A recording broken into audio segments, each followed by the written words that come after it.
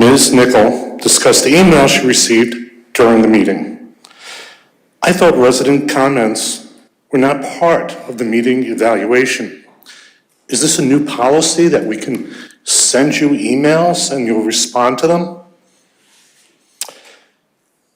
Ms. Nickel said that the issue was with a resident commenting that Democrats and Muslims hate Jews.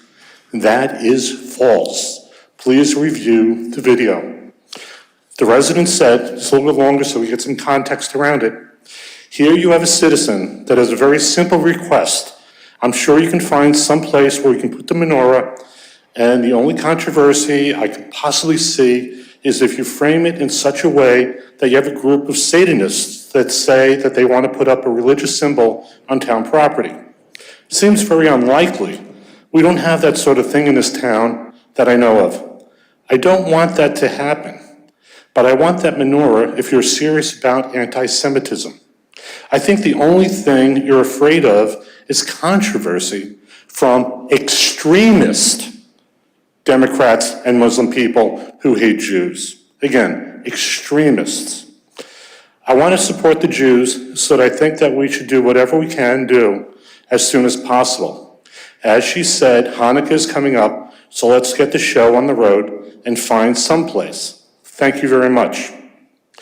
And there are examples of extremist Democrats and Muslims that hate Jews.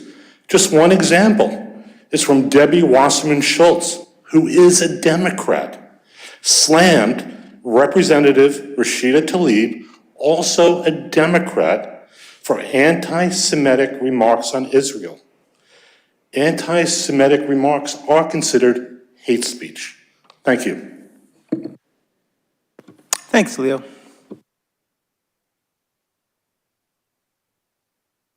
Good evening, Martin Benson, 21 Deacon Hunt Drive. First, at the last meeting, the chair placed a brief agenda item regarding the town's non-compliance with the public records law. However, the chair had not structured a conversation and members of the committee refused to take responsibility for their past actions. Further, community members who had waited here until 11:30 were not permitted to speak on the issue.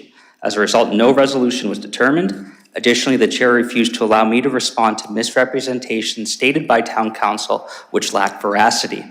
I would like to start by first clarifying these distortions. First, my request was not complicated as town council had insinuated. It was straightforward and it was composed of only 5 requests. Town council next claimed I began looking for more documents, which wasn't true. My request was never amended. She stated that I would appeal and then would appeal again before being provided with a response. What she failed to mention is that every order from the Secretary of State's office required the town to issue a response to me within 10 business days. Never once did the town comply with this order and often took months to respond. The Secretary of State's office requires an additional appeal after 90 days, otherwise the case gets thrown out. In order to keep the case active, I was forced to appeal in order to counter the town council's dilatory tactics. Additionally, town council declared that some of the complaints I raised regarding the town's response were invalid. It is really perplexing how she came to this conclusion, as the Secretary of State sided with my assertions in all 6 appeals and each time ruled that the town was not complying with the law. Every one of those decisions led to the town providing additional information, which eventually led to the release of the transcript. Town council next acknowledged that the town had withheld the video of the police interview, but argued that the town did not hide the video. However, 7 News had asked the town to provide the video or redacted transcripts, but town council's office illegally declined to do so. Further, town council next stated that production of the records came at quite an expense to the town. What town council declined to say was the town could have charged me a fee to produce the records. However, the town failed to comply with the law and provide me a response to my request within 10 business days, and thus lost the right to issue a fee. Town council did acknowledge the town had made some errors, but these were more than errors. Additionally, I'm deeply troubled by a letter from the former police chief, which the town eventually provided to me after claiming it was accidentally withheld. What's troubling is that the letter contained the chief's electronic signature, but the problem is he did not write this letter. There is still much that needs to be discussed, and I hope the chair chooses to take this issue seriously and place it back on the agenda for a future meeting in order to find a resolution. Secondly, Ms. Nicole's actions of mischaracterizing a community member's statement at the last meeting was out of line and illustrates that she has not learned from past mistakes of rushing to judgment. Further, it was very troubling to hear members of the committee advocating for limiting free speech at meetings. I'd like to submit a verbal records request this evening for any and all records related to Scott Smyer's comments at the last select board meeting. Hi, Marty. Thank you. Yeah, good timing. Thank you. Did you catch the last part? Yes, you're submitting a public records request. A verbal for emails. public record. Yes, were emails related to Records. Scott Smyer's comments. Okay, got it. Records, clarify records, and comments at the last meeting. Yep. Thank you.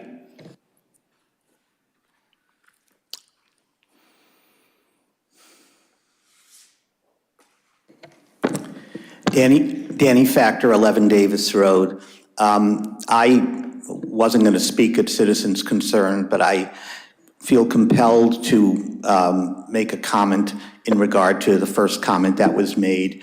In all due respect to the first speaker, I want to speak in support of what Ms. Nichols said at the end of last meeting. It is important that we speak out against inappropriate and hurtful statements.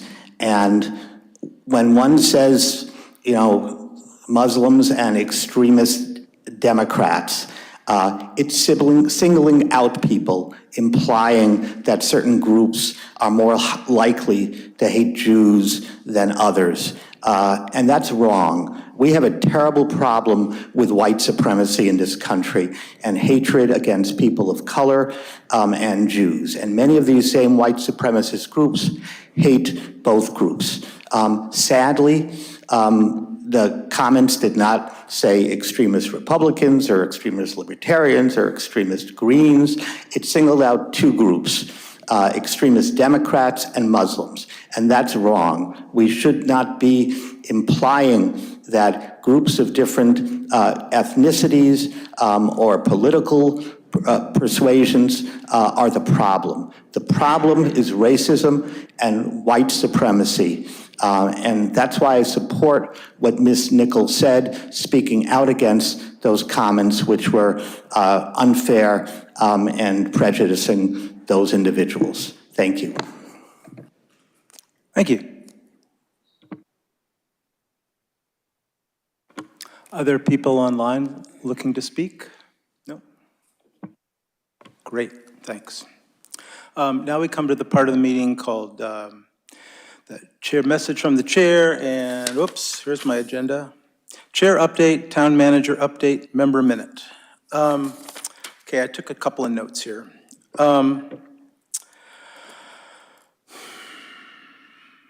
So I've been trying to learn things from the last meeting. The first thing is that, of course, it was way too long.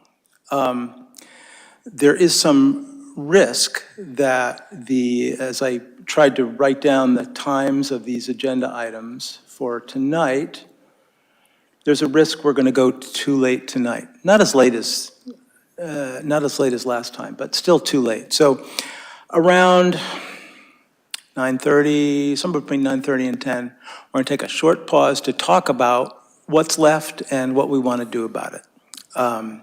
We've tried to order things on the agenda so that they're not strictly in order of priority or urgency, but approximately. So there are some things at the end of the agenda that we might not get to. I'll also be trying to move some of the items that clearly involve public comment up a little bit earlier on the agenda. We'll see that as we go. The other thing about the agenda is that the Finance Committee will be joining us. They've called their meeting for 7 o'clock. So sometime at 7 or later, but not before then, we will be talking about the capital improvement plan. Let's see. I think that's all about the agenda. So in terms of the statements at the last meeting, and I think Leo's quoted it exactly correctly. I think the only thing you're afraid of is controversy from extremist Democrats and Muslim people who hate Jews. you know, we can argue about whether the word extremist was meant to apply to the word Muslims or whether it was a generalization about all Muslims. The thing I take from that is, let's be careful. Let's do more listening than judging. We have a lot of important work to do here together. And attempting to divide the community up by, you know, religion or political party is incredibly unhelpful to the work we're trying to do. So let's stay away from that. I think that's what I got. I'm sure I could go on and on, but in the spirit of getting through the meeting, let's go to a town manager update and then hear from our members. Thank you. I have a lot to say later in the meeting, so I'll be brief, but I just want to make sure that everyone reads the municipal monthly. This month, I believe it's 17 pages, and there is a little bit of kind of flyers and ads, but there's also a lot of content and a lot of information that we do our best to communicate to the public, and if that fails with other means, we rely on the municipal monthly to make sure we capture a lot of it. So hopefully people check that out. We can provide printed copies if that's easier for folks, but it's available right on the webpage at actonma.gov, and you can subscribe to receive them directly in your inbox on the subscriber page. Thank you. Thanks, John. Member minutes, who's ready to pop? Alyssa. David and I are sharing a mic tonight. I just wanted to make everybody aware that the open space and recreation plan update is approaching completion. There is a public meeting on, oh my goodness, I didn't write the date. I wrote 6 o'clock Wednesday, so the day after tomorrow, and it is virtual. They're going to be talking about the present goals and action items, and you can get the link. There's no registration required, but the Zoom link is on the town website. Also, the Cultural Council is looking for new members. Right now, they are meeting Tuesday evenings. They're meeting tomorrow night, and their meetings involve a lot of deliberation on all of the grant applications to determine allocation of funding. 2 Acton members are not planning to be reappointed next year at the end of their term at the end of June. So if you're interested in deciding worthy projects in town, theater, arts, humanities and sciences, that's a fun committee. And it's been a couple months since I've held office hours, so I have scheduled one for Tuesday, December 19th from 4 to 6 p.m. in the solarium, which is just next to the entrance of the Memorial Library on the ground floor.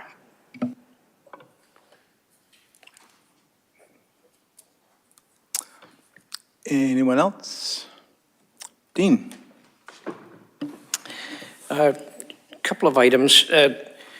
Just to remind the Select Board, the Community Preservation Committee has received all of the applications. It's about $3.5 million worth of requests and about $1.5 million to spend. The CPC has asked this year for a formal prioritization from the Select Board by the end of December, so that would have to come up at our meeting on the 18th. I know we had sort of a quick glimpse of those a couple of meetings ago, but the actual applications are now in.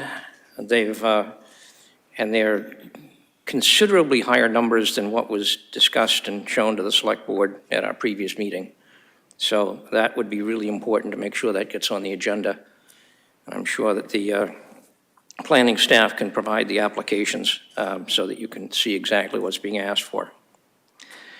Second item, going back to the last meeting, I was a little bit dismayed that we had town council sitting here for over 4 hours, awaiting the opportunity to discuss the issue with the open meeting law and public records request.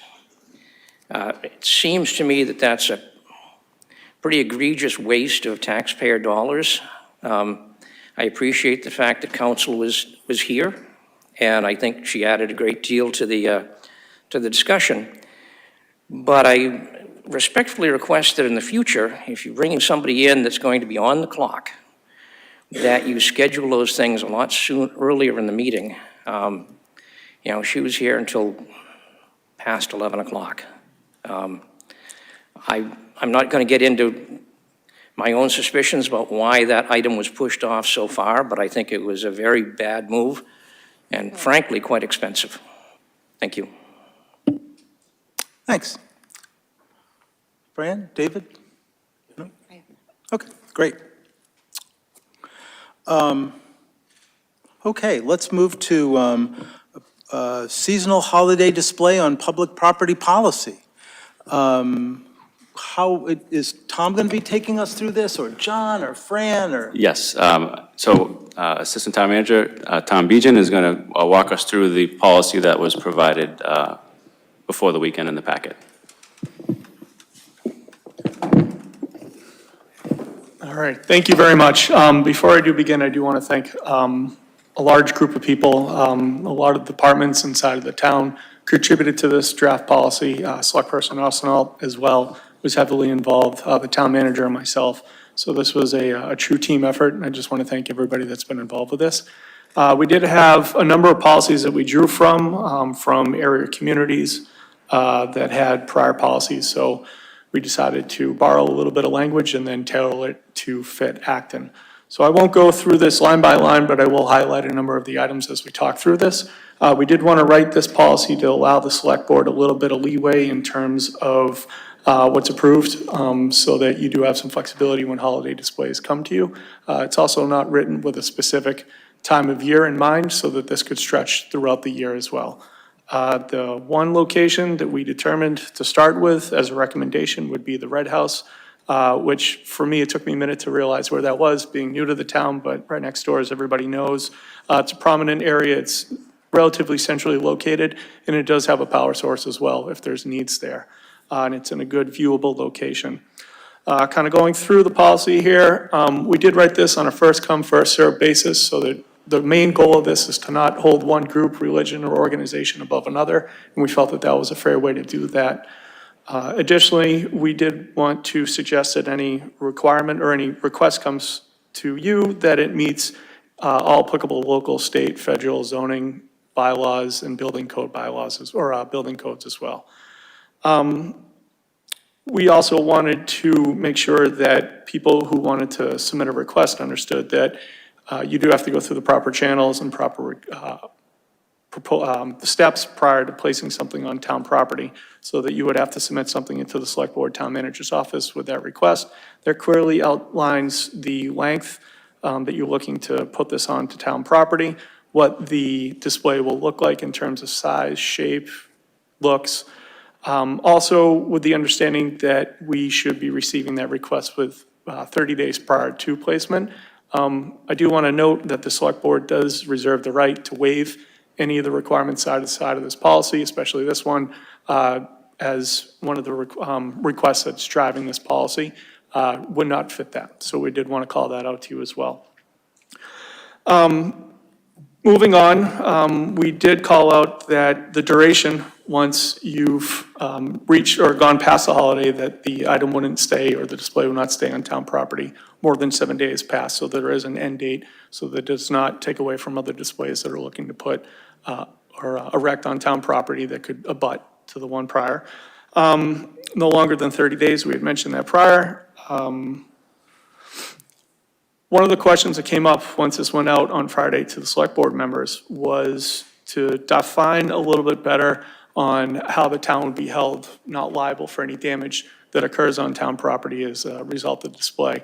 And we did want to clarify that that does not include vandalism, that solely focuses on the display and whether or not that display has caused any damage, whether it's fallen through erection or removal on site. If there's any damage caused by that, then the person who's sponsoring the display would be liable, not if there's any vandalism.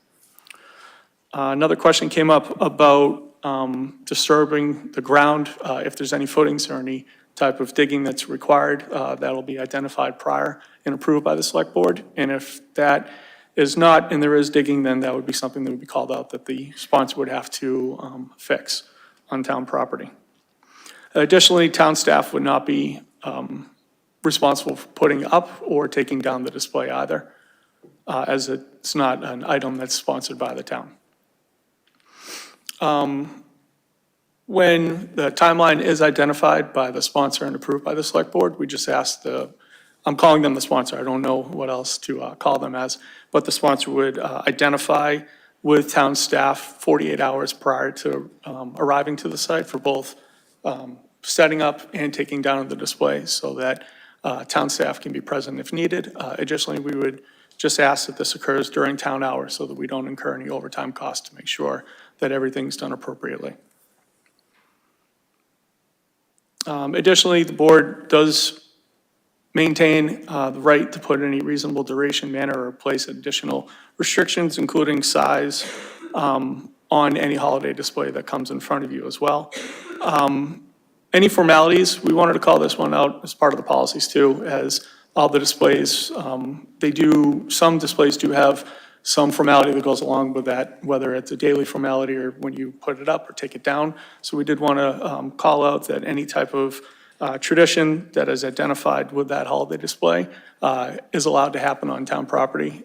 We just ask that it's identified inside of that letter. The select board can identify whether or not that's appropriate and then approve it at that time. We do ask that a sign, or we recommend that a sign is placed that's very visible, that identifies who the sponsor is and the contact in case somebody's interested in supporting it in the future or have questions about this particular display that's up. A couple other things that we identified through other policies that we reviewed from other communities is that generators, we're putting in a line here that no generators are permitted on site. Those can be pretty loud, and if they're running at night, it can be pretty disruptive. It also requires maintenance and upkeep of it as well, that we're not in the place to be able to handle on a daily basis. During the winter seasons, because we are entering, the snow plowing season, we did want to call out that if any damages occurred to the display as a result of plowings, sidewalk clearing, or anything like that, the town's not liable for that. I'm sure that that'll be identified as we talk about the location and where on site that'll be placed so that it's safe enough away from the sidewalk in case plows go up and down.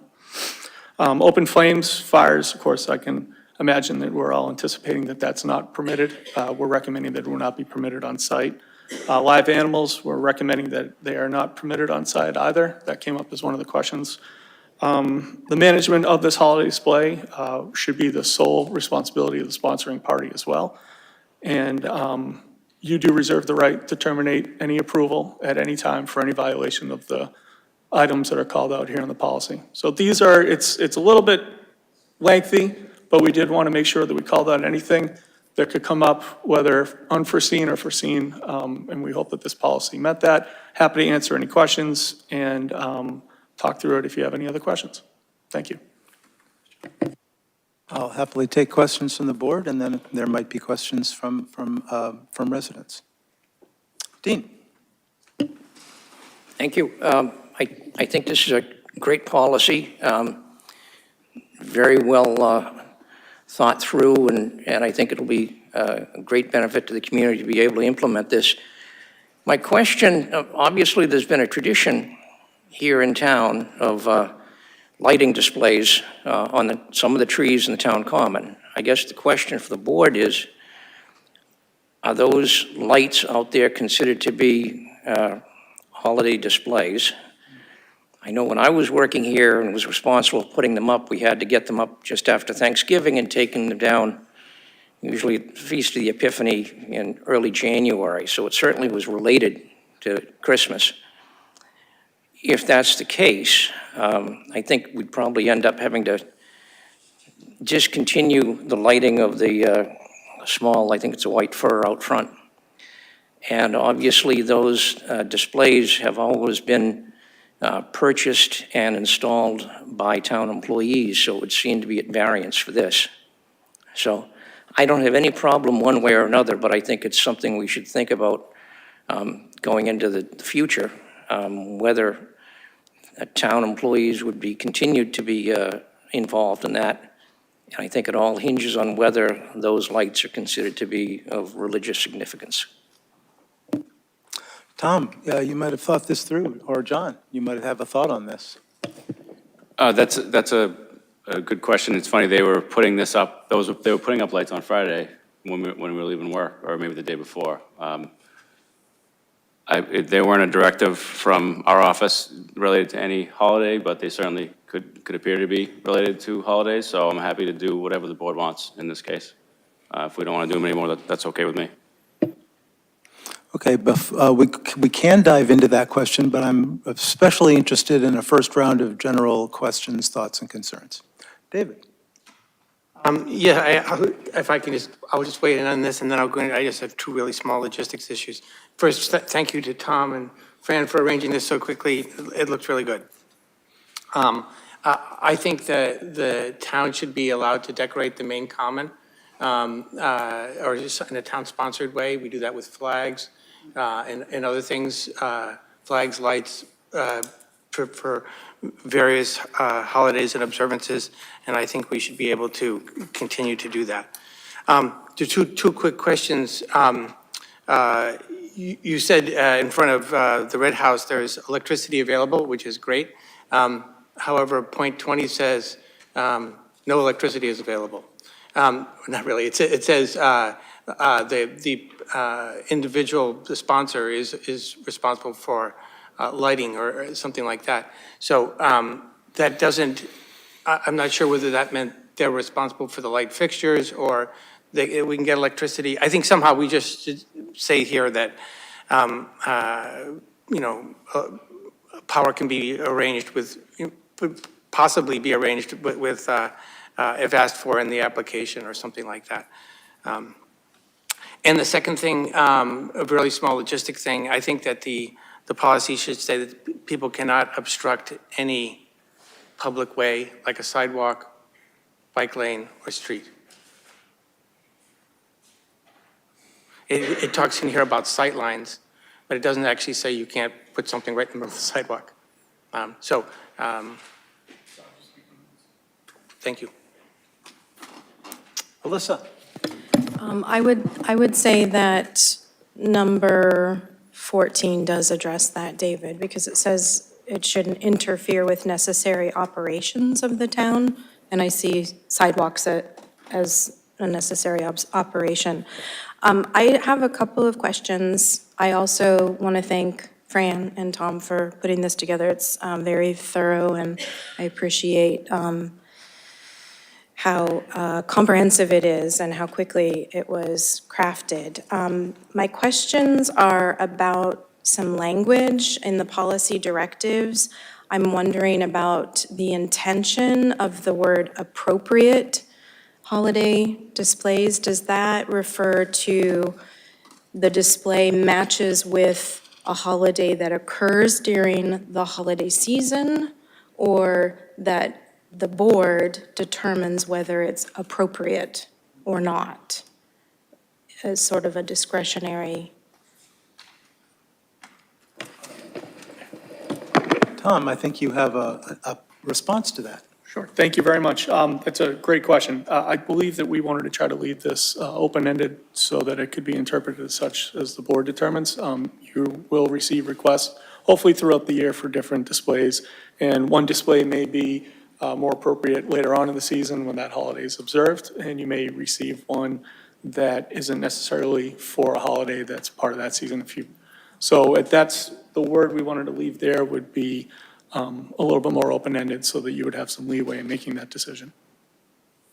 Thank you. So I guess a related question then is whether or not we need to say holiday season, because I think of the holiday season as either from Thanksgiving to New Year's or the months of December and January. But if we are going to be open to having people bring to us a request to put up something at Passover, obviously that doesn't fall within that time frame. So maybe striking holiday season.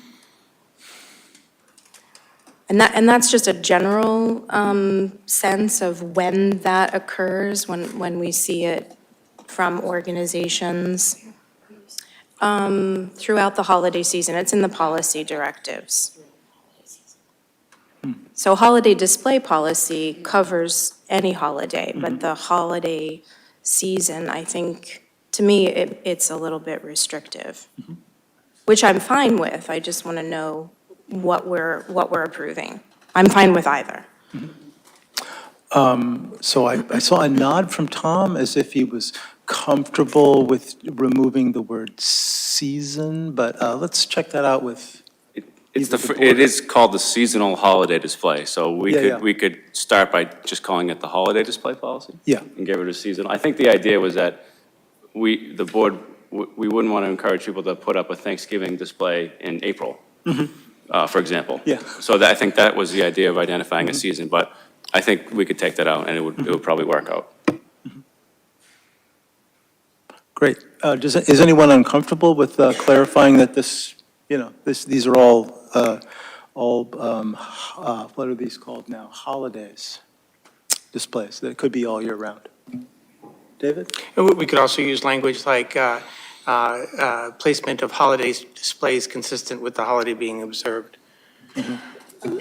I like consistent rather than appropriate.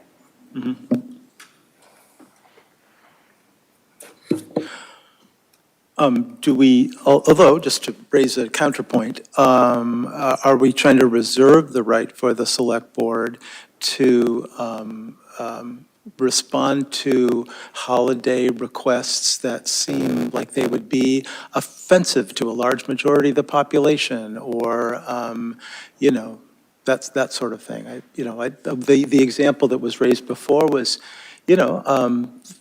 Satanist holidays are certainly celebrated, but they might be really confusing or distressing for a lot of people. On the third hand, we don't want to be picking and choosing religions. So I'm confused about, I feel like we do need some kind of language in there that allows us to say, oh, you're claiming that this holiday allows you to put up this political message. And, we would like to be able to say, no. I don't know if any board members have thoughts on that. Seasonal back in? Yeah. So that part confuses me a little bit, because I know we want to make sure we are both, not favoring one religion over another, but we also want to preserve, I would call it decorum. Mr. Chairman, may I? Tom has a thought. Under policy purpose, the first line that's in there that may solve some of these issues is, it reads, the purpose of and I struck all seasonal from it, the purpose of the holiday display policy is to ensure the town has a welcoming atmosphere and does not result in the town, so on and so forth. I think by putting in a welcoming atmosphere, that gives the board a lot of leeway in turning away from your example, a Satanist holiday or a holiday that would alienate anybody. Great, thank you. I think that's exactly right. The purpose helps clarify what the purpose is. Are there other general comments and questions from the board? Yes, Alyssa and Fran both have things to say.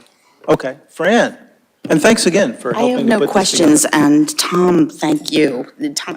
This is something that he turned around on so quickly and during a busy budget time. It's so appreciated. That's all I had to say. I'm a little disappointed about the live animal thing, but we can deal with it. Alyssa? I just have a general comment. I just want to point out to folks, if they haven't peeked into DocuShare, that the board received a couple dozen emails, and those were all appreciated. I do want to say that no matter whether you've been in town for 25 years or 25 days, that's really not germane to your wishes and support for something. I noticed that a lot of folks wrote how many years they had been in town. So it doesn't really matter to the board. I also wanted to mention that I I know that it was disappointing that we couldn't just approve it a couple of weeks ago at our meeting. It wasn't just because it wasn't on the agenda, but we need to be careful to have a policy so that we protect the town from any First Amendment-related suits. And it was mentioned that we don't have a satanic cult issue or satanic temple issue here, but this summer, the district court just decided on a case of the Satanic Temple versus the city of Boston over just such an issue, not a holiday display, but these are things that we need to be very careful about to protect the town. So thank you all for your patience. So to summarize what I've heard so far from the board, we've suggested some small edits. Tom's been transcribing them as we go. Tom, do you have any questions about the intent of the comments? Do you feel like you were able to reflect them all in the draft? I do. And could you briefly, just review those with us so we make sure we all have a shared sense of what the changes were? Absolutely. I'm going to share my screen very quickly. And please correct me if I'm wrong as we go through. So I struck out the word seasonal throughout the policy. So now this is the holiday display policy. Excuse me. Consistent with the board, consistent with the holiday observed. That was one line that was added in as well. Removed holiday season and put in throughout the year. So it'll read on identified town properties throughout the year at the request of sponsored by resident or local organizations. Further down, I believe that number 20, electrical supply may be accessed if available on site. I believe that as this goes on, the board may determine that they want to identify additional sites that may or may not have electricity, and this allows for that. And I believe those were all the edits, unless I've missed any from any members. Alyssa? I'm really sorry, I know folks are waiting to speak. I forgot to mention a couple of small edits. I think that we should add to number 5, any proposed formalities. Those are addressed in number 13, but we probably want to make sure people understand that they're included in the letter, along with the size and substance. And then the second one is on number 8, are we sure that that's hold the town harmless for damage to the town's property, or are we wanting to hold the town harmless for damage to the sponsor's property, the display itself?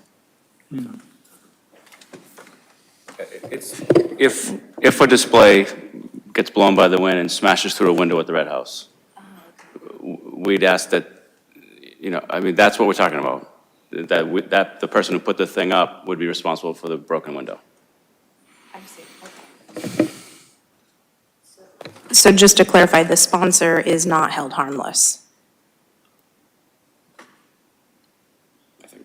Okay, thanks. Great. Is the board comfortable with what they've seen so far? Dean?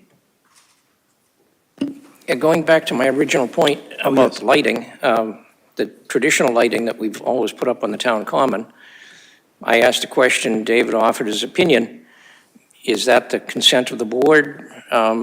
Should it be explicitly written in this policy that there's an exception to that? Just how we're going to handle that one. Any thoughts on that?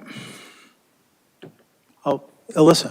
I'm in agreement with David that the town, I don't see any reason that the town wouldn't be able to continue the lighting displays. I don't see those as religious or holiday, unless you refer to the winter solstice as a holiday. They're just winter lights, seasonal lights.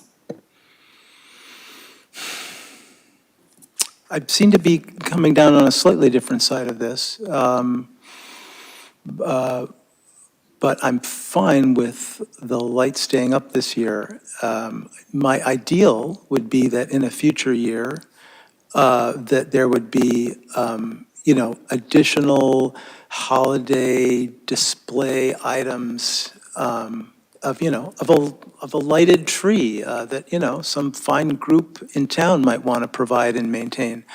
That would seem more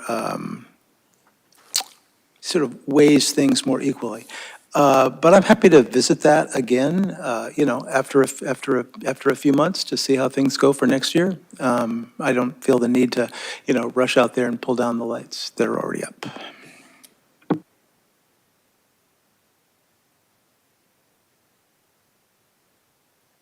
Any other thoughts before we hear from?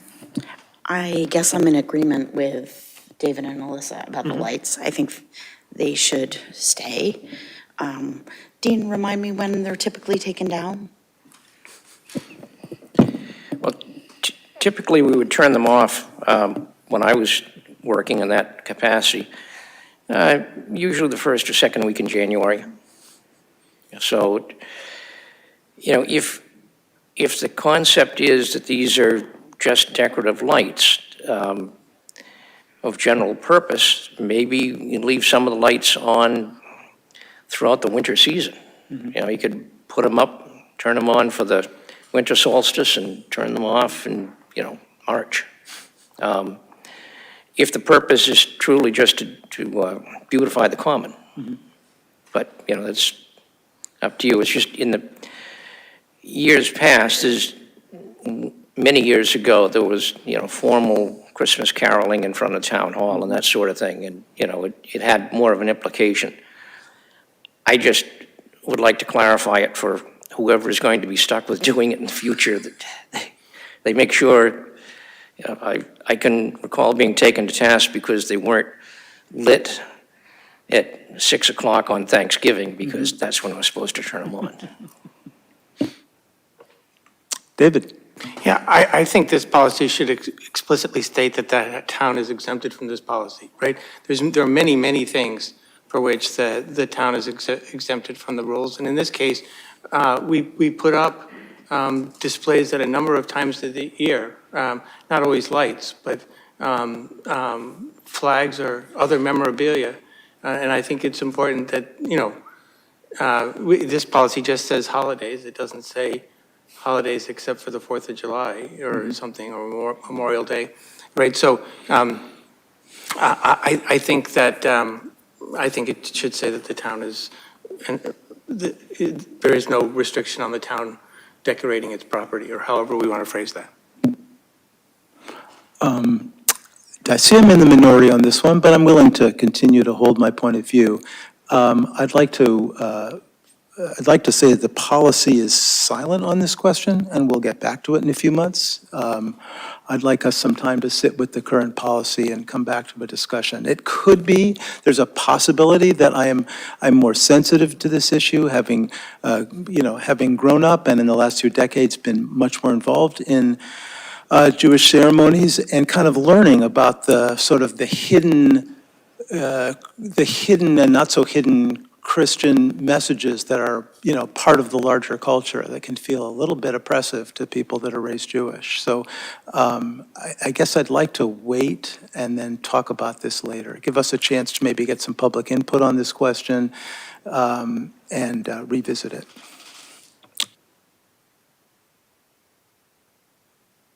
Which I think means we have a policy that at least the board is comfortable with for now. And it would be great to hear from residents who had thoughts about the policy. Anyone? Hi, Christy Anderson, 460 Main Street, or as you might know, the house right next to the Red House. So I would love to see some things added to this, including something saying there won't be noises, no musical things happening along. I would also love there to not be any uplighting that might shine right into my bedroom window. And just as a member of our town who's proud of our history, I would love to have it encoded in there, the recognition that the triangle is a gravesite, and that it, in my opinion, is not somewhere that general holiday stuff should be. I'm very happy to have Memorial Day, Veterans Day, 4th of July, other things there, but I think it is appropriate to mark that off as its own separate thing. Thank you. Thanks, Christy. Hi, good evening, Martin Benson. I actually want to follow up with Ms. Russell's point. Mr. Martin, you stated, I just want to make sure I heard you correctly, that you'd like to have a discussion regarding how town common can be decorated. Were you referring specifically to the triangle, or were you referring to the town common as a whole? Would you like to answer? Mostly the triangle. Okay, so you brought that up at the last meeting, and in the past, you've defended having political signage in there, and I just would like to remind you again that it is a cemetery to America's first veterans. It follows, there's a town cemetery code. There's also state laws. Putting a lot of what you have suggested to put in there constitutes grave desecration. So the town needs to be very careful. Yeah, point of order, what's the point of order? I never advocated putting political signs on the triangle. In fact, I never The advocated. Save the Colonial signs, there's emails of you I doing never that. advocated. I I never advocated or defended doing that. Point of order. I never Point of order. He's advocated or interrupting defended me. doing Oh, that. this is Point of fun, I order. get to do this thing again. So Point of order, he's interrupted Chill her. out, both of you. I've heard a point of order from you, and you had something else to say too, Marty? Or Let me jump back to where I was staying. It is a cemetery, and to put any signage there, to put any sort of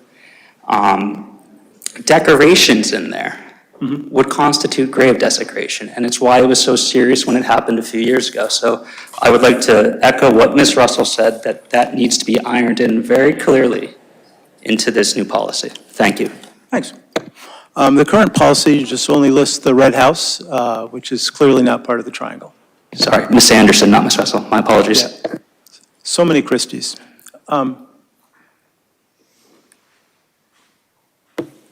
Deborah Symes, 109 Concord Road. One other little item that I want to suggest may be added is that whatever a display is for whatever holiday, it doesn't actually shed stuff onto the ground like, you know, fluffy wool or plastic bits or whatever it is, so we're not dealing with more, you know, icky pollution things. That's all. Thanks.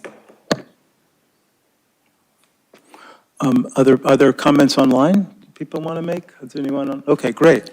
You'd like to make a comment on the policy too? That'd be great. Hi, Eva Chenail, Acton resident for 13 years.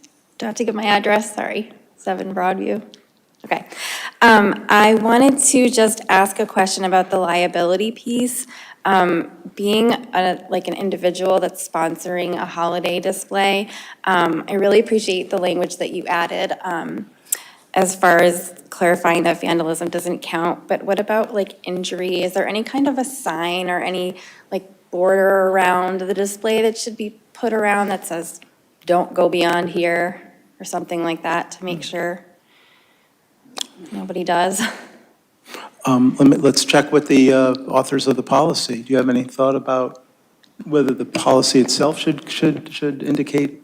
So, at this point, no, there's not a plan to create a fenced-in area for this display section of the Red House lawn, but that's an interesting suggestion. That, Okay. you know, we wouldn't be able to pull it off in a day or two, but Sure. something to think about for the future. Okay. And then when you're identifying yourself as a sponsor on the sign, do you give, if it's just you, do you give your personal name and phone number? That just seems a little bit much. If there's any suggestions maybe on how I could more discreetly do that. Perhaps a special email created for the purpose. Okay, okay. Thank you. And also, I wanted to thank you for putting this together. It's really, I know that it was a lot of work and it was a last minute kind of ask, and I really, really, really appreciate it. So thank you so much. Okay, so we heard, more comments, great. Danny Factor, 11 Davis Road. I just want to, I think there's been a great discussion about the policy. I just wanted to support particularly what the chair said. As someone who loves lights and the beauty of that, I'm Jewish, I'm a member of a minority religion, and there are a lot of members of minority religions in our town and in our country, Muslims, Hindus, others. And, we love so much about, the peace and love that is expressed through lights, but it isn't easy and sometimes does feel oppressive living in a Christian majority country despite everyone's best intentions. So I do think, the issue of the larger light display is something that should be given more thought. I'm not proposing a solution, but I think that I'd be surprised if the point that the chair made wasn't something that resonated with a lot of people listening, if not here, then remotely. Thank you. Thank you.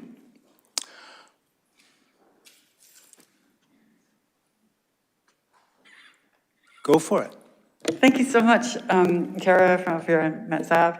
I first want to thank Jim for being a really reasonable, even-handed person and putting up with people who are really emotionally excited about something. And but I encourage everybody in the audience that Jim is in charge of the meeting.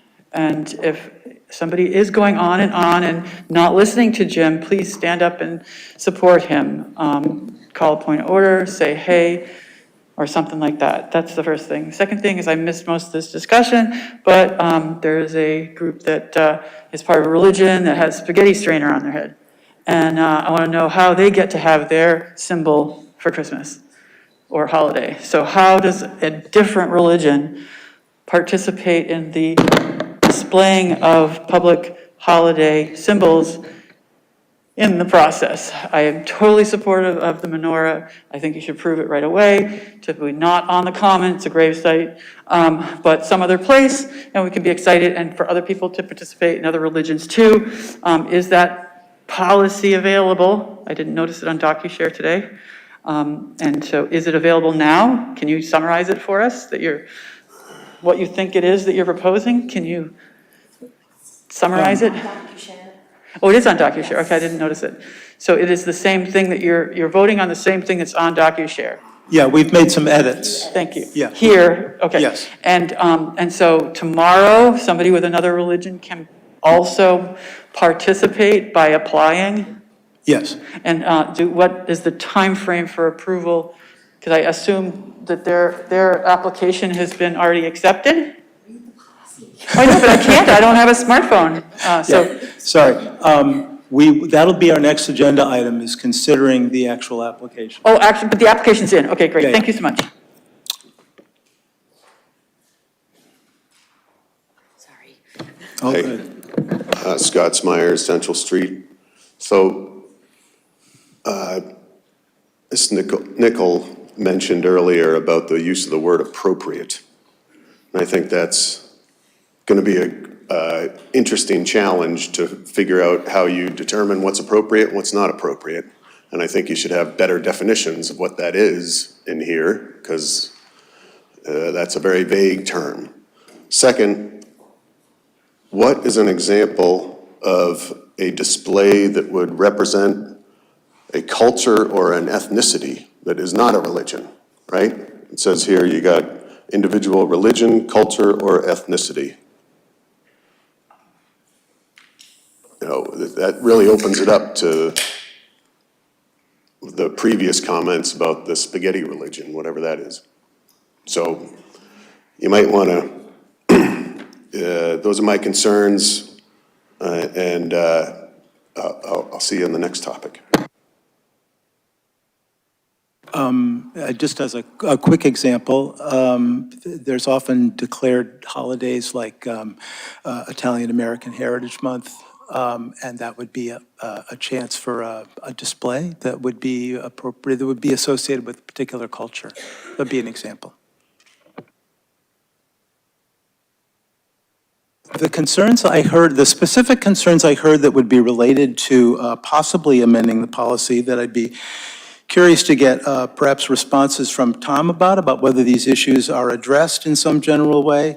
I heard no noises or no obnoxious noises or no noises that are going to wake Christy up in the middle of the night. And similarly about lights that are like, directed lights, shining into the public way and especially across the street. And then we heard a request to think about fencing. I think we've acknowledged that it's not in the policy, and it's something we could talk about, but it's not part of the policy right now. So I was wondering, Tom, if you had any, looking over the policy, is there anything in there already that addresses noise or lights shining directly? Not directly, not specifically called out, but I do want to point you to number 15. The board may include any reasonable duration, manner, and place restrictions, including size, on any holiday display approved pursuant to this policy. It does specifically call out size, but duration, you could have the lights turn off at 9 o'clock or 8 o'clock or whatever you deem is appropriate for any display that does have lights. Restrictions, you could require them, whoever's requesting to put a fence around it or any other restriction, as in no uplighting or anything else that you've heard. So that item does give you a lot of flexibility if you wanted it to have that specifically called out. I did draft up one item. Displays are not permitted to have audio components, music, chimes, bells, etc. Displays must not leave residue or emit items on the property. Lighting must not impact abutting residents, businesses, traffic, etc. You do call out traffic and impact to sidewalks or any operations on another item, but if you wanted it specifically called out, I think that those three would meet some of the suggestions you've heard. You write fast and well, thank you. Are there concerns among the board about this particular way of expressing things? The only thing that occurred to me was, little wind chimes might not be offensive, but maybe at 3 in the morning they are offensive. So it would be, I guess, a question for the board about, no sound? Is that the simplest way to call it out? Any opinion about that, or? Alyssa says, yeah, let's do that. Okay, I'm seeing assent to that notion. So let's assume that changes also in the policy. Is there any further discussion from the board before we move to a motion? No?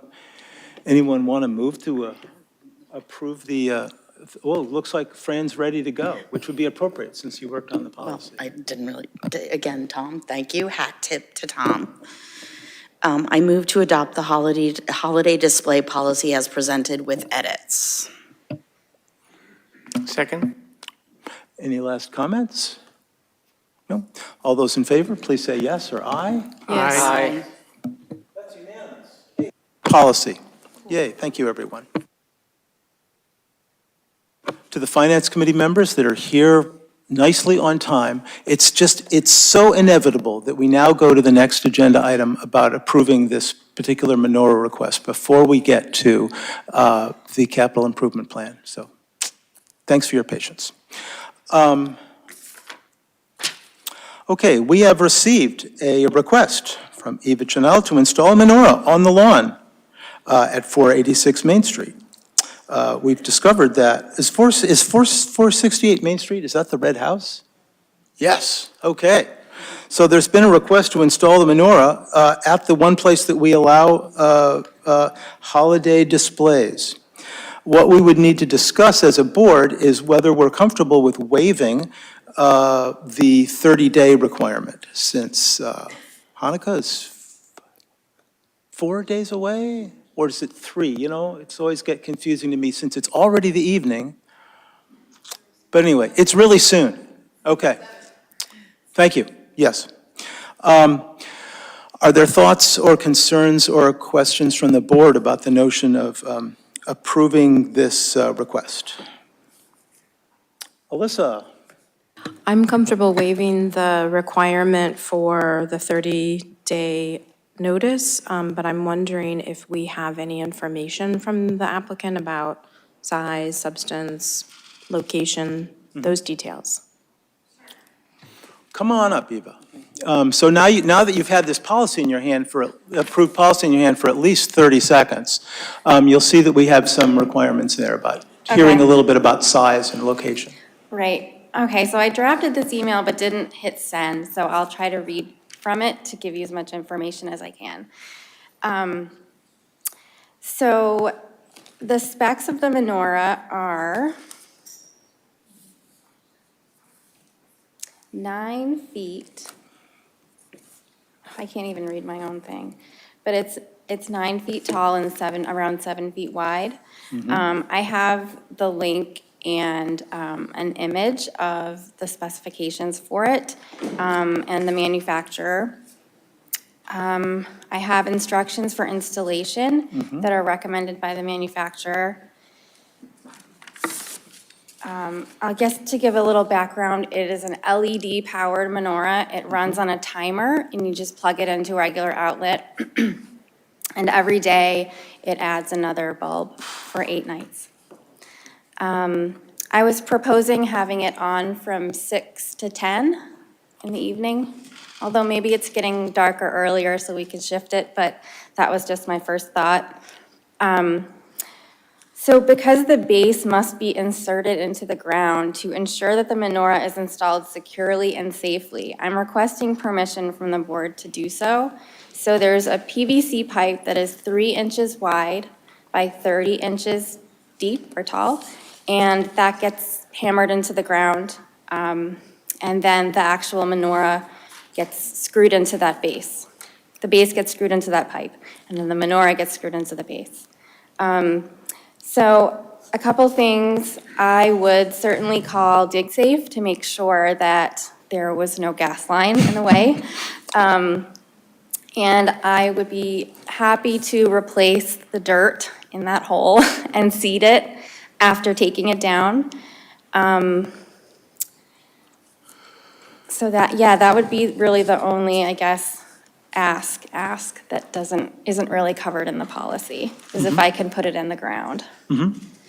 I wasn't aware, or I wasn't sure that we'd be able to use the electricity, so I had picked out a battery, a portable battery, but if it's okay to ask for permission to use the electricity, I can strike that from my email before I send it to you. It would make things a lot more, a lot simpler. What else? And I had a link to that and the specs, but hopefully you don't need that anymore. So that would be it.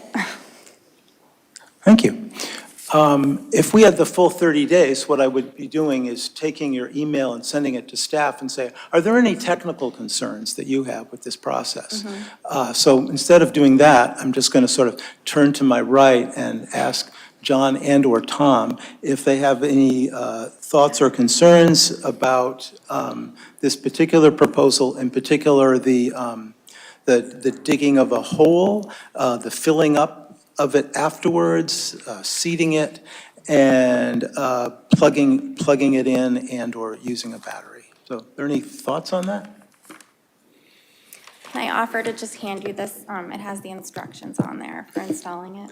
Bring it in. Thank you. Yeah, I think as described, it appears to be similar to the installation of the flagpoles that we do across the street, which is, we don't go as deep as that probably, but it doesn't seem to be a much of a disturbance to the ground. We'd want to just make sure that it's placed in a place that doesn't obstruct line of sight or isn't at risk of falling on the house, et cetera. But I think as presented at this point, it doesn't appear to be a major concern in any of these areas. And we don't know what the electricity cost would be, but it appears to be minimal if it's LED, and it's only for a few hours a day. Yeah, so I calculated the wattage that is required, and it's around 880 watts. So each bulb is around 5 watts. And if you do the math, it comes out to 44 bulbs being used, because if you buy a pack of Hanukkah candles, there's 44 candles.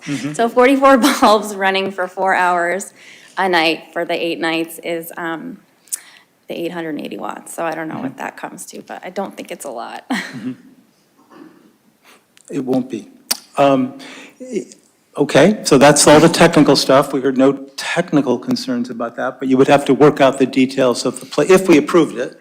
You'd have to work out the details of the placement with town staff, with whoever John asked you to work with. Sure. So are there other comments or questions from the board? I was Fran? just curious if it's, that sort of base is something that you would keep in the ground for future years, so. So you just a can, and thought. it's Yeah. actually made for that reason, but I didn't want to push my luck.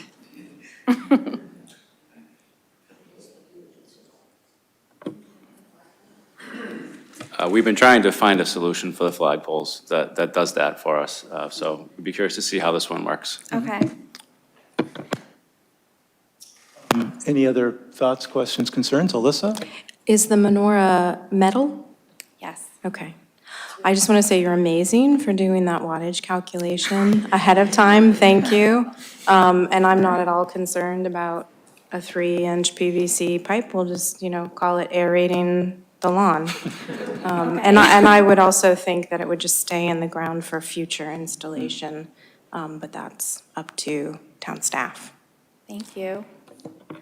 I did not request any kind of like a ceremony or some kind, ultimately, it would be nice to have a lighting ceremony. And ideally, it would be great to do it with a Christmas tree, but that's for another meeting. But if I wanted to do just a really small thing, there isn't really time to gather a big event together. How can I request that? It would probably just be word of mouth or a Facebook post. Any thoughts from John or Tom about how to organize a brief ceremony there?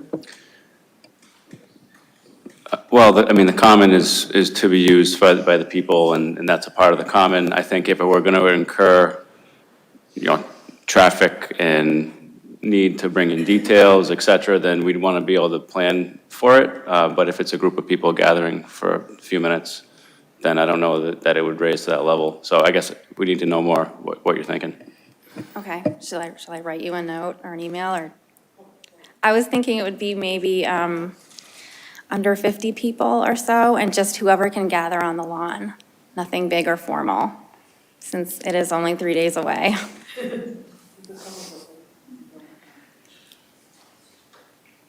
Thanks. Are there other concerns or questions? David? Yeah, I think that we should waive the 30-day rule for two reasons. One is the policy is brand new. And second is she made her initial request more than 3 weeks ago. So we're almost to 30 days anyway. And so the request was, considering that we didn't have a policy then, the request was made in a reasonable amount of time. Thoughts from Dean or Fran? No? Unless there are people who'd like to speak against the notion of having this menorah, I'd be happy to move to a vote now. Okay. Who has a motion in hand? Thought about? Fran, can you invent a motion? Okay. I move to approve the request from Eva Chenail to install menorah on lawn at 468 Main Street, the Red House. Is that? December 7th? Oh, from December 7th until 7 days. Resorting to the policy. Refer to the policy.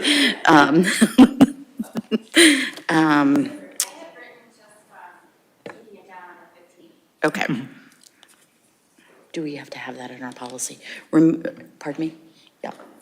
David? I don't think we need that last little bit in the motion, because the policy already says it has to be removed a week after the holiday. Yeah. But I do think that we should say that, and we're waiving the 30-day requirement. Okay. And waive the 30-day request for permission. Second. There might be a second. Okay, great. Any other comments before we vote? All those in favor of approving the request, please say yes or aye. Yes. Aye. Yes. That's unanimous again. Thank you, everybody.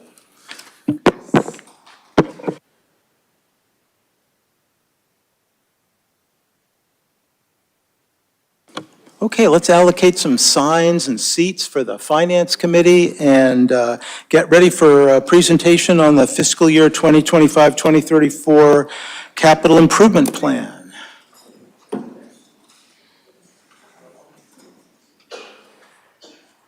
And we're still on time.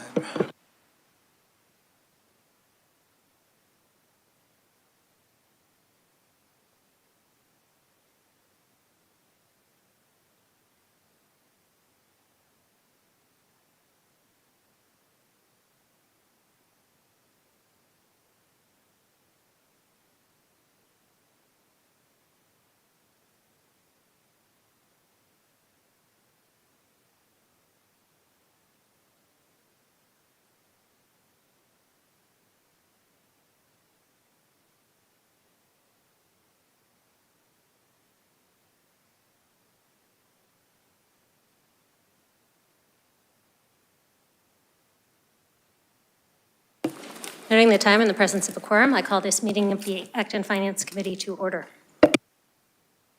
And welcome here. Great to have you here. Just to remind us of the overall structure of what we're about to get into, we're going to be hearing from the manager about the capital improvement plan. This is the long-range plan, and then there's some details about what happens in the next year, or what is proposed to happen in the next year. Then there'll be time for questions, clarifying questions and comments, and then by then I will have finished inventing a way to briefly understand urgency and priority from the select board. But before then, I want to make sure to have heard from the FinCom and the public about urgency and priority. So that's our structure. Let's go. Good evening, members of the board and the Finance Committee and the public. I'm pleased to present the FY25 to FY34 capital improvement plan.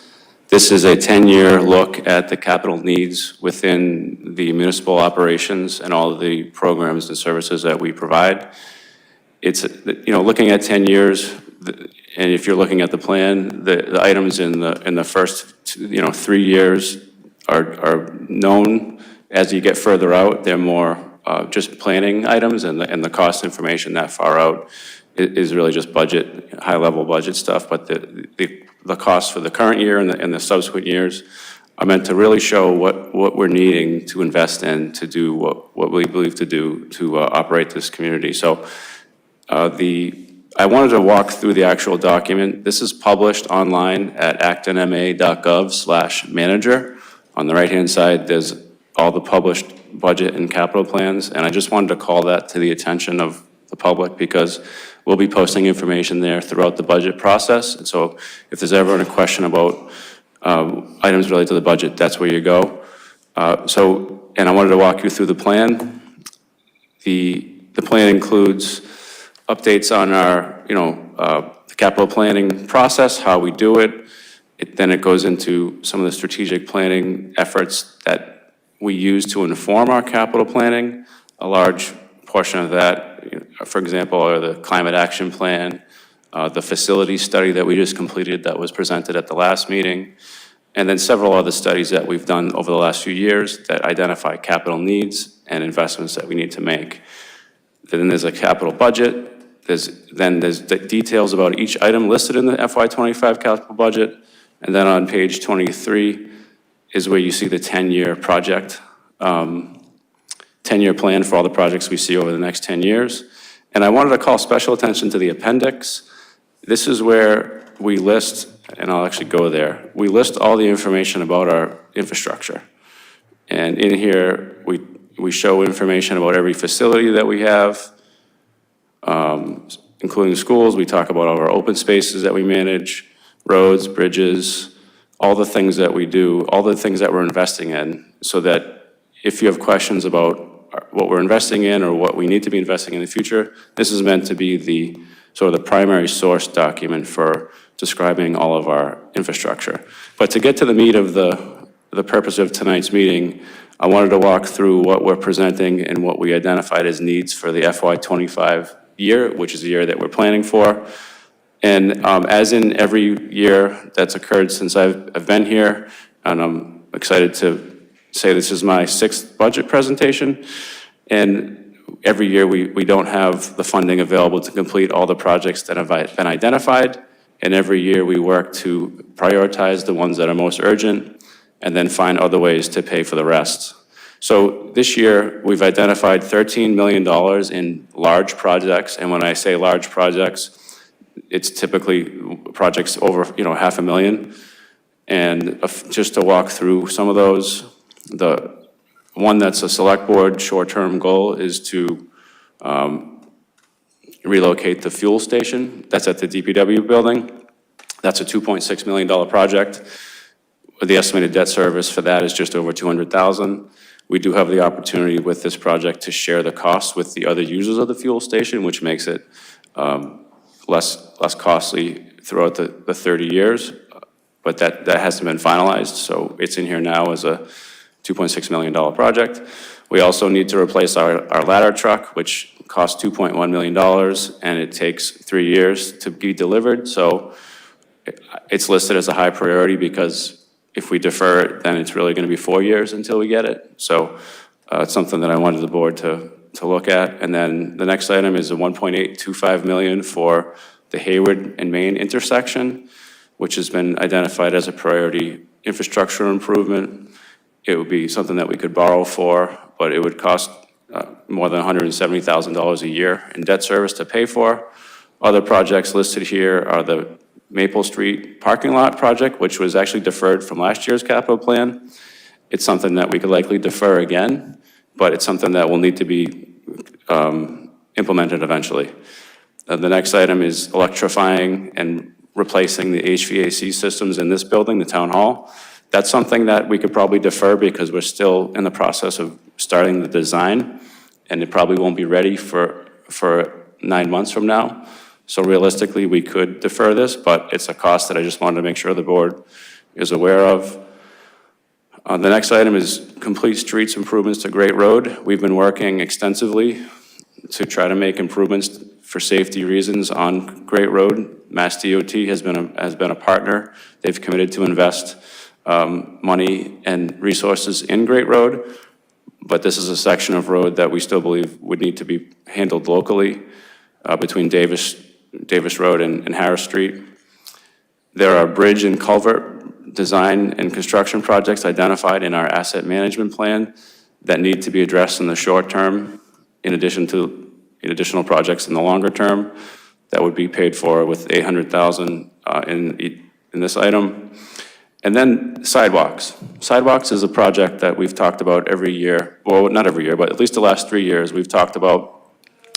We have a backlog of priority projects for making sidewalk connections throughout the community. The cost exceeds $30 million, I believe, to do all the high priority listed sidewalks. It's going to be very difficult to achieve that unless we take major chunks out of that and make major investments along the way. In the past, I've talked about a potential $7 million project and suggested it could be something that is debt excluded. Right now, it's shown in this capital plan as a $2.3 million project to handle a few of the priority segments, but I would continue to urge the board to consider this as a larger project and see if it is interest in excluding it from debt, just to make a large amount of progress on that long-standing need.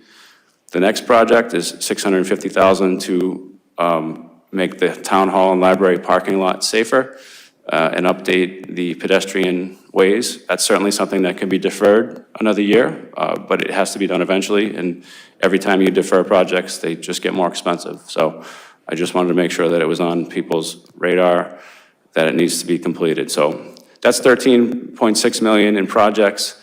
If you borrowed, or if we borrowed for all of those, the debt service would be approximately $1.4 million. That's more than we have available in the budget, in the placeholder that we have in the ALG plan. So it's not likely that we could do all this work in FY25, but I wanted to raise it to the board's attention that these are the needs that have been identified. I also wanted to go to the next, which is free cash projects. These are projects that are usually smaller, and a lot of them are annual projects that we do every year. I can walk through those right now. Traffic calming and intersection improvements. This is funding that's set aside every year to make incremental improvements to design and intersection to advance traffic calming, whether it's doing a road safety audit, like we completed a road safety audit on Jefferson Road last year. That's an example of something that would come out of this funding to advance further projects down the line. The intersection at Prospect Street and Main is a project that's been designed, and its purpose is to make it safer for pedestrians and for vehicles and cyclists. It realigns the intersections and changes some of the traffic flow. It's a design that's been approved by the board at the 25% stage, and I think it also approved it at a later version of it, I think probably at 75%. That would cost around $400,000 to complete that project. The next one is radio system enhancement project. This is probably one of the highest priority projects on the list. We have a radio system, and just so everybody knows, when I say radio system, it's the dispatch office at the public safety facility has radio equipment that is used to communicate to the police and fire out on the streets throughout the community. And although we've replaced the handsets that the police and fire use, we haven't replaced the main systems back at the dispatch office, and that's a big investment. And we need to actually replace both that and the handsets in the next year or two. And so this is looked at as phase one to replace the base station and then finalize the exact rest of the replacements that we'll be making over the next 2 years, and that's a $600,000 project. The next item is the SCBA backpack units that firefighter, paramedics, and EMTs use. Those only last so long, and then you have to replace the entire, it's not just a tank, it's the face mask, it's the connections, and it's the harness, and that entire outfit needs to be replaced. We're at the end of life, and so we could probably space this over 2 years, but we need to make a substantial investment in this next year, or in FY25. The next item is railroad crossing improvements. Acton has several crossings with the commuter rail, and when the commuter rail crosses the street, they traditionally would honk the horn a few times to alert people.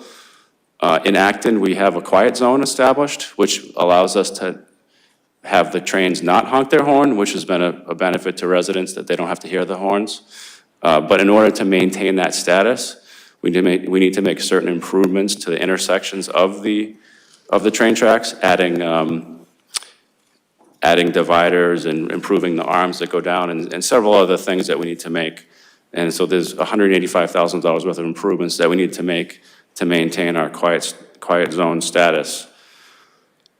The next item is the cemetery improvements that are requested and the gate improvement project that is requested. And that's just to, the cemetery driveways need to be replaced. This is a large project. It could probably be broken up and deferred, and potentially money could be sought from other sources, but it's a need that's been identified. The next item is the dam management program. We have several public dams in town that we manage and have to maintain, and this allows us to continue to keep up with the inspections, maintenance, and minor improvements that are needed to maintain safe status. Fortunately, we just removed one of our dams from the list. River Street Dam does not exist anymore. It's now a beautiful flowing brook, but we do have several other dams that we do need to keep track of. The next item is the master plan. So this is the community's comprehensive plan. You may be familiar with it. It's called Acton 2020, and we're here in 2023. And so we don't need to make a new one immediately because a lot of the work is still underway, but we need to start thinking about it and start planning for the next comprehensive plan. And this funding would be to start that process. So it certainly could be deferred, but it's something that I think, the planning staff and we've identified as a need to start soon. The next item is the child care subsidy program. This is a program that was started within the last few years using ARPA funds, and it was very helpful to residents that's the missing part of a lot of the programs that are out there is help for childcare, because childcare is a workforce issue, and people can't go back to work and stay at work if they don't have ways to care for their children.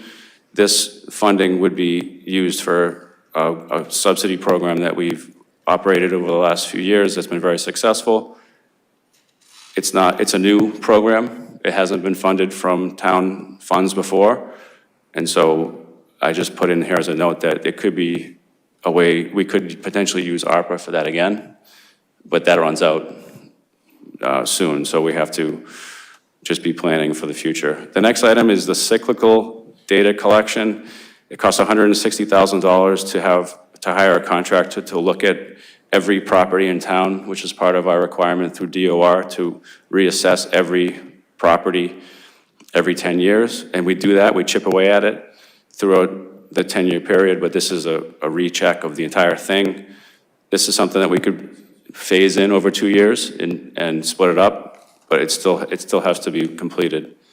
The next item is $100,000 set aside to address the approximately $8 million worth of capital improvements needed that were identified in the facility study. We're still digesting that, and so we don't have a specific project to assign this to, but we thought it would be helpful to get started on the process of addressing those, and having some design funds to design projects based on that study would be a good next step. And then the last item shown here, which I was surprised at how much it cost to replace roofs on these two structures, but the wood shingle roof on the bathhouse and the Tidman Amphitheater at Menorah Park are near end of life, and they need to be replaced, and the proposal is to replace them with a metal roofing system, which is consistent with the roofing that's installed on the new sports pavilion and bathroom facilities, and that costs $83 per square foot. So that's what that cost is. So again, $3.4 million in free cash, in projects that we would probably use free cash to fund. Last year, we spent $600,000. And so it's a lot more than we've spent, and it's a lot more that I think I would even propose, but I wanted to make sure that the board had the information about every project so that it can help me and the finance committee, so that you can all help to allow us to focus on what we should be including in the recommended budget that we're preparing for later this month. The next items are projects within the operating budget. So within the actual budget, we have money that we call that I call capital, because it's usually machinery. For example, in the DPW budget, we have leases for large dump trucks and other big equipment that we pay. We do lease to own, so we pay for it a little bit each year over 5 years, and at the end of that, we own it. And this 265 is to cover those lease to own payments that are currently on the books. The next item is a request to replace police cruisers. The chief had requested this to buy 4. Realistically, it's probably not even enough to buy 4 cruisers, because they're more than $50,000 now. This is something that the police department feels is necessary. Although our fleet has been turned over to hybrid vehicles, it's still, we still need to maintain the replacement program, and this would be a way to address that. The next item is roads. This is just funding to keep our roads up, as is a small project that needs to repaving. This is where the funding would come from. The next item is facilities improvements. Throughout the year, we do small projects throughout the, how many thousand square feet? 216,000 square feet of buildings that we manage, and that work would come from this operating budget line item. The next items are related to projects in public works that we just chip away at throughout the year. A small sidewalk section, a catch basin repair with necessary work, and then the last one is digitizing records. So that's the high level run through of the operating budget requests. And I think I wanted to not take too much more time, because I want to hear some feedback. I did publish this on Monday, and hopefully folks had a chance to take a look at it. And if there's any questions, I look forward to discussing them. But here is just a look at the 10-year need. It's really small. It's not meant to be seen in a room like this, but it's a PDF, so you can zoom in on it, and I encourage you to do that. And I'll just go to the end. Over 10 years, the total of all the projects identified by the departments is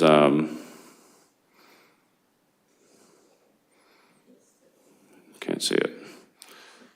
It's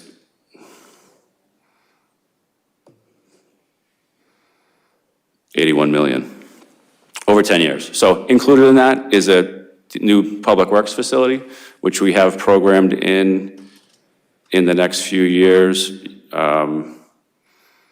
We have it showing in FY '27 and '28, is high level. We haven't done the design yet, so it's hard to say what it's going to cost, but I didn't want to put out a 10-year plan without putting a placeholder in for that so that people think it's not happening, and so that's what that is. And I look forward to any questions and comments about the capital plans and needs that have been identified here today. Questions from Select Board members or Finance Committee members? Roland? Thanks, John. You said that the police and fire handhelds were replaced not that long ago. How long ago was that? The handhelds? Yeah. They've been replaced in bunches. And replacing the equipment in the public safety building would not be compatible with the handhelds that they have currently?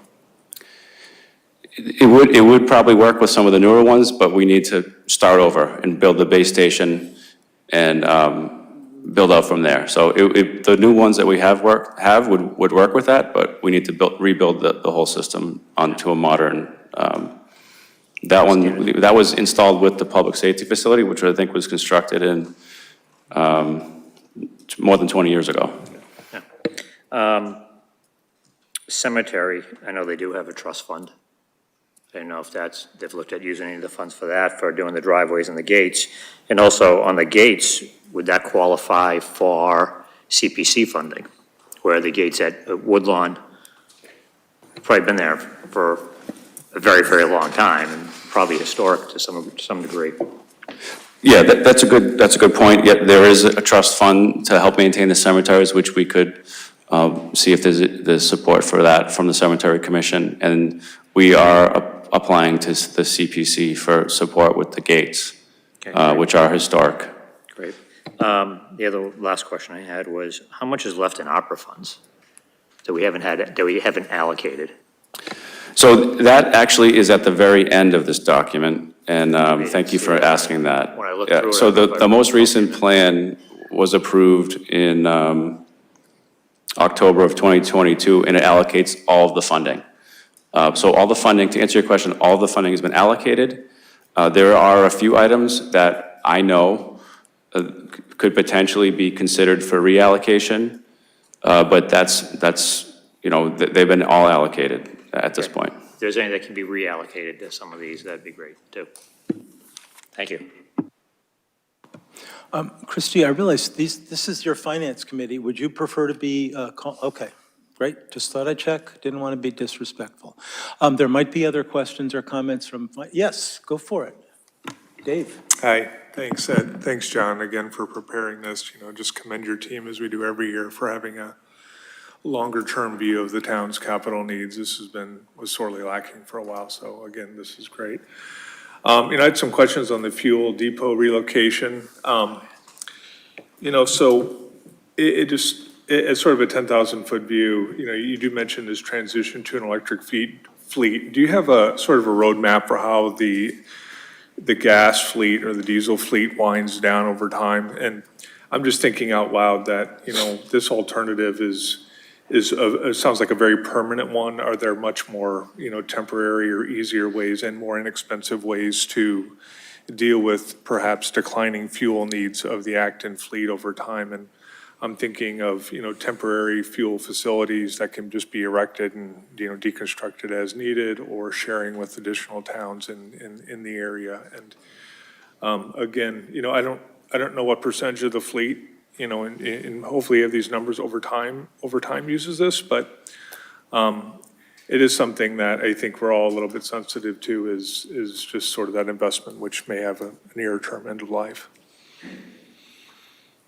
That's a great question. We do have aggressive climate action related goals, and one of them is to turn over our fleet.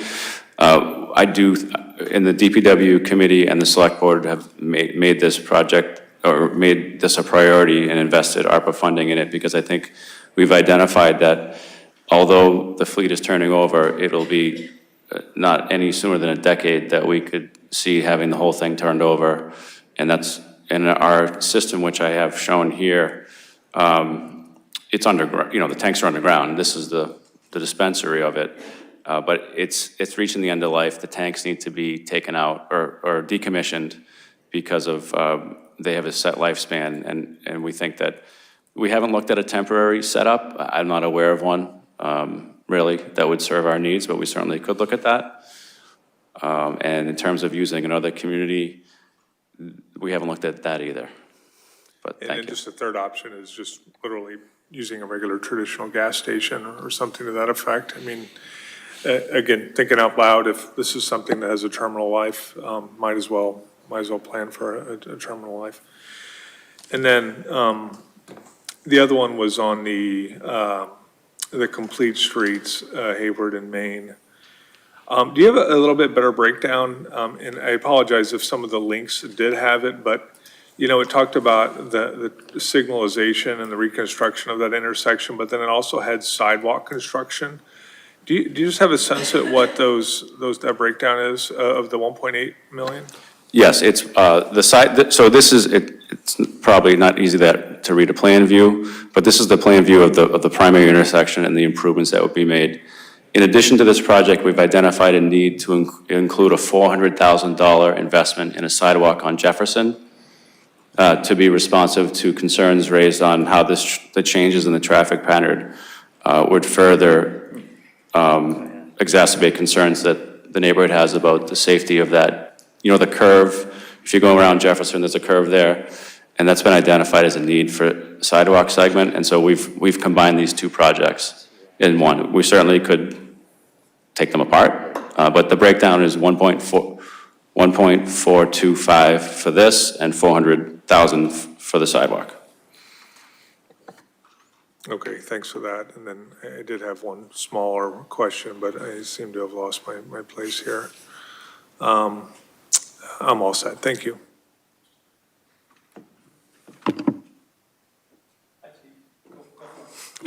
Thanks, Jim. Oh, were you done, Dave?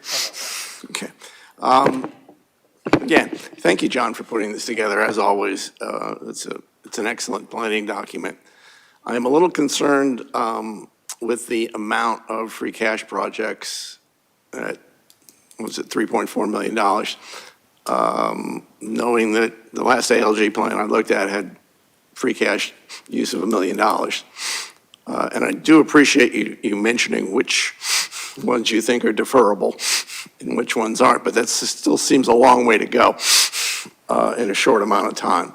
And I'm just wondering what the process will be to cut that 3.4 closer to 1.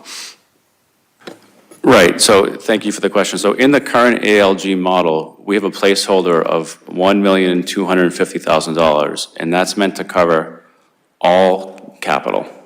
So that would be free cash and borrowing projects. So as you can see, it's not sufficient for either. And so I think the chair mentioned that he was working on a process to help prioritize, or at least to further discuss the projects to get to a point where at least the staff has a better sense of where we should go. But to the point of deferring projects, the reason that this year we made sure to include all the projects that were requested, because even though we could have deferred them ourselves and put them in the next year of the plan, we've been doing that for a while, and these keep piling up. So we're at a point now where we have to say, listen, this is what it is, and if we move these forward, they're all gonna be here next year, and there'll be other things that may be rising to the top that we don't know about. So yes, there's a process that we'll take to get from where we are now to 1.25 million, or an appropriate number that the board wants me to work towards. And given the large gap between what we need and what we have, I wasn't ready to do that in this plan, and this night and subsequent nights will be used for feedback to make that happen. Well, I wouldn't say this is the only time we've ever had this problem. Typically, when you make this presentation, we always have more good things to spend money on than we have good money to spend. But this year seems extremely different. But I do appreciate the work that goes into this.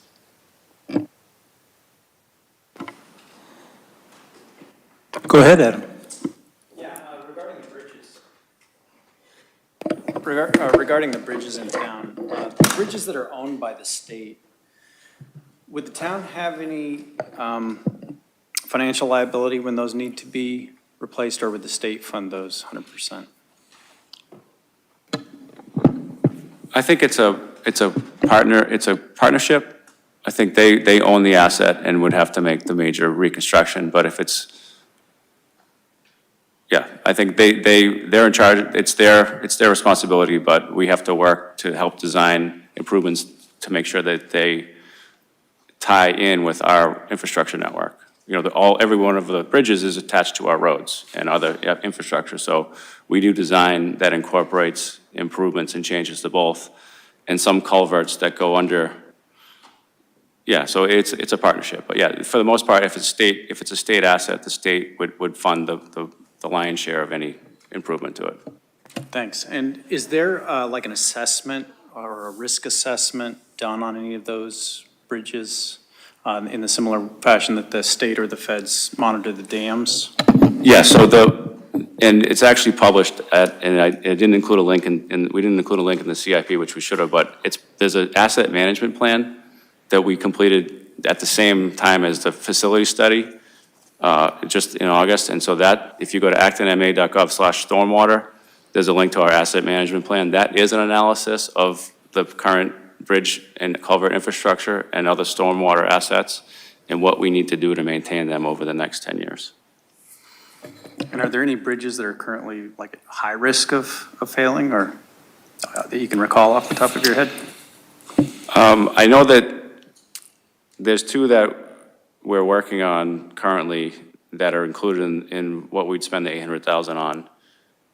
I don't want to say the wrong name, but I don't think that they're in risk of falling down, but they're ready to be addressed. Jason? It feels weird to be here at 7:30 and at 7:30, so good to see you. Good to see the faces from this morning. I do just have one question, just because I don't understand. I would love a little more education. The cyclical data collection real property assessment, is that something that could be done by our current assessor? And if not, how does it differ from the work that the assessor does? Yeah, I asked that same question. And I think that they do a lot of the work. You know, if there's a renovation, they'll check to see what changed. But in terms of setting a baseline every 10 years per DOR regs, it's recommended by our assessor that it's done by an outside entity that looks at everything the same way at the same time, and kind of sets our assessments in the same way. He said that it's certainly something we could do over 2 years, and we could work on them to change the scope further, but it's something that he feels that we need an outside third party to do the bulk of the work. So I understand that that's a recommendation. Is that law? Are we forced to use an outside third party, or is it just a best practice recommendation? yeah, I don't think we're required to use an outside party. In tough budget times, we might consider, this cycle around not going outside. Christie? All right, I've got a long list for you. Regarding the library parking lot, just a relatively quick fix is that there's parking behind the fire station that is almost never used. We could put a sign up reminding people that that's over there, because one of the points you mentioned is needing more space for more parking back there. I'm sorry, my list is in the order of things as they appeared in this. Railroad crossing, is there a deadline for compliance so we can maintain our quiet zone?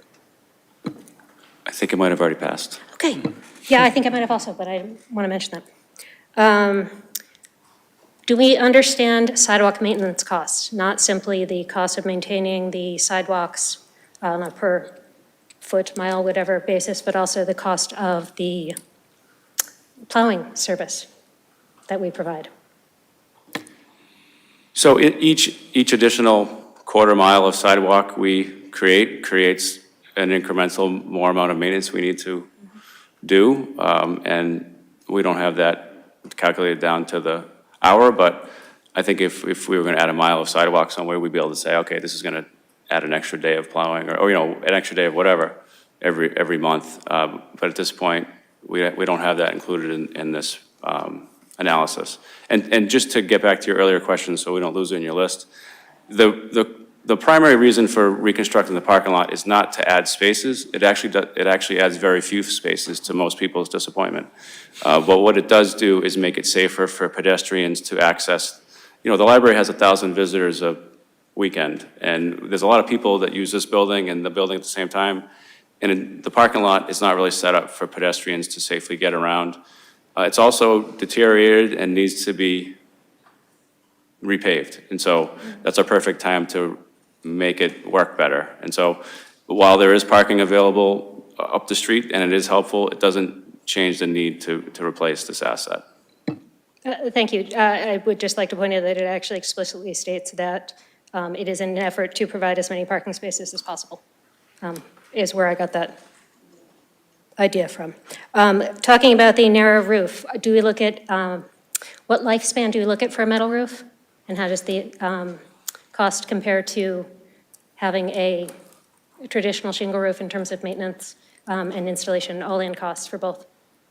David seems very eager to answer this question. I don't know about eager. A metal roof lasts about twice as long as a asphalt shingle roof, or sometimes a little bit more, so 40 to 70 years. Okay, a shingle roof can be maintained. Are there maintenance costs? Is it possible to maintain a metal roof? They need almost no maintenance. Okay, so we don't have to worry about it. It doesn't need to be resurfaced periodically or anything. Okay, so we're just looking at the upfront cost of it. Thank you. Blah, blah, blah, blah. He stole my question about the bridges. You mentioned that there's the Erickson Grain Mill Dam. That is a privately held dam, and I believe it said that it was at a hazard, that it was in poor repair, and that there's a hazard of flooding if it has trouble. Is the town at any sort of liability, in addition to it being very bad for the people downstream of that? Are we in any sort of a liability if there is a problem because of that dam, if the dam is breached? Well, I think, we have emergency plans in place, and part of the dam management program is to ensuring that we have updated emergency management in place for that, for each dam. That's a concern. I can get you a specific answer to your specific question another time. I know that we had access to money to help mitigate the dam at River Street. Is that something that we could encourage the Erickson Mill owners to pursue also, or was that because it was a town-owned dam? Yeah, I think that there is funding out there for resilience and hazard mitigation projects, which we were able to access for some of the work for the dam. And so we could see if that's applicable for that. It strikes me that it's a public risk, but not something we can explicitly do or go out. But maybe we could nudge them by providing some assistance and information. And that's it for me. Thank you.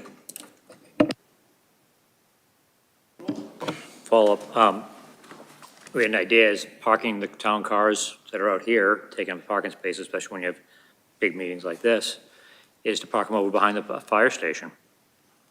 There's a lot of parking over there and nobody's using it. As I noticed the town cars, some of them are parked down along the tree line down there at the end of the parking lot, some of them up here, some of them, they're all kind of all over the place. And if they don't move very often, park them over there, or tear down the Asa Parlin House and just park them all there. That's an observation that's made annually, and we have reduced the number of vehicles that we have behind the building, and we also reduce the number of vehicles that we park behind the building, but we'll continue to explore the idea of that you suggested. Thank you. Adam. One last question. It's really just a curiosity, which is about our 1936 pumper trucks for the fire station. I assume that we keep those as almost a museum piece or something, but just curious, what are they? What do we use them for? They are used. They're kept for nostalgic purposes, and to show people what firefighting looked like 100 years ago, or however many years ago that was. We keep them we keep one in the new fire station and one, I think, over here. And they use them for special events and for, helping raise awareness about fire prevention and getting people excited about firefighting. Thank you. Thanks. Oh, yeah, one more. I was hoping I could just do a wrap-up thought for myself. Thank you. As you all know, we've been talking about an override and how on earth do we pay for this coming year. This clearly is important. I know already that we have different agreements amongst many of us about what qualifies as vital going into this. Any information that can be provided, I presume, after the Select Board prioritization discussion to the Finance Committee so that we can apply that to our own discussions, would be very grateful for. This is an easy place to look and say, there should be cuts, especially when the school's in a position where the way they cut is staff, the way we cut is projects, staff's a little more hidden. So yes, please continue to provide any information like that that you can, and keep in mind that, never mind. Got it, thank you. So now I'd like to understand if there's comments from the public about capital priorities or capital projects. Everybody, Tara again. I have a question. Often new FTEs are full-time equivalent hires are included in the capital budget, and I didn't notice, is there no proposed additional staff? I guess that's the question. So it's no, okay. We can verify that with John. There's no staffing in the capital plan. Right. Thank you. So the old fire station, fire trucks, to me, that's an opportunity for volunteers to participate. I know a lot of car guys around here would love to have a group project. It's a lot like what I talk about Citizens Library, about the idea of volunteers participating to keep costs low. You know, we just had, in Saturday, there was a holiday stroll in West Acton, and the library was closed. In prior years, we'd have volunteers that would have been staffing that. So I think that I hope that we can be creative about how to leverage volunteers. People like things to do, and especially if it's of value to the community.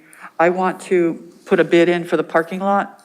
I witnessed one FinCom member hitting another with their car, and I don't think it was over a political disagreement. So I would put that as a priority. I don't mind getting fewer spaces if it is safer, but I do urge the town to put all of the staff cars, because I took inventory for a period of years, and it averaged about 12 cars, 12 spaces that could be used by other people.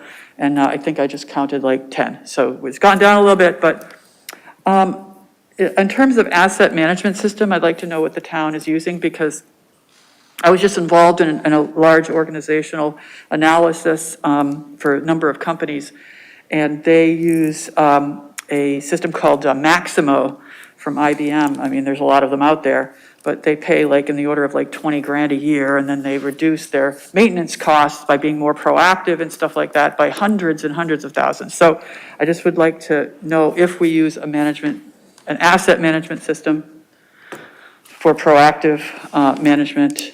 And so I see that's a no. Yeah, okay, that's what I thought. But I thought that the finance system has a module, the provider, the software provider, through the finance department has a module that they could add. That's that. Let's see. The ARPA money, all of that could be reallocated. You know, there's nothing saying that we can't. I think that the Hayward thing should be separated from the sidewalk at Jefferson. I don't think it's appropriate to hold them together as if to hold the Jefferson Drive people hostage for the Hayward light. The Hayward light was put in, I noticed in a memo, it looked like they were suggesting that the Hayward light was a select board goal. I would urge you to look at that. There was no goal that I could tell for any new traffic light. I like the idea of the backpacks. I like stuff that's going to impact people immediately. The railroad crossing, keeping the sound down is important. The dams. Tara, that's the red sign. The last one, I'm not okay, sure the you can dams see is, that. That you know, means that your 3 making minutes people is up. unsafe. Okay, thank you so much. Oh, yeah, sorry. Yep. So for those who might have been unfamiliar with what just happened, Dean is our timekeeper. Fran reminded me that not everybody knew that. Yellow sign means a minute left, red sign is the end of the 3 minutes. So now you know. Sorry to interrupt. I think I'm going on to Select Board comment. Yep. Sorry, Christie? I'm sorry, were you about to end this section? Because I need to call the meeting. We need to end our meeting. Oh, okay. When we're done. That would be fine. I'm sorry, what? I don't think everyone does. Could I please have a motion? Move we adjourn. Second. All in favor, say aye. Aye. Thank you. It's great to have you guys here. You're, of course, very welcome to hang out as long as you want. Thank you for having us. Yeah. So, for the comments from the Select Board, I'm going to focus on what happens in the coming budget. As Christy mentioned, and it's also our next agenda item, we are barreling towards a recommendation for an operating override because the gap between our expenses and our revenues is large. And one of the places we might naturally look to dial back our expenses is this capital plan. Now, as John has pointed out, a lot of these are, vital to health and welfare. They're more expensive the longer we delay. So it's not easy to find things to delay. Now, John, one of the things I appreciated about your presentation in the plan is that you suggested some possible delays for next year or uses of ARPA funds, and then you listed some things as high priorities, meaning it would be prudent to fit those things into 2024 if we can. So I was wondering if we could go over, look at that section by section, and hear from Select Board members in like a round robin fashion, if they would suggest any changes to your recommendations. So that might be either things that are listed as high priority that Select Board members think, oh, that could actually be delayed, or things that are not listed as high priorities that seem to Select Board members to be high priorities. So I wanted to give a chance for each board member to comment on each of these sections if they saw things that, either should be high priority that aren't, or vice versa, or if there were any comments people had about the use of debt exclusion. Not this year, but in a future year, or I suppose even this year, but unlikely, for any of these projects. So let's start with these. These are the debt, what is the category called here? General fund, general fund. So just going from, let's see, the far left over here to the far right, any comments you'd have, Dean, about adjustments to this program? Yeah, I think the prioritization that John has done is pretty good. I think the issue with the fuel tanks at the DPW are critical, and it's at least 10 years, if not 20 years down the road before we eliminate all the fossil fuel use for those vehicles. And I'd point out, in addition to all of the town vehicles, the school department vehicles are all fueled there as well. So it's a real problem. It's a huge number of vehicles, and I don't think running them into a conventional gas station or running them to an adjacent town, if you've got such an agreement, anything that you might save in the bonding cost is going to get eaten up just by personnel costs of driving these things. I'd like to get started on the ladder truck and the complete streets for the Hayward and Maine. I think many of these other items can be deferred. I look down to the sidewalk program. I would not be in favor of building any new sidewalks in town at this point because we don't have sufficient workforce to maintain them summer and winter, the ones that we've got. So until we can develop that personnel infrastructure to maintain the existing sidewalks, and you all get complaints all the time, so I know that doesn't come as a surprise to you. Let's not dig the hole any deeper for ourselves. But I think those top three would certainly be my top three. Fran, any thoughts on this section?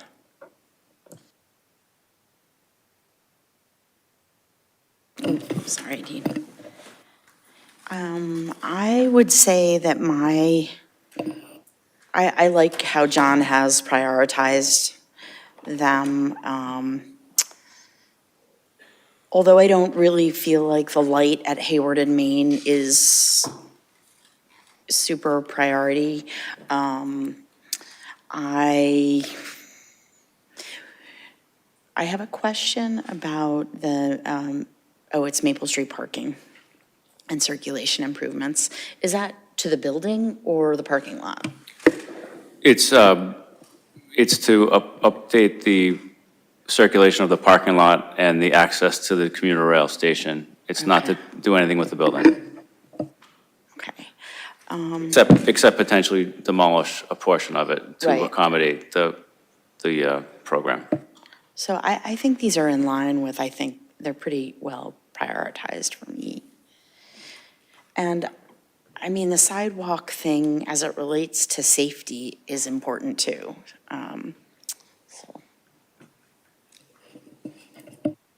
Thanks, Fran. Let's see, for me, the Hayward and Main construction analysis has always stuck with me in some ways, that it relied on an assumption of increasing traffic, and the recent numbers weren't really bearing that out. I think the current intersection could survive for a while. So I would not have that as a high priority. So if we need to cut something out of those high priority lists, that would be the first one I'd look at. Thanks. Hi, I mean, I think the fueling station relocation is quite important to make sure we get through that project before the tanks reach end of life. The ladder truck, I could see delaying for a year. We have a couple other public safety things proposed on the other pages of this, specifically the air tanks and the radios for public safety. And so I'd like to see us go with, I think the air tanks are quite important to the safety of our firefighters, and the radios as well. And so I would put those a little bit higher than the ladder truck myself. I do also think that we need to get started on some of the facility improvements in Town Hall. We lost the generator in this building earlier this year. And so this building has no backup power anymore. And there are other things in this building that need to get done, and I think we need to get started on that. And I would like to see us have a consistent funding for most road safety improvements, like, I'll say road safety and stormwater, right? I would like to see us invest something like $1.5 million a year consistently, and I would count, the complete streets, Davis to Harris includes sidewalks, so I would include that in that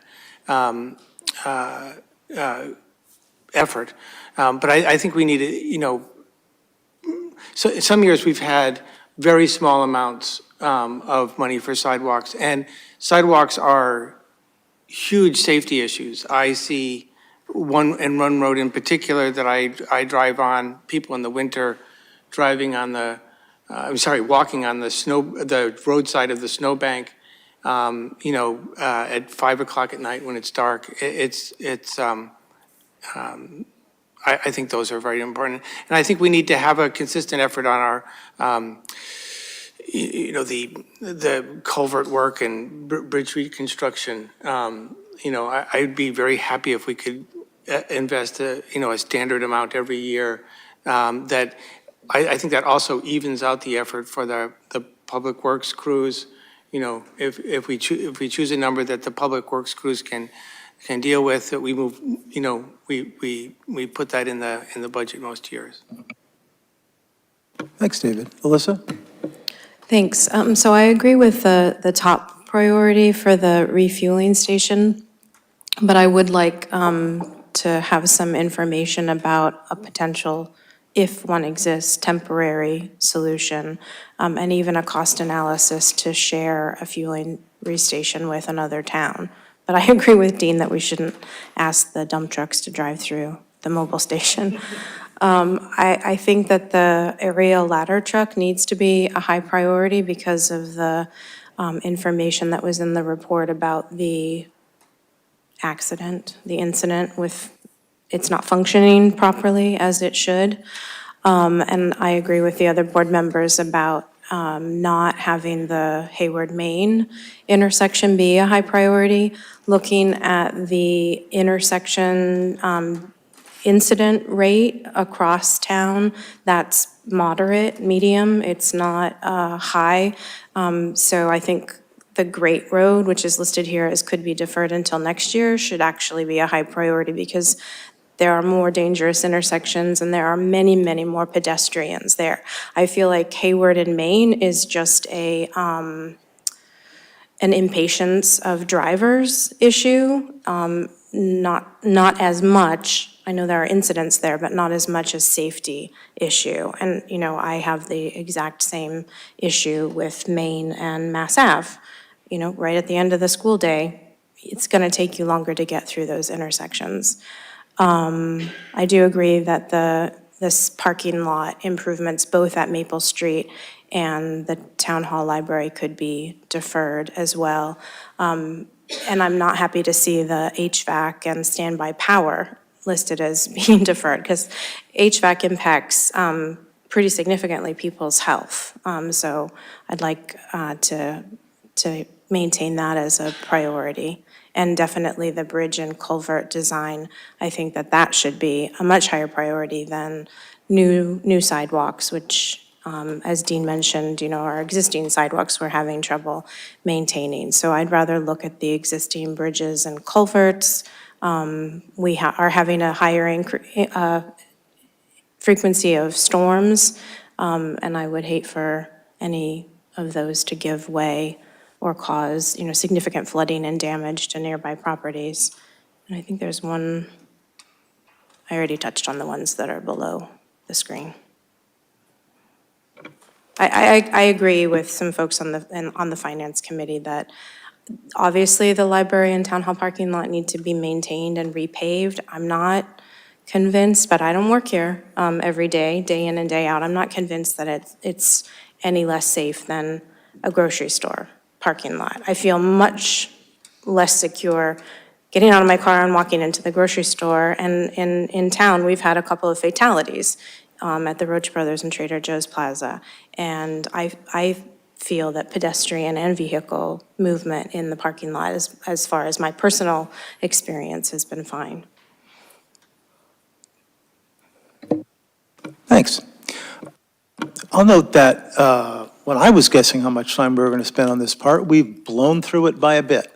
So, John, I'm wondering what little bit of extra focused feedback would be helpful? Was this the big one to look at because these were the most expensive items? Or is there another section that would be really helpful for you to hear about from the board tonight? Yeah, I think the second section that we would invest in on an annual basis is projects from free cash. So I've listed some as high priority and made notes on others. So if there's any feedback on those notes, that would be helpful. If you're pressed for time, I'm happy to receive feedback through email. It would have to be directly to me and not to the group, and it would miss the opportunity for each other to hear it, for each of you to hear it. So rather than go, round robin to hear from everybody, let's have each of the select board members look at this chart. And if there are things that seem incorrectly prioritized or labeled in the town manager comment section, or changes that you'd like to see, I'd like to hear about that.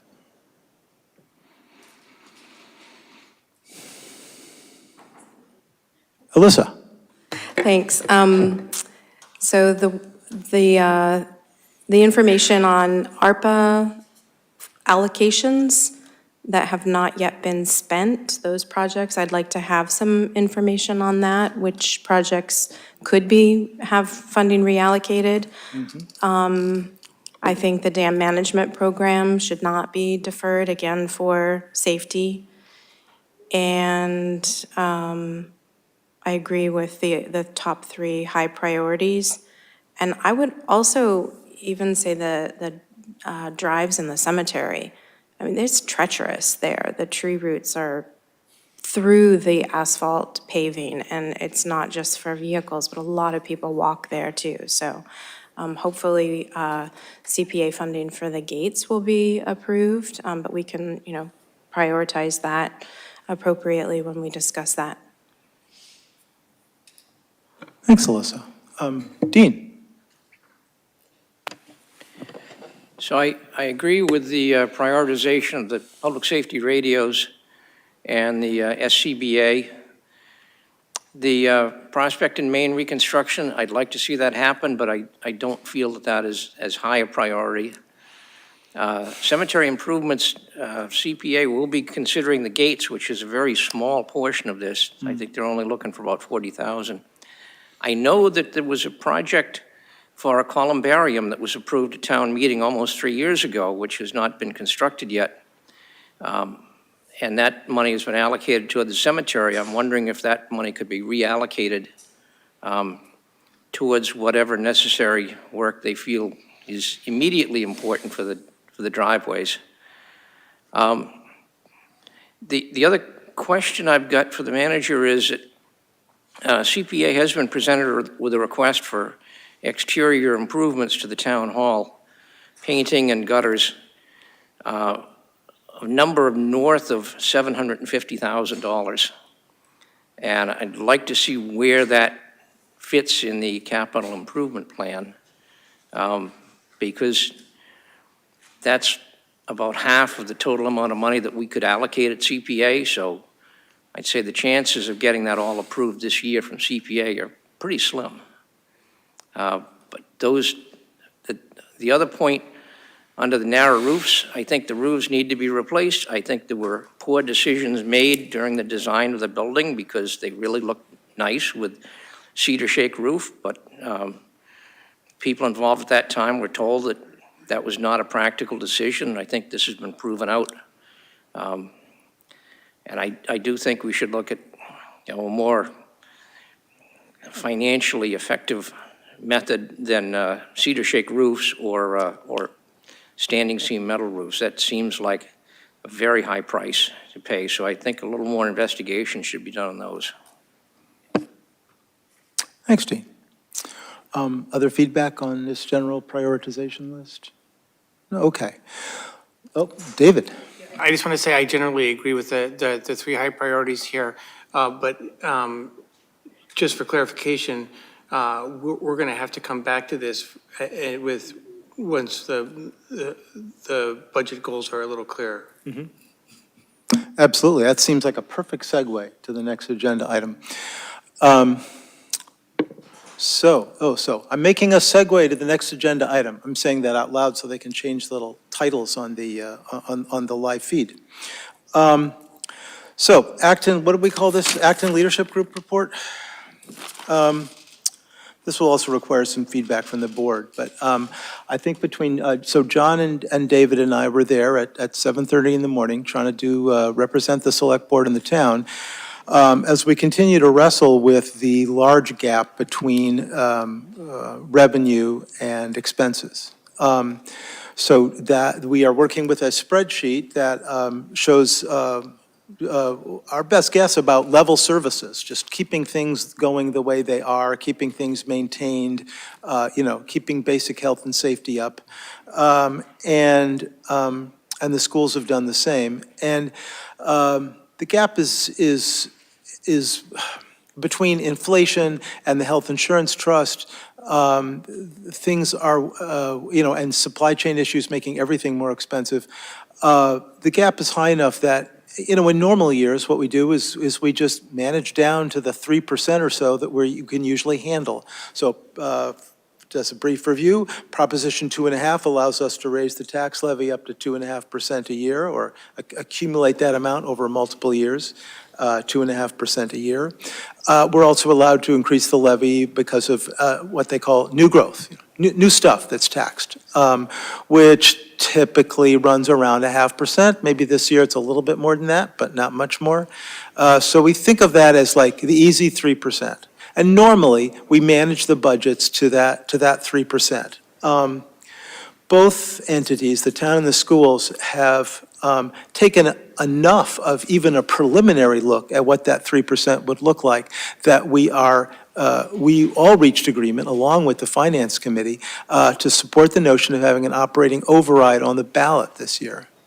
That doesn't mean it would pass, but it means we've agreed to try to figure out an amount of money to put in for an override vote. And we've talked about a few things. We've talked about the notion of increasing the levy capacity so that we don't have to come back to the town right away for another operating override. So we would use some of that increased operating levy for the budgets for this upcoming year, and save some of that levy capacity for the next couple of years, so that we can, get back on a reasonable basis. To relate it to all the capital expenses we've been talking about, you'll see that there are, we've listed the initial annual expense for a lot of the borrowings that we want to do, but that borrowing expense continues every year for the lifetime of the borrowing. So unless we have the capacity in some combination of our operating budget and free cash and any other sources we can find to support debt, we can't support even the projects we want to take on now. Even if we could squeeze them in this year somehow, it's going to it's going to run into the limits of our capacity. So the notion of having that extra levy capacity is partly to build up the capacity for doing ongoing borrowing to maintain what we already have and to increase, safety and, provide services that our residents are expecting. We started a discussion about finding an agreement on the amount of the override. We didn't get very far with that. We started another direction, was to try to understand how much in that first year our budgets could go up without significantly destroying the ability of the schools to continue their fine education program, and for the town to be able to, continue to provide, safety and well-being to its residents. That approach also hit a bit of a brick wall. So we're at the kind of, frustrating, storming phases of the ALG process, which is the way it's supposed to work. We get the right people in the room, we try to talk these things through. It's an open meeting, people are welcome to be there or attend on Zoom. But it's not necessarily an easy process, especially this year. So David and I, as the select board reps, are going to need to go back and continue with that negotiation. I expect that where we end up in the budget for this next coming year is not going to be enough to fit that full level services. That's my intuition from everything I've heard from everybody on the ALG board. On the other hand, I expect we would end up at a proposal that would be more than the 3%, which would be the lower limit. But where in between that 3% or 9 or 10%, I don't know where we end up. So this creates a dilemma for the town manager who's in the middle of preparing a budget. Because he normally needs to, manage to a particular number. And we haven't given him a number yet. There's a couple of ways we can handle that. One is to put off the schedule. We now have scheduled, on our schedule, we have at our next meeting, is that right? On the 18th, you were scheduled to, present the manager's budget. That feels like a dangerously unhelpful date right now, because we don't know what he's going to manage to. What he may be able to present to us by then is what it looks like at level services and some ideas that we can discuss and prioritize about what we could do to bring it down. reductions in capital, and, a whole bunch of other ideas, up to and including, having employees work fewer hours. So the sort of the slightly easier stuff and the moderately painful stuff and the very painful stuff. We may need to be looking at all of these. So that's my intro. Now, at that point, I would normally, wish I had thought of some, succinct question to ask all the select board members to get feedback on, but I'm not coming up with one. I know I want to hear general comments and questions. It could be that David or John have a more coherent ask to bring to the board. John? I think your suggestion that we focus the December 18th date on a presentation of a fully described level services budget recommendation rather than a budget that meets the revenues that we're anticipating, that's a long way to describe it. But I think your suggestion of using that date to describe the level services and bring forward ideas to get that number down would be something that we could do between now and 12/18. But if you also said, just come back with a budget that meets 3%, we could do that too. But that would be different, those would be different projects, most likely. And we'd be happy to do either. Okay, so that's almost like a well-formed question. What would the board members like to see on the 18th? Do they want us to start from the 3% and build up, or start from the level services and talk about how to build down? And anything else, any other comments you have about how we proceed from here? Dean? Yeah, I'd favor that the manager comes in with a projected level services budget for the 18th, and we'll work down from that if need be. I think that's probably the most efficient way of working the problem. I echo what Dean just said. David, you might also have further thoughts based on, your participation in ALG. And by the way, I just wanted to publicly thank you for the work you brought to the ALG, which was a modified spreadsheet showing the impact of having, possible increases in the budgets for the schools in the town and showing what the override amount is. I thought it really helped sharpen people's thinking. Thanks. I guess I agree with the sentiment that, without further direction from ALG at this point, that we should ask the town manager to produce a budget to what he's identified as level services. And then sometime in probably January, because we have to be prepared for this anyway, in case an override didn't pass, is what would we cut to reach a 3% budget? Mm-hmm. And those cuts will be pretty dramatic. Anyway, so I think the level services budget for the 18th, just because I think the 3% budget doesn't identify very much, and then we probably sometime in January cuts for what we do to get to 3%. I would agree with that, to start with a level services budget and pare it down. An additional piece of information that I would like to have is what the tax impact is for the average family. I think I've seen some of those numbers in the ALG minutes, but never in the spreadsheet so I'd like to see that, because I think that is going to tell us what we need to know in terms of, well, it might not tell us everything. I'd like to know more about folks' ability to pay the increase that we settle on if it passes. And I know that there are operating overrides that have taken into account assistance for seniors, maybe for low-income residents. I don't know how complicated we can get with relief for certain individuals. I'll make a brief comment on that, and then maybe John has more of the technical details.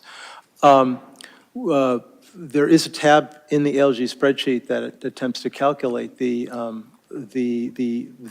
impact on single-family single-family taxes, but there needs to be John and his staff are preparing a new version of the ALG spreadsheet that will show that or a different spreadsheet, perhaps, a separate spreadsheet that allows people to try out different amounts for the override and shows their impact. That's not there directly right now. There's also a really helpful free available online spreadsheet from the Division of Local Services, the DLS, the state agency that helps cities and towns.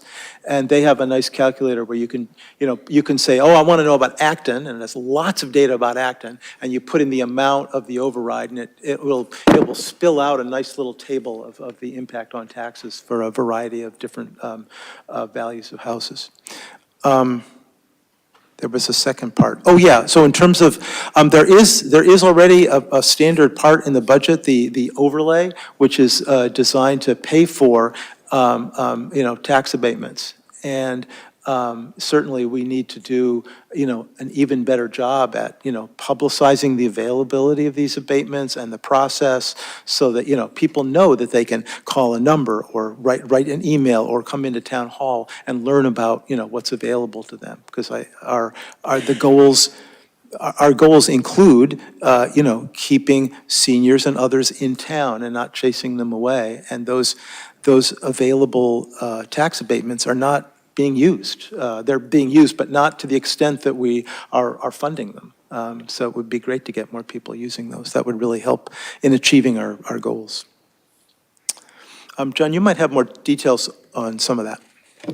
No, I think you covered it. I think I would just add that in presenting the level services budget, the tax impact is not solely contingent on that. So it would require us to have the full picture of the school's budget as well. So, and I'm not going to be presenting on that.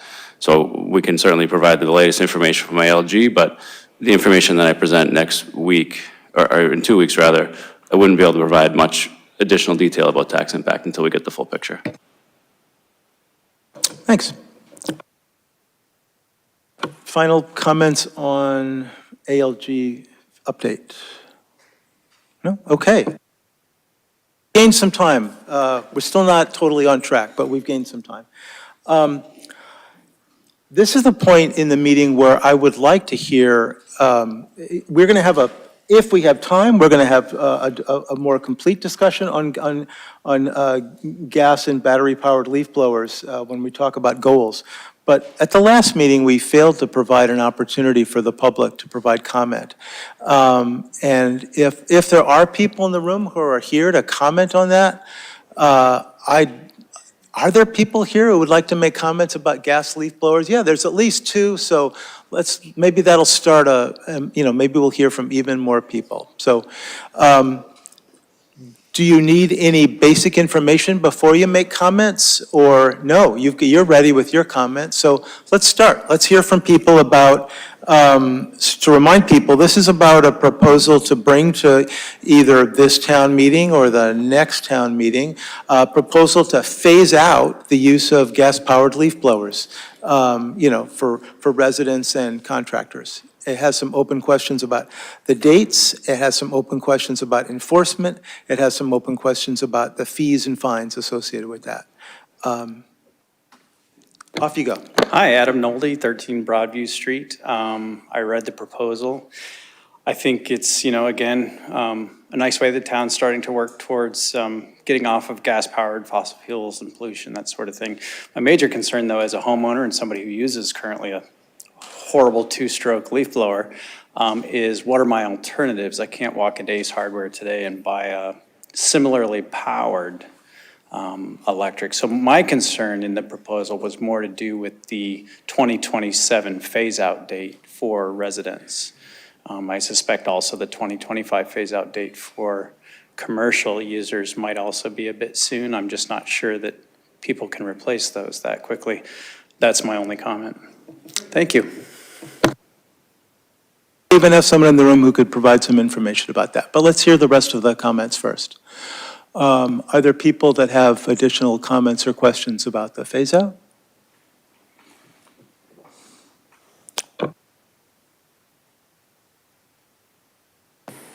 Deborah Symes, Concord Road. I'm really just here to say that I want so strongly for you guys to consider doing something on this.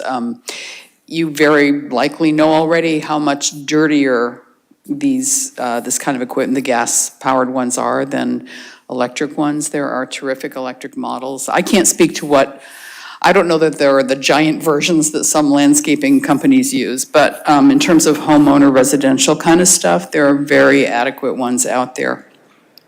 I mean, not even adequate, they're great. I hilariously, 2 nights ago, after I couldn't fall asleep, was awakened at 7:45 in the morning, right across the street from me by a couple of town, I think, cemetery crew members out there with their gas-powered leaf blowers. It was so unbelievably loud. Not that this is one little anecdote, but I think it violates probably healthy noise regulations. I don't know what those are exactly. They're very terrible for the environment. The emissions are dreadful. And there really are good alternatives. So just encourage you really to take this quite seriously. Thanks.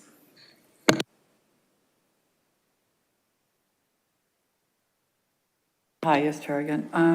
I do senior care, and the impact on especially older people of these the noise at the frequency ends up being so painful for a number of elder people that I work with, that, the earplugs don't work. Like, literally I'm walking with them and the thing starts up and they fall into my arms crying, and it's just like, so whatever you can do as fast as you can do, it'd be great. I'd be happy to help fundraise for people to get some electric leaf blowers. Thank you. I don't even know why we need them. We can use a rake, but all right.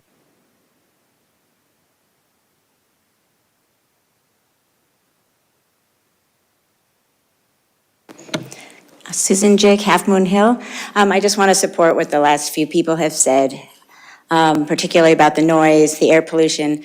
And I just have to say that I am astonished when I hear these conversations that nobody mentions rakes. I understand that for contractors, that's not actually realistic, but I use a rake. And I feel like, do they even sell them anymore? They must. It is an option. So I just had to say that. Thanks. Thank you, Sue. Tom Beals, Willow Street. There are two separate rationales that I've heard for the banning phase out. One is noise, and one is pollution or greenhouse gas emissions. I suggest if you're going to regulate noise without considering technology. For the greenhouse gas emissions, I'd like to see a cost-benefit analysis. What degree of global cooling will you attribute to the phase-out of gas leaf blowers? And third, you have a lot of people who have equipment that has a long lifespan, and you're proposing to phase it out or fine people who use the equipment. The fourth thing that comes to mind is I wonder if that's where you're going to stop, or are you going to come for my two-stroke chainsaw? And there you'll get a fight. Thank you. So a number of technical questions were asked, both about the availability of high-power battery leaf blowers, the relative operating costs, and the relative pollution levels. And I'm seeing Paul standing up, Paul Campus, and I'm wondering if you'd be willing to answer those questions within the limits of a 3-minute comment period.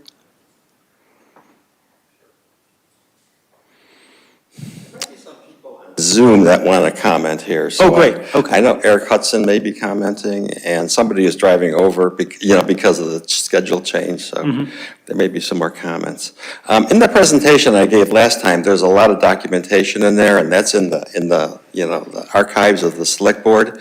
So I have a tremendous amount of information on this. I can make it available in any way people want.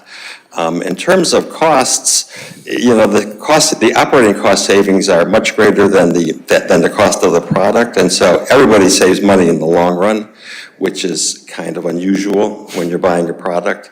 In terms of climate, a gas-powered leaf blower used at the regularity of a landscaper puts out 7,000 pounds of CO2 into the air every year, so it's a very substantial contribution to global warming. And in terms of timing, there's been 4 towns already in the area that have moved forward on this, and Lexington was the first one. They're 2025, 2026 for implementing. We're talking about 2026, 2027. Belmont is doing everything in 2026. Arlington is 2026, 2027. It looks to me like 2026, 2027 is really ideal timing in compromising between the ability to move forward and the savings in health and climate. The other thing that's happening is the invention of leaf plowing. Leaf plowing reduces the need of leaf blowing by tremendous amounts. So you don't need to do long distance or high volume. So you can reduce the amount of leaf blowing by using leaf plowing. And so there are some practice changes that make this more feasible. In terms of the battery powered leaf blowers, they're quite powerful already, about 75–80% of the big gas powered ones.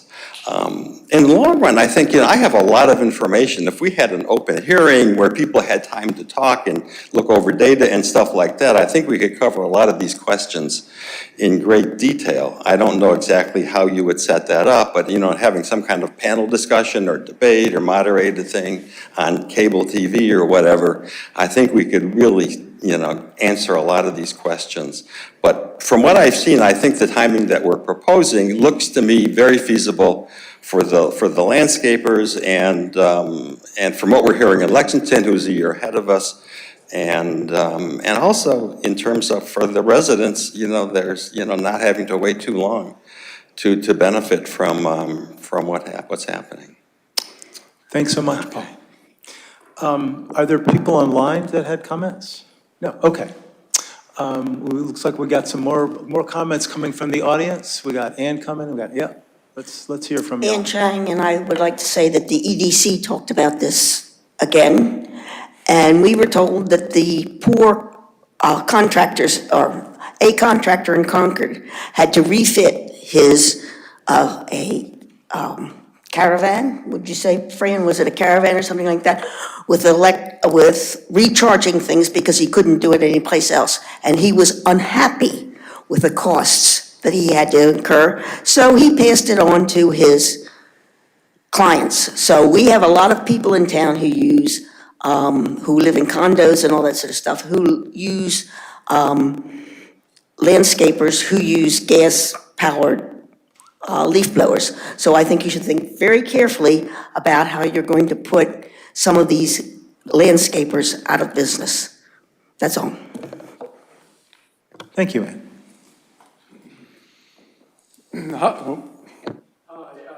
Oh, yeah, it's the other way. You press it again. All right. There you go. Alan Bunce, Black Horse Drive. I moved to Acton for the first time 50 years ago this fall, and I've lived here 40 of the last 50 years and visited my parents for the 10 that I missed. First of all, I think that officially qualifies me as a grumpy old man of Acton, and I get very grumpy when it comes to these gas leaf blowers. From my perspective, again, long-time perspective, there's been a huge increase in them over the last few years. I mean, more yards, more blowers per yard. I've seen 4 or 5 of them going at the same time in my neighborhood sometimes, and all year long, not just in the fall cleanup like it used to be.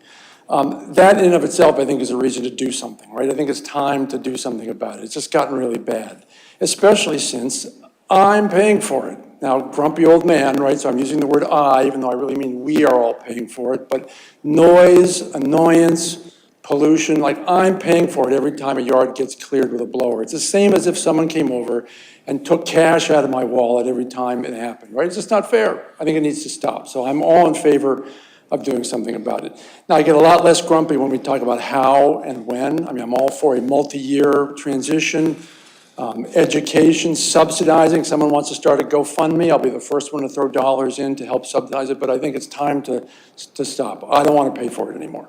Thank you. Thank you.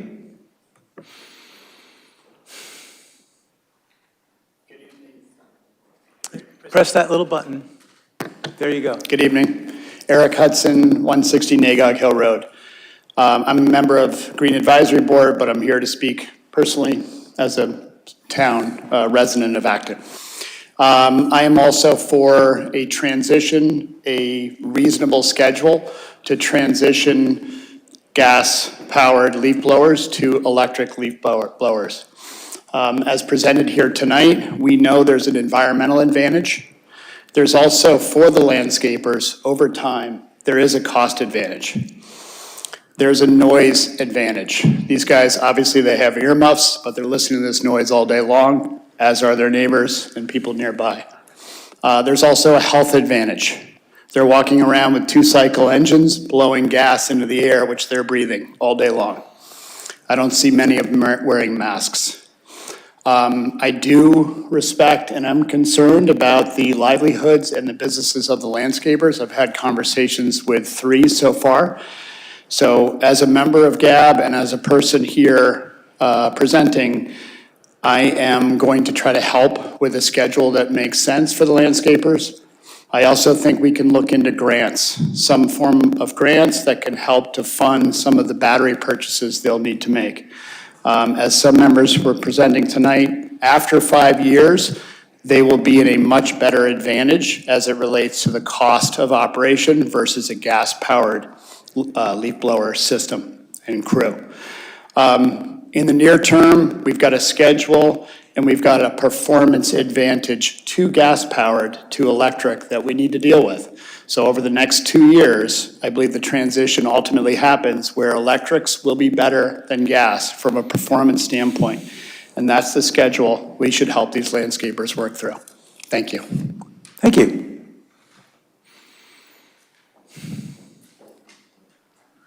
Thanks, Scott Smyers, Central Street. I'm not in favor of pollution. I'm not in favor of extra noise. But what I hear with the presentation and the agreement, and from a lot of people, it sounds more like a pyramid scheme presentation where everybody wins. The landscapers are, they're gonna make more money if they just convert to electricity. That's just not true. If it was that easy, you wouldn't have to convince them. You wouldn't have to, not convince them, force them to convert to a whole new system, right? And I work with landscapers on a regular basis. This is not a high profit margin business. They don't have a lot of wiggle room, but they're very much in demand. They have to roll with the weather, having to spend hours charging batteries. The batteries are heavy. There's pros and cons, right? And what you're doing is you're picking winners and losers as a government in our town, and that's not right, that's not fair, and you should reconsider that, I think. And it's gonna be damaging to a lot of businesses. You know, you don't have to force it. You have to, no one has to convince people that rumble strips are a good idea, right? The first time you drive over a rumble strip, everybody says, that's a great idea. Let's put them up on all the highways. And we would volunteer for that and agree to it. You know, this is not that simple. This is not necessarily that good of an idea. The power's not there yet. The electrical charge isn't there yet, and it's very expensive to convert. It's just like saying everyone should just buy a Tesla. It'd be so great, you know? We don't all have $80,000 to drop on a car, right? And since I'm glad you gave time to talk about this topic that was not allowed to be talked on last week, 2 weeks ago. So can we talk about other topics too that weren't allowed to be talked on last week? You know, like Mr. Benson's discussion, that was pretty serious topics. It was not, no one from the public was allowed to discuss that, ask any questions. You know, I had my comments at the last meeting. Mr. Snyder Grant emailed me afterwards asking if I could clarify my comments.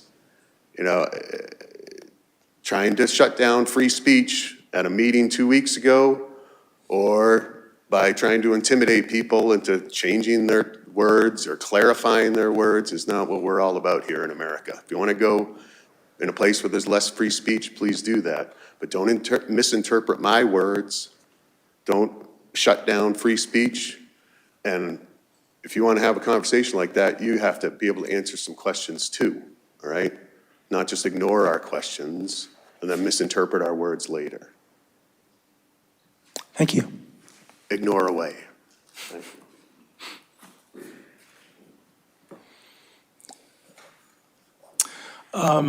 Any other comments about gas leaf blowers and battery-powered leaf blowers? Thank you.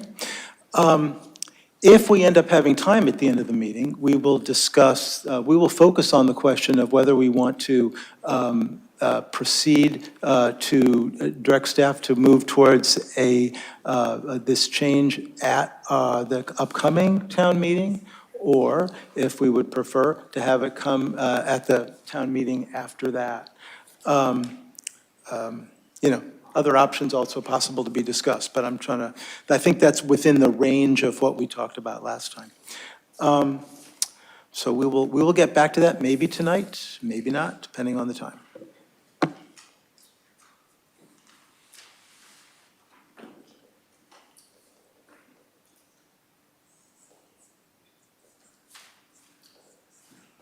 Okay, new topic. There's two related agenda items. One's called Tree Preservation Bylaw presentation, and that leads directly into the Habitat for All presentation, which is a form of tree preservation bylaw. And I'll bet you planning staff here they are, they're coming down, they're gonna sit down. I'm gonna talk through the first few slides, and they're gonna talk through the Habitat for All slides. So a couple of introductory comments about process and goals.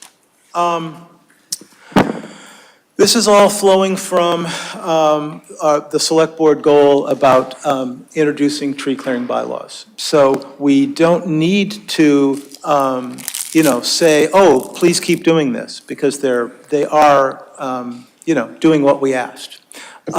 We might have comments about redirecting it some. There are some recommendations shown in here that the board members might disagree with about the timing and relationship between these various ideas. But basically, we're here to gather information, and at the end of the Habitat for All presentation, there is a specific ask about finding a select board member to serve as a liaison to a working group to continue to explore these options. The other thing I wanted to say, but you could go ahead and bring up the slides at any time, is that just sort of bring people up to speed on why we're back here and what's changed. So the last time we talked about this was actually, we were expecting the Design Review Board to come back and educate us on this. And the Design Review Board did discuss these options. The Green Acton Land Use Committee, and I think I see a bunch of them in the audience tonight, continued to work on that and gave presentations to the Planning Board and to the Green Advisory Board. I'm the Select Board liaison to both those boards, so I got involved. So Dean and I sat down, looked over the materials from the Green Acton Land Use Committee, and came up with some general recommendations. And then our general recommendations went to the Planning Department, who then met with us enthusiastically and said, how about we create really awesome slides for you, and how about we blend this in with something we've been working on for a long time, which is a Habitat for All, which we will learn about shortly. So with that being said, here's the presentation. So when we think about tree preservation bylaws, that covers a lot of different kinds of territory. So these A, B, C, D options are designed to cover different cases of protecting different kinds of trees, to add additional protections to what we already have. We already have street tree protections already built into our bylaw, both on the state and local level.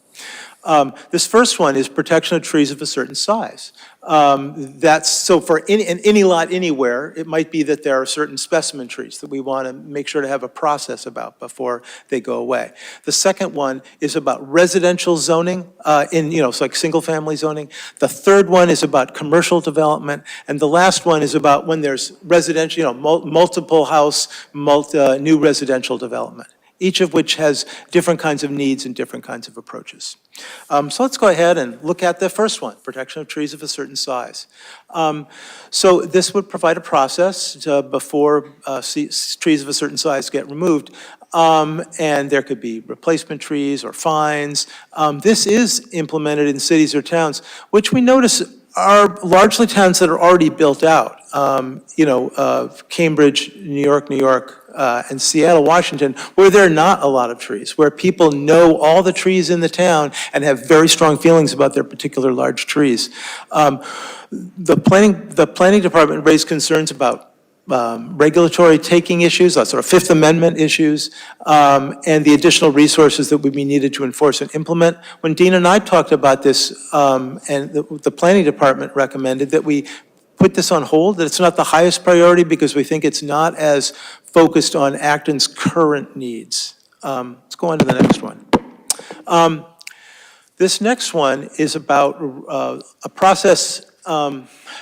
So you may remember that in housing zoning, like R2s, there are required side and rear setbacks,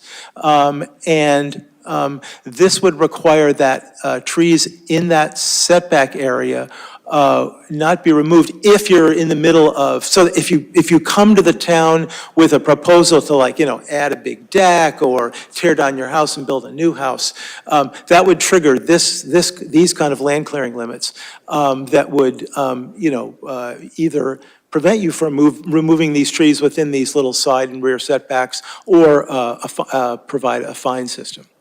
This is implemented in local towns. The planning department would like us to look at to make sure that we're not providing a higher impact for smaller lots who, just you think above the geometry of it. If you have a 2-acre zoning, a little 10-foot side and rear setback is not much of a problem for you. But if you're in a very small, like a non-conforming little 1/4-acre lot, like some of our historical districts, you would have a hard time maintaining that potentially. So they just want to make sure, as they explore this, that it's not written in a way that provides disparate impact. And they'd like to make sure they understand the needs to enforce and implement. For this one, as with the ones that are going for the other three we're going to talk about, they would like to start right away with a townwide survey to understand the broader community's desires and establish a working group. Next slide. So this third option is about a land clearing delay for commercial development. So this is to prevent the problem where a commercial developer buys a lot, and while they ponder what to do, they say, first thing, let's just clear all the trees so we have lots of options.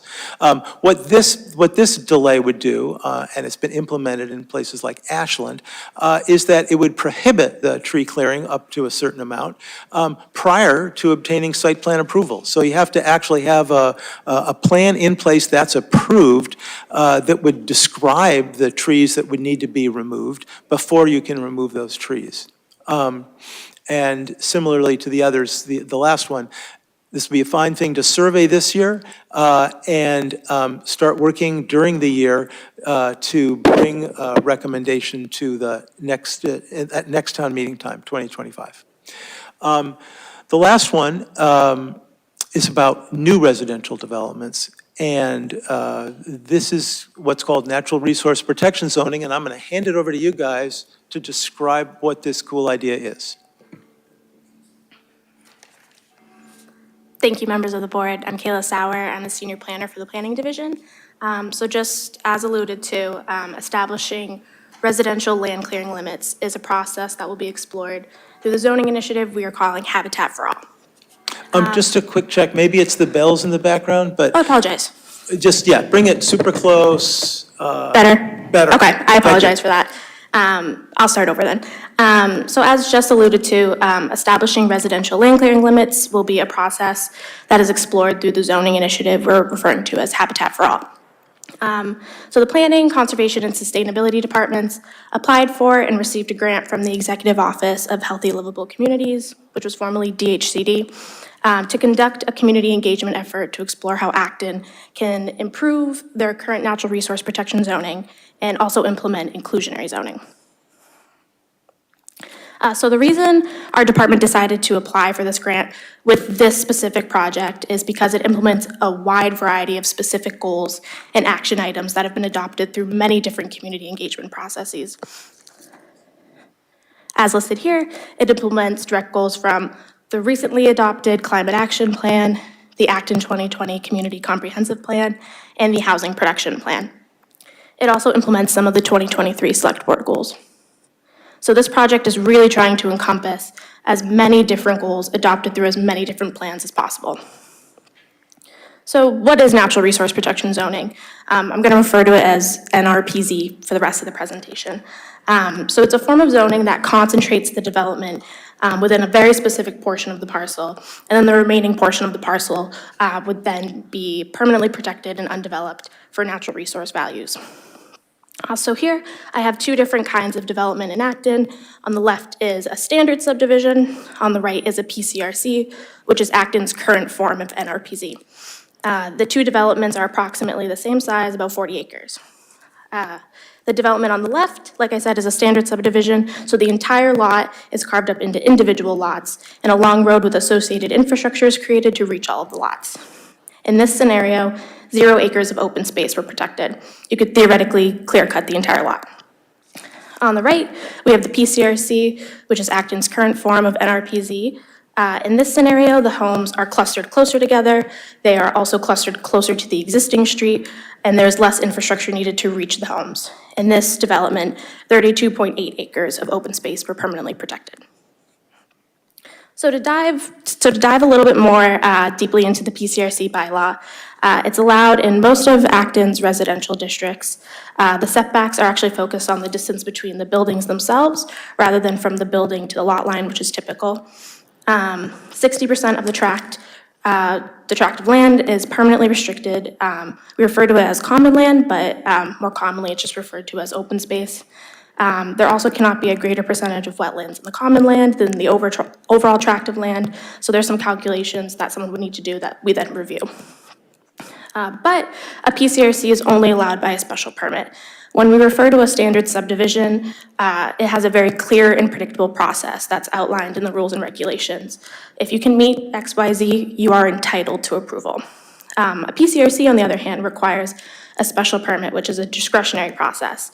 There are additional findings the board would have to make that are not as clear and predictable that make the threshold for approval harder. PCRCs also require 8 acres to opt in.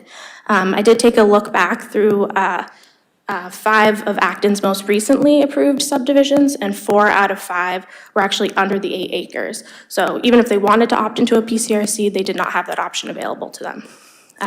PCRCs currently also do not require the identification of natural resources other than wetlands, and it also does not incorporate inclusionary zoning, which is deed-restricted affordable housing.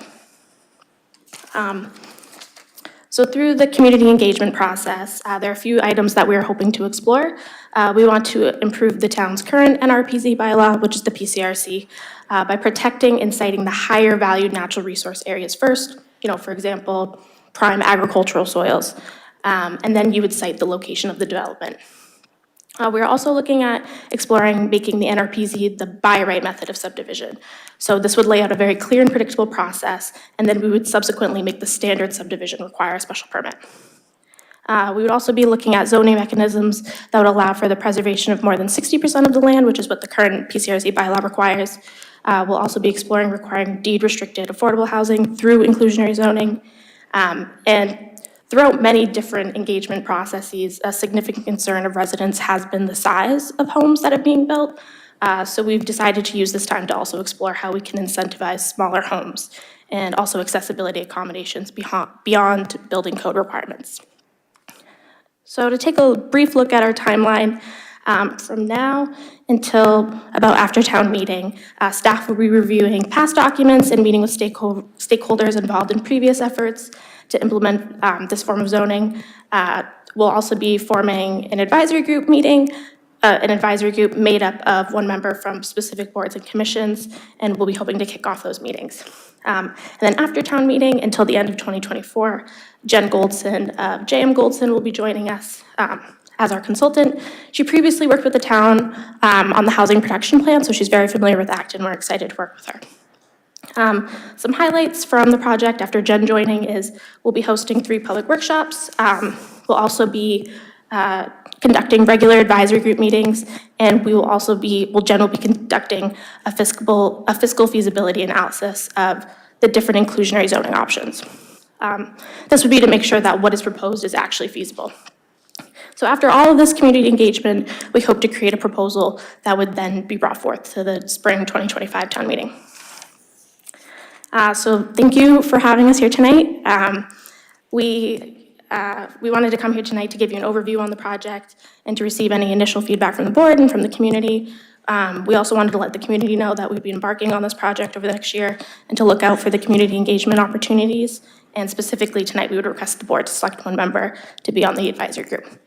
Thank you. Thank you so much. So I'd like to hear from board members on, any questions, concerns, ideas. Also, if you'd be willing to be, on an advisory committee, we might have more than one person. We can have an interesting discussion about who gets to do it. But first, and then after that, I'd like to hear from the public about questions, concerns, and ideas. So who's ready to pop with some questions, concerns, or ideas? Or just general enthusiasm, that would be fine too. Alyssa. Thank you. I am generally enthusiastic about this. Thank you both for the presentation and also for your presentation, Jim.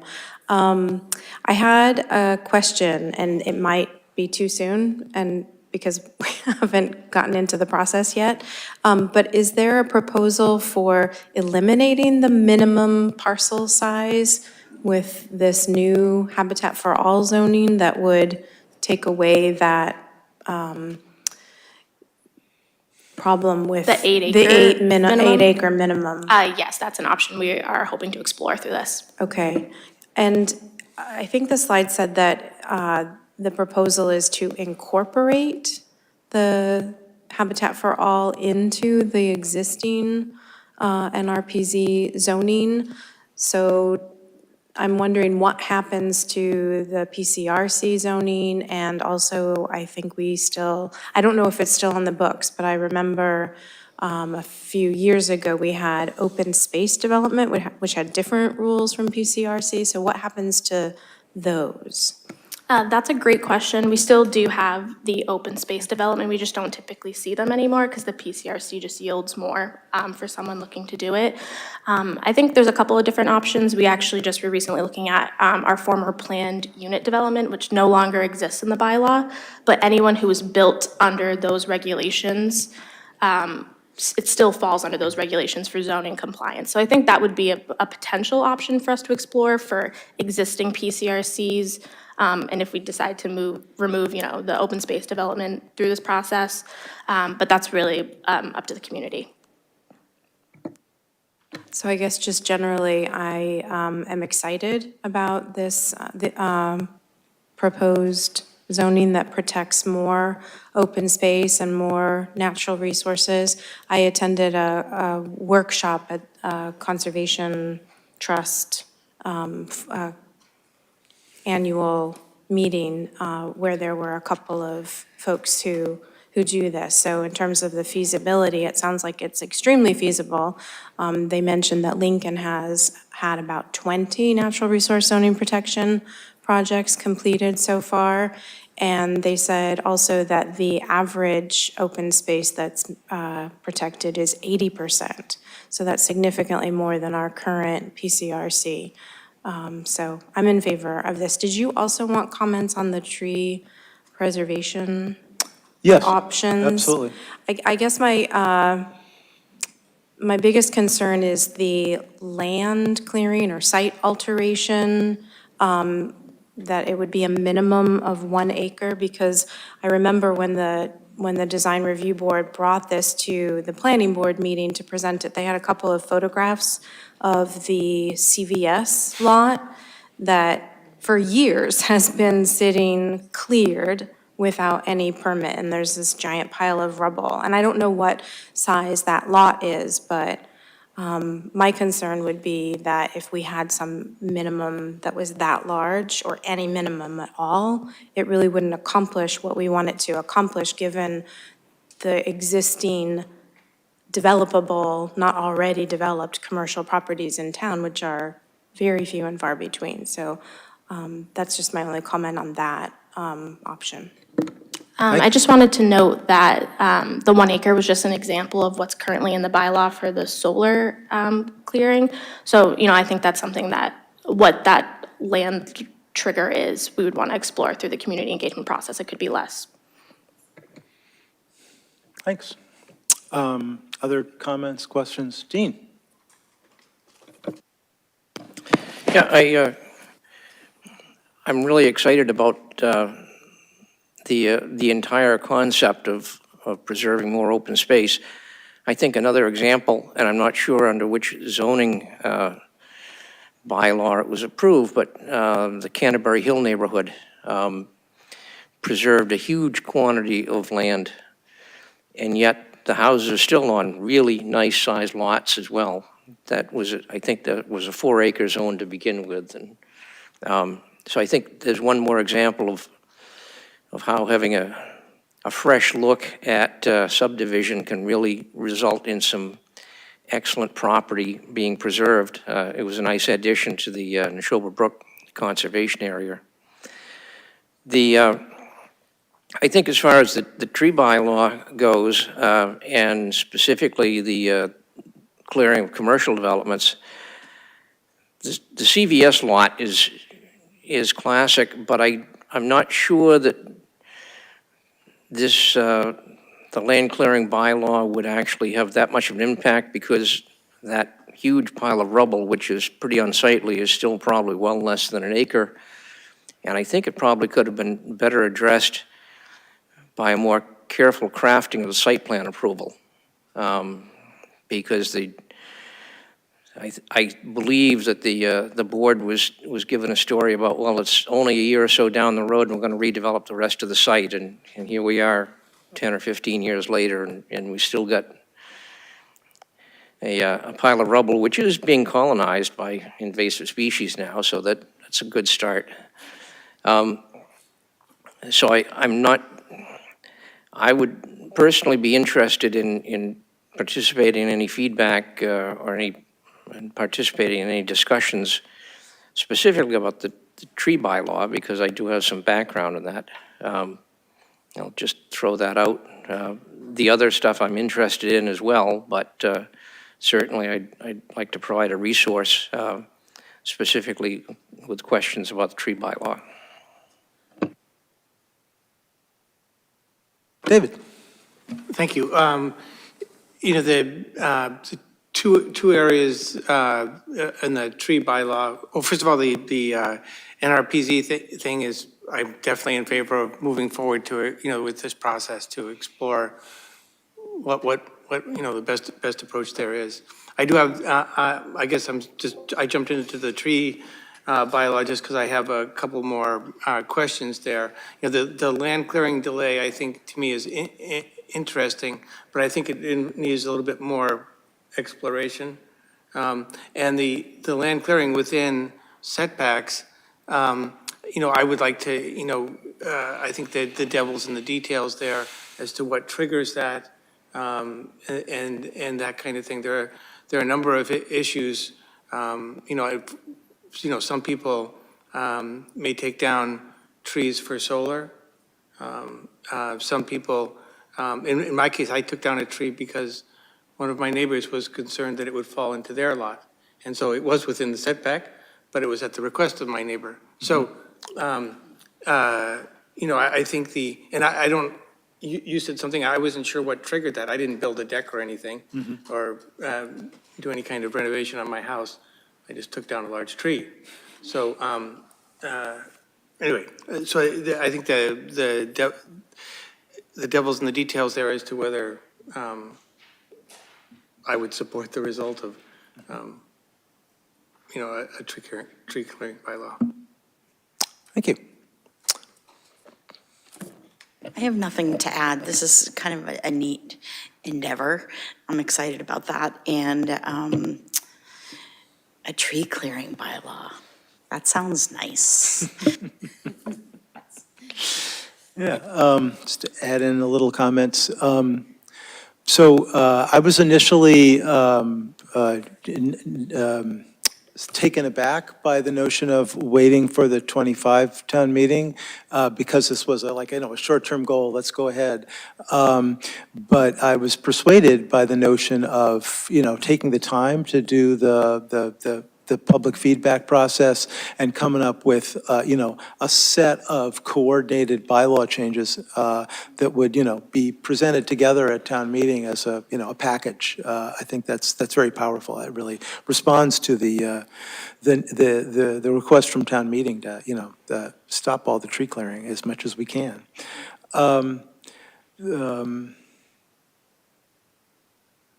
I think that's meant, I'm willing to be on an advisory group, but I'm not like chomping at the bit, especially for the next, 6, 7, 8 months while I'm chair. It's hard to add other things.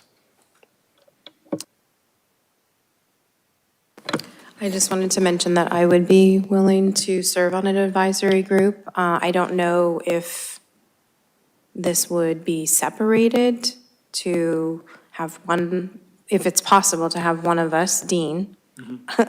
I think it's funny you said I have some experience. It was your career, and it still is, as I understand. So tree preservation, to have Dean focus on that, and I would be happy to focus on the Habitat for All.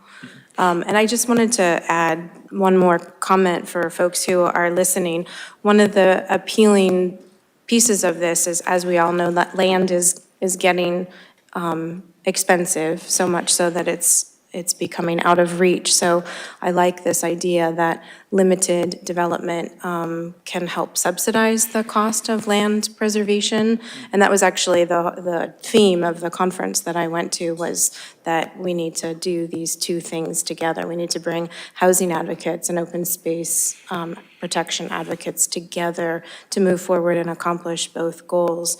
And it's really appealing because it limits the costs of development for folks that are developing housing. It increases the variety of housing, meeting the middle need housing. So in some of these developments that had been done by the consultants who ran this workshop, there were, multifamily, like townhouses, and there were large accessory dwelling units, as well as single-family homes, or I think they're called cottages. So it really is a benefit, and that's why it's called Habitat for All. It's a benefit for everybody.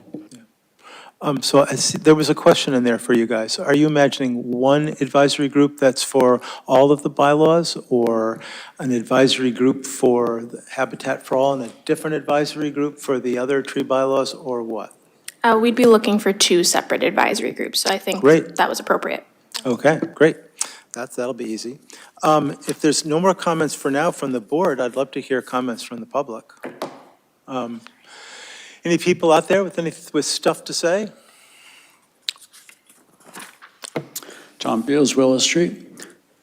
In your diagram, the initial diagram you showed, where there was one lot with very clustered housing and a wide open green space, and then a second diagram, yes, that one. It occurs to me that if you put a house on those separate lots and colored in the green space, you might get close to the same area. I really dislike that cheek by jowl housing arrangement.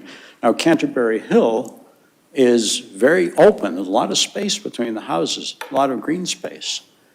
And so my My question would be, would Canterbury Hill, if you're familiar with it, would that fit this natural resource zoning protection? Canterbury Hill is a PCRC, so it is a current form of natural resource protection zoning, so like the one on the right. Okay.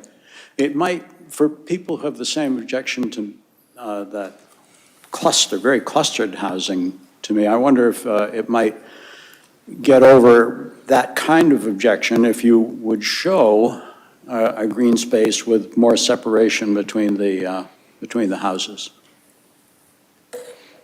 Thanks. Thanks, Tom. Deborah Symes, Concord Road. Quick process, a question about the process, which is these apparently two different advisory groups. I'm looking over at you guys. Do you have any thoughts about how that would be constituted? You can answer that. Yes, I do, and I do have a slide. Actually, I had an extra slide. So here's our potential advisory group for specifically Habitat for All. Okay. Ouch. Those are, sorry. Those are all great groups. I wonder about a couple of at-large people, so members of the public who have some particular skills or passions or whatever, might get engaged with it. Also, love the comprehensive nature of this. Great. Thank you. Thank you.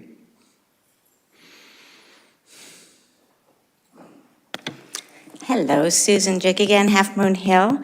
I am speaking as a member of the Green Acton Land Use Committee. I've been asked to make a couple remarks and ask some questions, if I may, of the planning board. Anything you can do within 3 minutes is totally welcome. All right, great. So first, we want to just say we are really excited to see the town moving to present methods to limit land clearing. So this is great. We feel like we're turning a new page in addressing the climate emergency. So, some quick questions. Our first question concerns the fact that the state law allows developers to retroactively bypass zoning bylaw changes by 7 years, but no such retroactivity exists if a town adopts a new bylaw. So the Cape Cod method, which was mentioned and brought to the attention of you folks by Green Acton, is a state bylaw, and we just wanted to know if you would consider that instead of a zoning bylaw, because that would bring more immediate change to the tree clearing. So that's one thing. Yeah. Another question is, the Land Use Committee also has some specific questions about the Habitat for All plan, and I know this is premature, so maybe you can answer, maybe you can't. When the plan states that it would require 60% or whatever of the tract to be permanently restricted as common land or open space, would this include limiting land and tree clearing within that, or is that just open space? So. Theoretically, so right now in the PCRC bylaw, there's very specific allowed uses. So there is, for example, you could potentially do agriculture, for an example, but it's very specifically delineated in the planning board decision. So it's what the developer, or the applicant, would want to pursue for that specific development. So we could potentially pursue something like that. Just a little process interruption. Why don't we wait till the end of the questions, because the clock's been ticking and Dean's been carefully keeping the time, but you shouldn't have the answer to your question subtracted from your time. So can we slide in about, 45 seconds or so? A math problem. Go ahead. So you've asked one question, two questions and gotten one answer. Gotcha, okay. Also, again, I'm not sure if you can address this, but could you say how the Habitat for All plan might incentivize small houses and accessibility accommodations, and how it would support affordability, particularly given that our housing production plan prioritizes housing for the most vulnerable? So just to quickly summarize, one question, why not a town bylaw, not a zoning bylaw? Two, I think you addressed the 60% question already. And then three, what are the incentives to create smaller houses, more accessible housing, and more housing for economically vulnerable people in town? And just to mention that our housing protection plan notes that the 50, people who earn less than 50% of average median income are a particularly vulnerable population. So thank you again for bringing this and give you a chance to answer. So, answers or Mr. thoughts? Chair, hi, Kristen Guichard, Planning Director for the town of Acton. So I wrote down, hopefully, as you were talking, some notes. So in terms of how to incentivize smaller homes and accommodations for accessibility and affordability, so that's one of the things we're really looking to explore with the community because there's many different tools and mechanisms that we can use. The first thing that comes to mind that most towns look at is density bonuses because you need to offset subsidizing the units down to a certain percent. So I think it's really going to be dependent on what comes out of the public feedback. You know, what level of subsidy are you looking for? Are you looking for 80%, 60%? You know, at what level are you looking for? And then how to incentivize smaller homes, you know, allowing for duplexes or multifamily. There's cost savings with construction, with shared walls and infrastructure. So there's a lot of different things I think the community can look at, and that's what we're really looking to explore. We don't have the answers. I think this really has to come from Acton. And then in terms of the 60%, how to use the land, Kayla explained how PCRC works today. I think that's also something that we want to hear from Acton residents about because there are obviously a lot of goals about preserving agricultural lands as well, which is important. And I'm not sure if the community is interested in maybe there is a potential development that comes forward and it's something like Half Moon Hill where there's a group of community members that want to build a neighborhood together and they want to farm. And so they do need to do some land clearing because the soil conditions are such that they're very advantageous for agriculture. So that might be something that comes out of the public process. So I wouldn't say completely, but I think that typically with natural resource protection zoning and the method that we're proposing is to identify the resources first and then cite the housing second. And so if that is something that is of prime consideration, it could be considered. In terms of the 7 years, I'm not completely sure. I think you were asking whether or not, why not make it a town bylaw rather than a zoning bylaw? So there's a lot of, it's a little complicated in terms of what has to be changed. So the zoning bylaw sets forth the minimum lot sizes and dimensional regulations for like a single family home. And the subdivision control law, which is a state law, also requires towns to have subdivision rules and regulations on how the lots or how the road needs to be constructed, and the process for development. Right now, the only by right method in Acton zoning is the standard subdivision. So we would be flipping that. So there would be areas in the zoning bylaw that would need to be updated to reflect that. So you would need to say that, you would basically need to create a special permit for the standard subdivision as an option if that's what the community wanted to do to keep it. And then you would need to show that there is a by right method. So I'm not familiar with a general bylaw outside of Cape Cod. I think Cape Cod is a little bit unique. So we would have to explore that, but I don't have the answer for that right now. I just haven't heard of it before. Okay, thank you. Sounds like there's a lot of room for exploration all around. Thanks. Just to re-ask one part of that question. So for certain kinds of zoning changes, like changes in land use or the map, there is this long period of time for developers to file and work under the old zoning. And I was trying to understand which of these changes would fall under that long look-back period and which would be able to just have town meetings select a date at which point things are happening. I can get a more definitive answer for you. I don't have that for you tonight, but there are certain time triggers, and it's not on the top of my head, in terms of when a subdivision plan can be submitted to like lock in the zoning. There's certain triggers for like locking in uses versus locking in a development plan for dimensional standards, and then how long they have to actually build it. Okay, that'd be great info. Thank you. Hi, it's Tara again, and I'm here speaking about I'm with Green Acton Land Use Committee. I do want to say that I'm going to be I have sent in already emails on my personal questions that I want asked because I'm trying to resolve or reconcile how this addresses the odd-shaped lots and the tree clearing limits. Also, it's my understanding that the town bylaw tree protection can be an overlay to the entire town. It doesn't have to be zoning.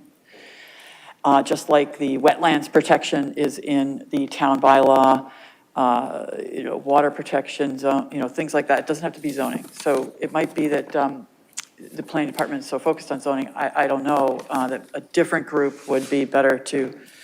Anyway, so in terms of land use committee, Green Acton, we are thanking this planning board and responding to the resounding majority expressed at town meeting in favor of land and tree clearing limits in Acton. 3 more questions that our committee has regarding this plan are as follows. Will the Habitat for All plan, or would the Habitat for All plan apply to all subdivisions? And I think we just got that answer, so I want to see if I can recreate that and make sure I understand. So developer comes in, and this is the by right method. If they want to do the standard with the squiggly lines and all that stuff, they got to go and get a special permit? That's correct. Thank you. Okay, so, all right, so I'm not opposed to this. I don't yet think that it answers our odd-shaped lot problem, because, and maybe it will, because maybe there won't be any allowed under, the odd-shaped lots under this. Will the plan require all the subdivisions to get a special permit? I actually didn't write this one, but I'm not sure that that is a question. I think that you answered it. Do you have any idea how much land would be preserved as open space with these proposed changes? So I would like a measurement to show people that under the old way, this is how much land is preserved, basically none. Maybe a couple of PCRs, CCRs once in a while, but in general, I think that we need to show the difference. So that's important, and I hope that you do. In fact, personally, Land Use Committee hasn't discussed saying this tonight, but personally, I think that, I hope that you pursue the town bylaw tree clearing limits. Thank you. We got to be first somewhere, guys. We keep waiting for other towns to do this, other towns to do that, and somewhere I think that it's time for us to stand up and do something. Thank you. Mr. Chair, we could help to answer some of those questions. Great. Kayla just threw up a map showing that approximately 628.75 acres have been preserved through Acton's current PCRC bylaw. With the proposed initiative, again, I hate to keep saying it, but public input is extremely important. It's part of the planning process. We think public participatory planning is what we should be doing. And so that question asking, do you want to try to preserve more than 60%? This is how it's functioning today. If you want to do more, how can we make that happen? So that's a question for the community. So to find out how much land would be preserved, we don't have the answer for that right now. In terms, I think we clarified that, yes, this would be switching it so that this would be the by right method. Thanks. Good evening. Danny Factor, 11 Davis Road. And I am the third and final member of the Green Acton Land Use Committee. And I've been asked specifically by the committee to ask a question, not as much about the substantive aspects, but the administrative process that we've been talking about in creating this bylaw.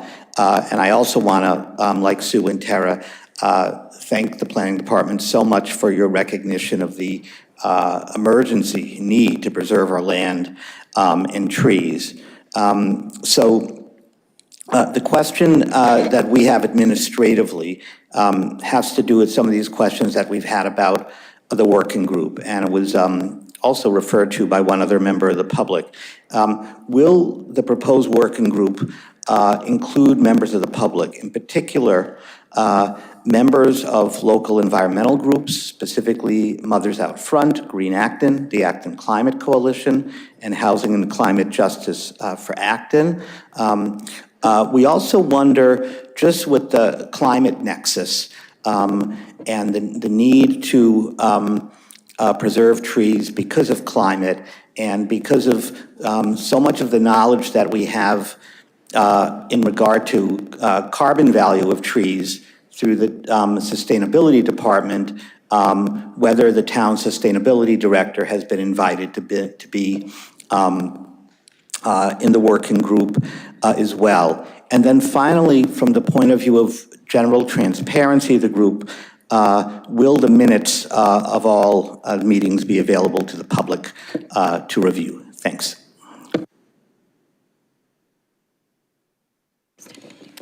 So I'll answer one of the questions, which is if sustainability is involved. So sustainability has been working with us along with the conservation department, so they helped us apply for this grant. So it's really a collaborative effort between the three departments. I'll leave it up to the select board to make any decisions on what we've proposed for an advisory group. I can only say that the Green Acton Land Use Committee recommendation, like other members of the public have said, is that, this is the type of thing that we really need environmental, expertise. We have a number of wonderful activist groups that have a tremendous amount of knowledge, specifically from the point of view on the climate issue. I know when the town came up with the town's sustainability plan and had a working group, there was a representative from the Acton Climate Coalition. I think there may have been Green Acton as well. So we would hope that the select board would support having members of the general public with expertise involved in this group, and also that they would support some level of transparency where the minutes of the group could be available to the general public. Thank you. Thanks, Danny. So the question before us was about advisory group, and the first part of that was, who from the select board. So far, what I've heard is Dean's interest in being involved in the general tree clearing stuff, like the A, B, and C, and Alyssa expressed an interest in being involved specifically in the Habitat for All, the D working group. But it could be that there's others on the board who are interested. Fran, David, yes, no? Okay, great. So by unanimous acclamation, we've got 2 members ready to serve on your boards. I don't know how to address the question about, should the potential advisory group include members of the public? How soon do you want to get these groups started? Because I'm feeling like this might be a separate discussion before we get there. Quickly, ideally in the beginning of 2024. Okay.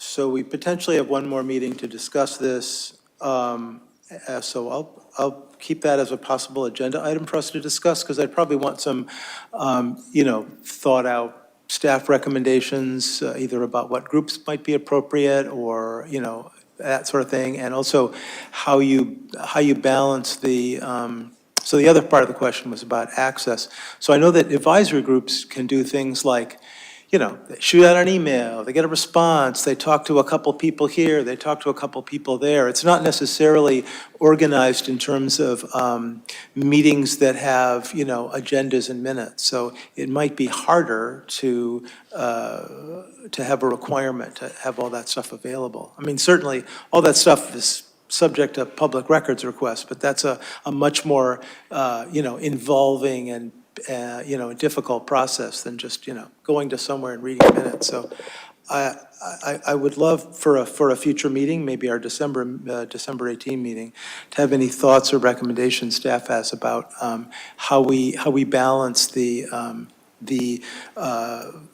providing public access to the work of this working group, and how we balance that with the desire to have a group that moves, quickly and flexibly. So we will talk more about it, is my thought. It could be that before we exit this topic, it could be that select board members have final thoughts or questions. Alyssa? I have one quick question or clarification. This list of committees and boards for the potential advisory group, that's for the Habitat for All. And do you have a different list for the tree preservation, or it's the folks that are right now currently working on it? I have a couple in mind, but I think we had discussed previously, design review board. We probably would want Green Acton on there as well, planning board.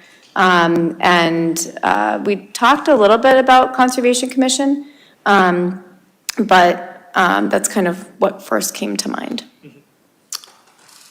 Thanks. And I also want to, be clear that we're not crossing the line of appointing this committee, because if we appoint this committee, then it's not a working group in that same way. It's an OML body, and you're talking about a balance that's different than that. So we'll wait to hear from you about what your thoughts are. Final comments on this topic? Yes, please. I hope this is really quick. I just want to address the comment that Tom Beals made about the maps, and one of them was colored green and the other one was not, but those are probably green lawns. So for anybody who's listening and also concerned about that, it's not trickery. When you look at the standard subdivision, the green space is all private and it's generally grass. So you have no biodiversity, you have a monoculture. Sometimes the grass is invasive. So when we talk about preserving open space, we're talking about preserving wetlands and upland forests and brooks and a lot of different low-growing plants, not just grasses. So it would absolutely be green, but it would not be environmentally rich. Thank you.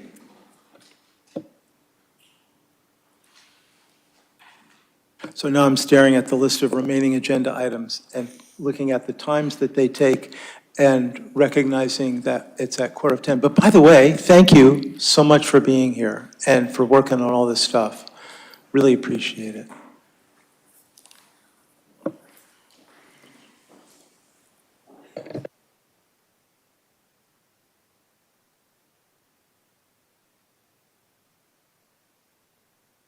So I have a question for the board.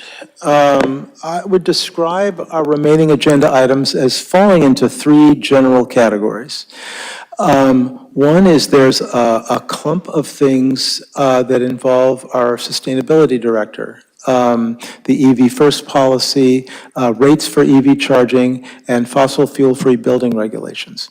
That's here she's been, for quite a few hours, but we could potentially move those off to a different date, and then she could go home now. The other clump is the stuff about Citizens Library, where we started a discussion about the governance advisory group, but we ran low on time.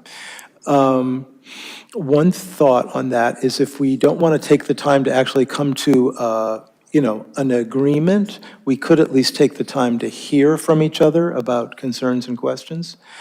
The other group would be the stuff about goals. So the overall state of our goals, the description of those goals, the two specific things in there would be, we have a draft RFP for a sewer commissioner analysis, and we could also talk about the gas leaf blower bylaw in terms of whether we wanted to proceed with that at this town meeting or the next town meeting.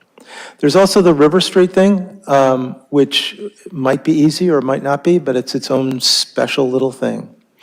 So I would love to hear from board members about either if there's something in that list that you think is really vital that we get to tonight, damn it, or if there's things that you're like, this would be fine to wait, so that we can, as the chair, I get the final call on what we're going to cover and what we're not, but I'd rather do that in consultation with what people want to do.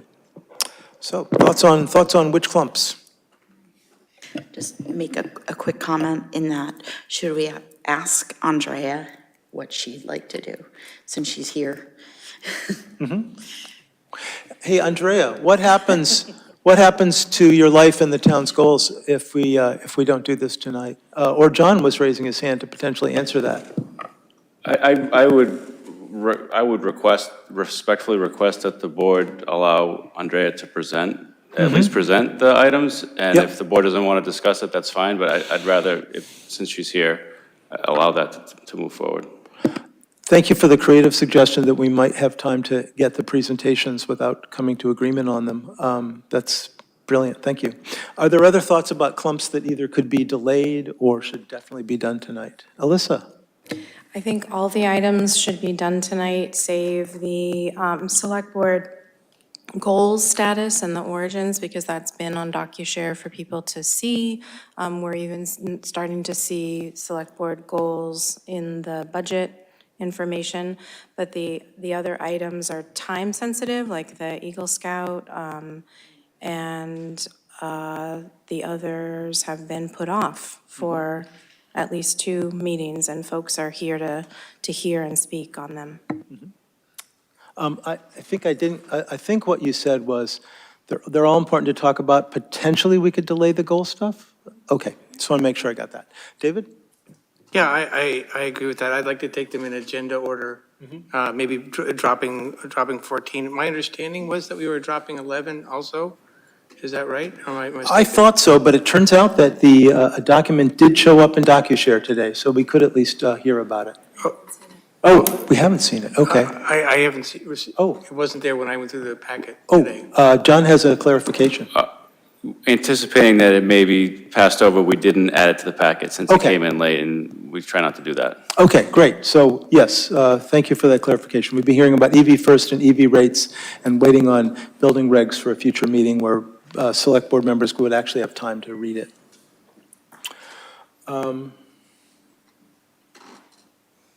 Oh, and the thing about Eagle Scout, which is sort of oddly on the consent calendar, which I didn't catch. It's actually going to need a discussion. I agree, we definitely should settle that tonight, as well as all the other consent items that we can.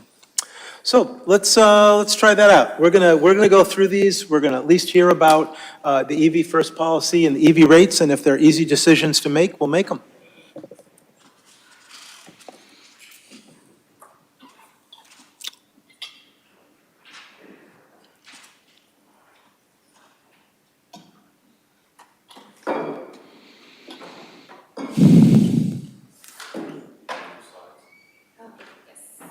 So I will introduce, you're going to take care of it, the slides?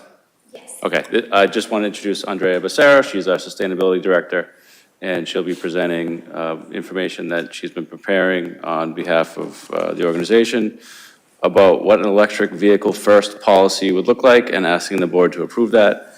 And she'll also be touching on proposed new rates for the EV charging infrastructure that we have in town. We're planning to build that out, and we did have the board approve rates within the last few years, and so we're due to update that, and we thought now would be a good time since some other new ones are going to come online, hopefully in the first quarter of 2024.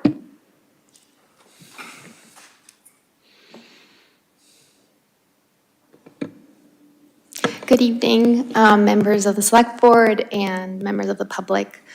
As John mentioned, my name is Andrea Becerra. I'm the Sustainability Director. I'm going to try to run through this quickly, given the timing, and opening it up for any questions you might all have. So in the packet is a draft EV first policy that was reviewed by town staff, the DOER, the Department of Environmental Resources, Energy Resources, and by the Green Advisory Board.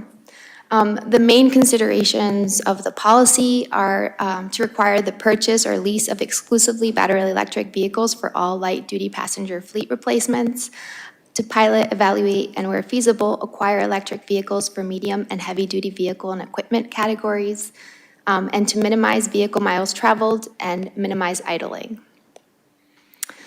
There are a few vehicles that are exempt. Any vehicle with emergency response capabilities, heavy-duty trucks such as fire trucks, ambulances, and public work trucks, as well as off-road vehicles. There is a note to allow for EV vehicles for when those are pursuit rated for police vehicles. This policy aligns with the Climate Action Plan, specifically the strategy M2, Lead by Example, electrify school buses and town vehicles. The specific action says adopt electric first vehicle policy for the town's municipal fleet, meaning that electric vehicles, including school buses and microtransit services, like the Minuteman van and the Crosstown Connect, shall be prioritized when the town purchases or leases motor vehicles for its municipal operations. It also aligns with the climate emergency declaration passed at town meeting in 2020, which calls for net zero as quickly as possible with a target date of 2030. This is a quick overview of our greenhouse gas inventory, which was recently finalized and will be published soon, of our 2022 municipal emissions and our townwide emissions. And it's just to showcase where emissions stand in relation to transportation. So you can see that townwide emissions, it makes up nearly half, and then in our municipal emissions, it makes up about 30%. The great news is that there are a lot of grants and incentives, $10,000 through Green Communities for purchases, $5,000 for lease, $7,500 for purchases through Mass EVIP, $5,000 for lease. And either of those combined with the Inflation Reduction Act, which towns are now eligible to apply for, we can receive $7,500 for the purchases of certain EVs. And then the other great piece about EVs is their operational savings. We did an analysis of the Mustang Mach-E and looked at what the annual savings are, looking at things like annual maintenance, total cost per mile driven, and found that the vehicle saves about $1,200 annually. And that's a conservative estimate using the cost of gasoline at $278 per gallon. This policy aligns also with a new program that the DOER is about to unveil, or actually recently unveiled. The application for it will become live soon, to become a climate leader community. And part of the requirements are listed here. We actually meet almost all of the requirements except for adopting this policy. And so I've highlighted that there. The other great thing that comes with becoming a climate leader is access to new grants. So in addition to Green Communities, we would have access to grants for the following things listed on that PowerPoint slide. The other great piece, and I'll read a few, on-site solar and storage, on-site solar and storage on new construction, ground source heat pumps for existing and new construction, and other innovative projects. And then, in addition, as a climate leader, we would now be eligible for up to $200,000 through Green Communities. We are currently capped at $100,000, given that we are part of the $1 Million Club, because we've received over $1 million through Green Communities. Bottom line, we're already doing a lot of what the EV First policy actually asks the town to do.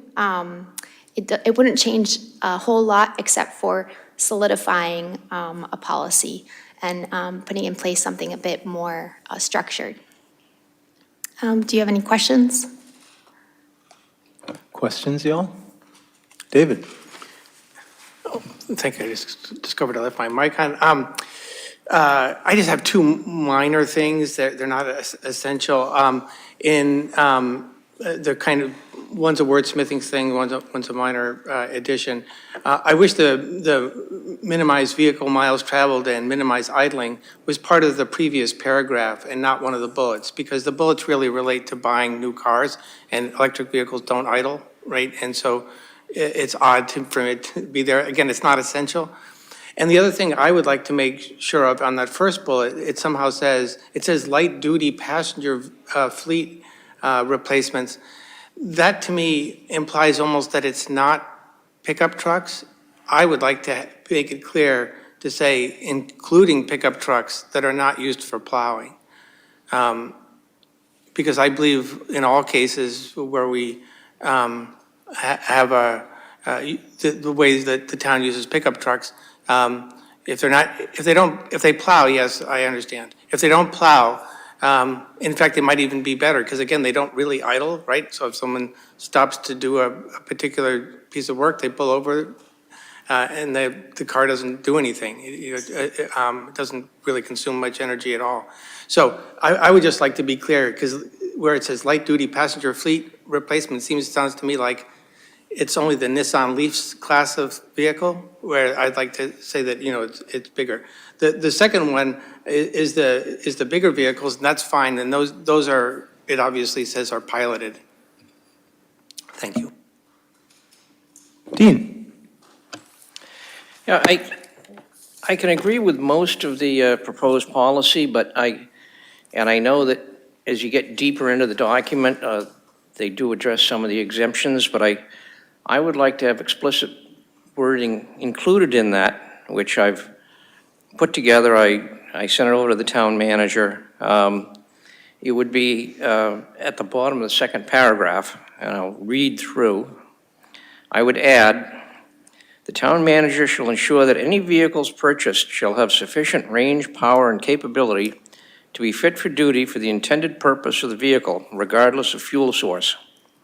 Specifically, public safety and public works vehicles need to be purchased that have the capability of extended operation in extreme conditions without excessive downtime for charging, and have sufficient horsepower, i.e. for snow plowing.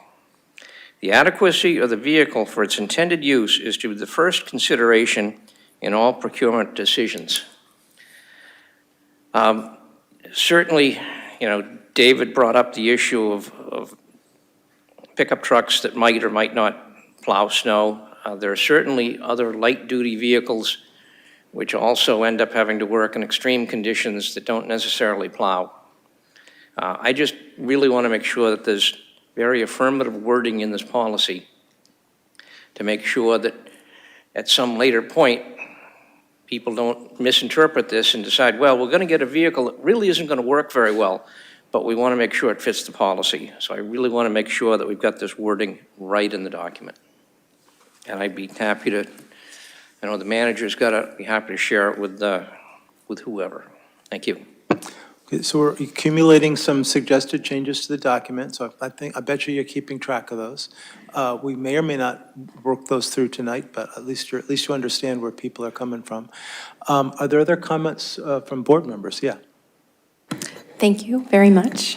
I have a question about the requirements for the policy, if those are stipulated in order for us to become a climate leader community, or can our policy have some variations that, like one like Dean suggested, and one that I was going to suggest was that sometimes hybrid is better. And in fact, car manufacturers themselves are saying that a multifaceted approach is actually going to reduce emissions quicker than an aggressive push to all electric. And also the infrastructure can be built up over time as the demand for the electric energy charging increases. So I'm just wondering if we would be allowed to add in hybrid or electric and still have it qualify as an electric first policy that would get us that climate leader designation. Okay. Still more questions collecting. Any more questions before I ask if there's any public comment? No? Public comment?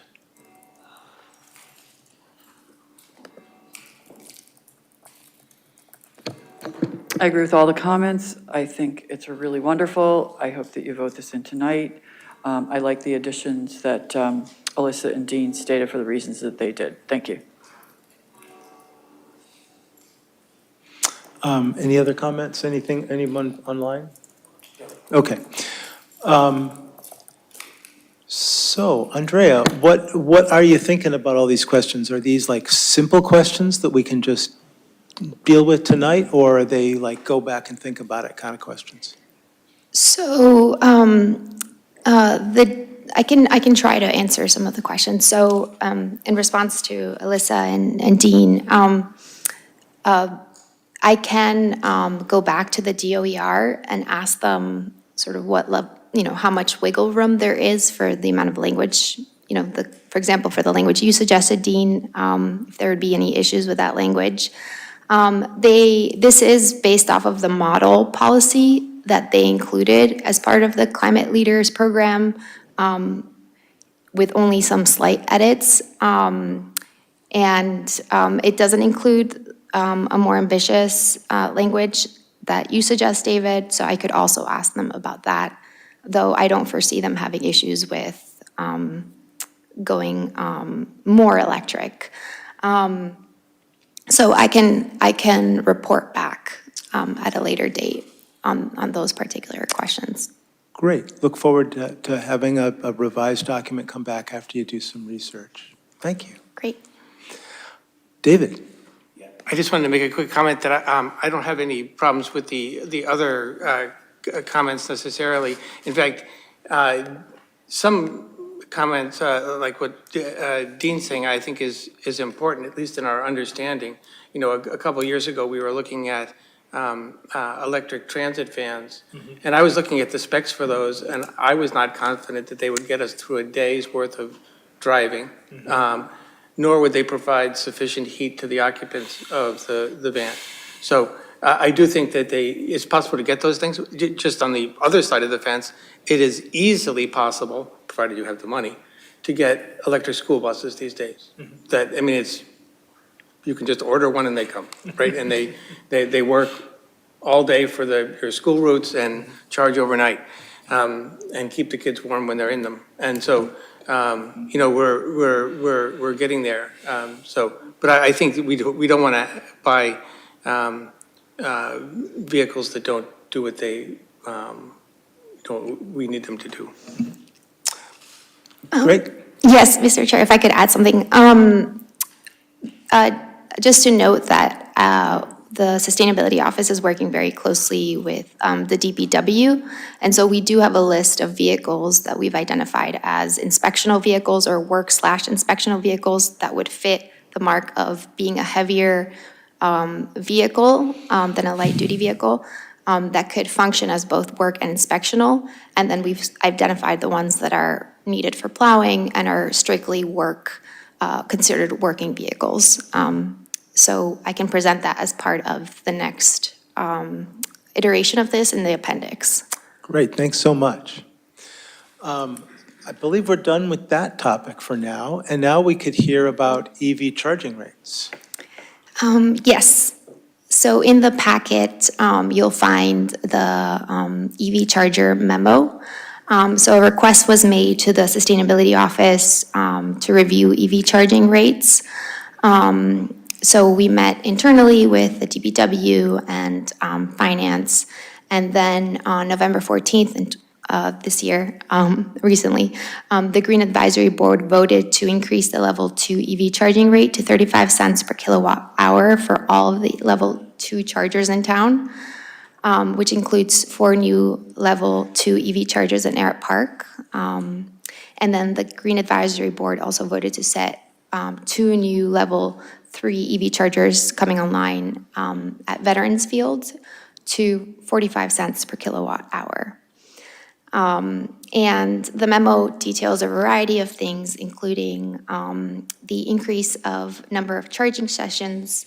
I'll just actually share my Zoom screen so other folks can see this as well. Oh, was I kicked out of the meeting? Um, so I won't be able to share my screen right now. The memo details how the number of charging sessions have increased substantially by year, and then total charging time per hours has increased substantially as well, which has increased revenue, but costs are still we're still in the negative and the red. The anticipated cost for 2023 is $1,330. And so the Green Advisory Board sort of landed on the idea that money might be best spent elsewhere. And those sort of like the consensus. I'd love to hear what questions you might have on the proposed rate. David? Yeah, I have a handful of questions. Do we count on these rates to pay off the charger installations themselves or just the cost of electricity? So it includes, so I will actually share, it looks like I am on here. I will actually share the EV charger calculator to answer your question. For example, Veterans Field Charger does not include the cost of purchasing the fast charger. Because the state paid for that. It was $100,000 and the state and utilities covered $80,000. So if we were to include that, we'd be in a much higher red category. We just did not include that.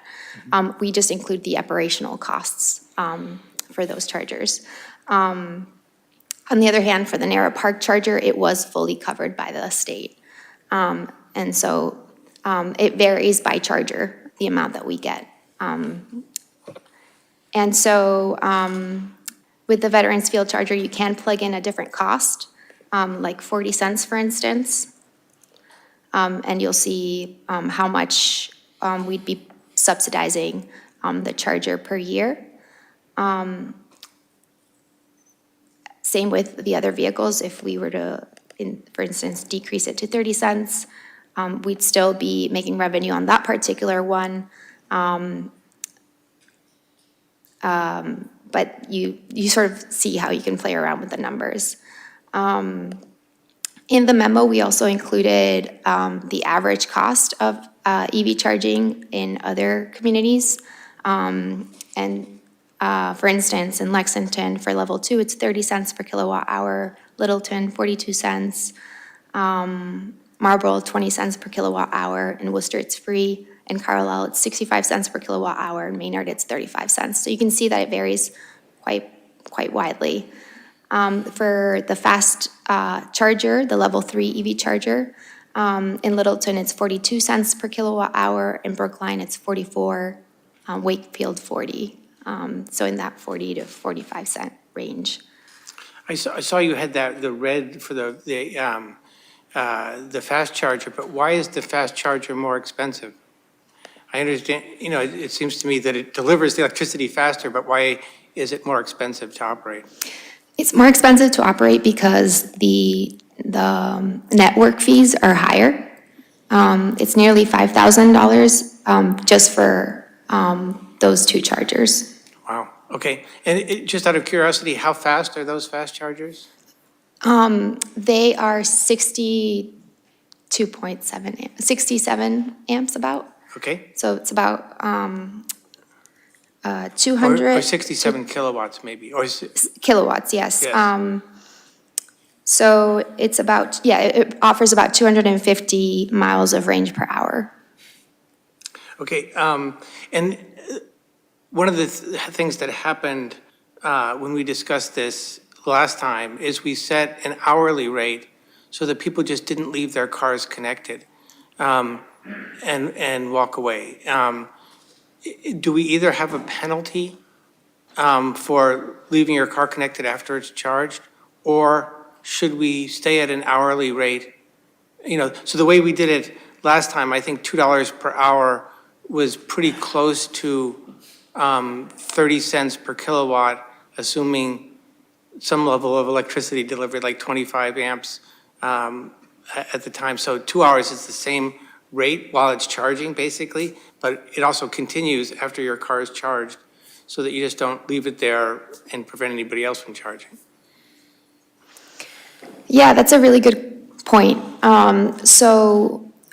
We did discuss setting a charge with the Green Advisory Board. In the end, the conclusion we came to, or the GAB came to, is that we can review the data over time, so we can monitor and see if folks are charging, are overstaying their welcome, and review with time to see if it is indeed an issue. And we did look at the data for the other locations that have 35 cents, and we didn't find that they charged or stayed parking too long.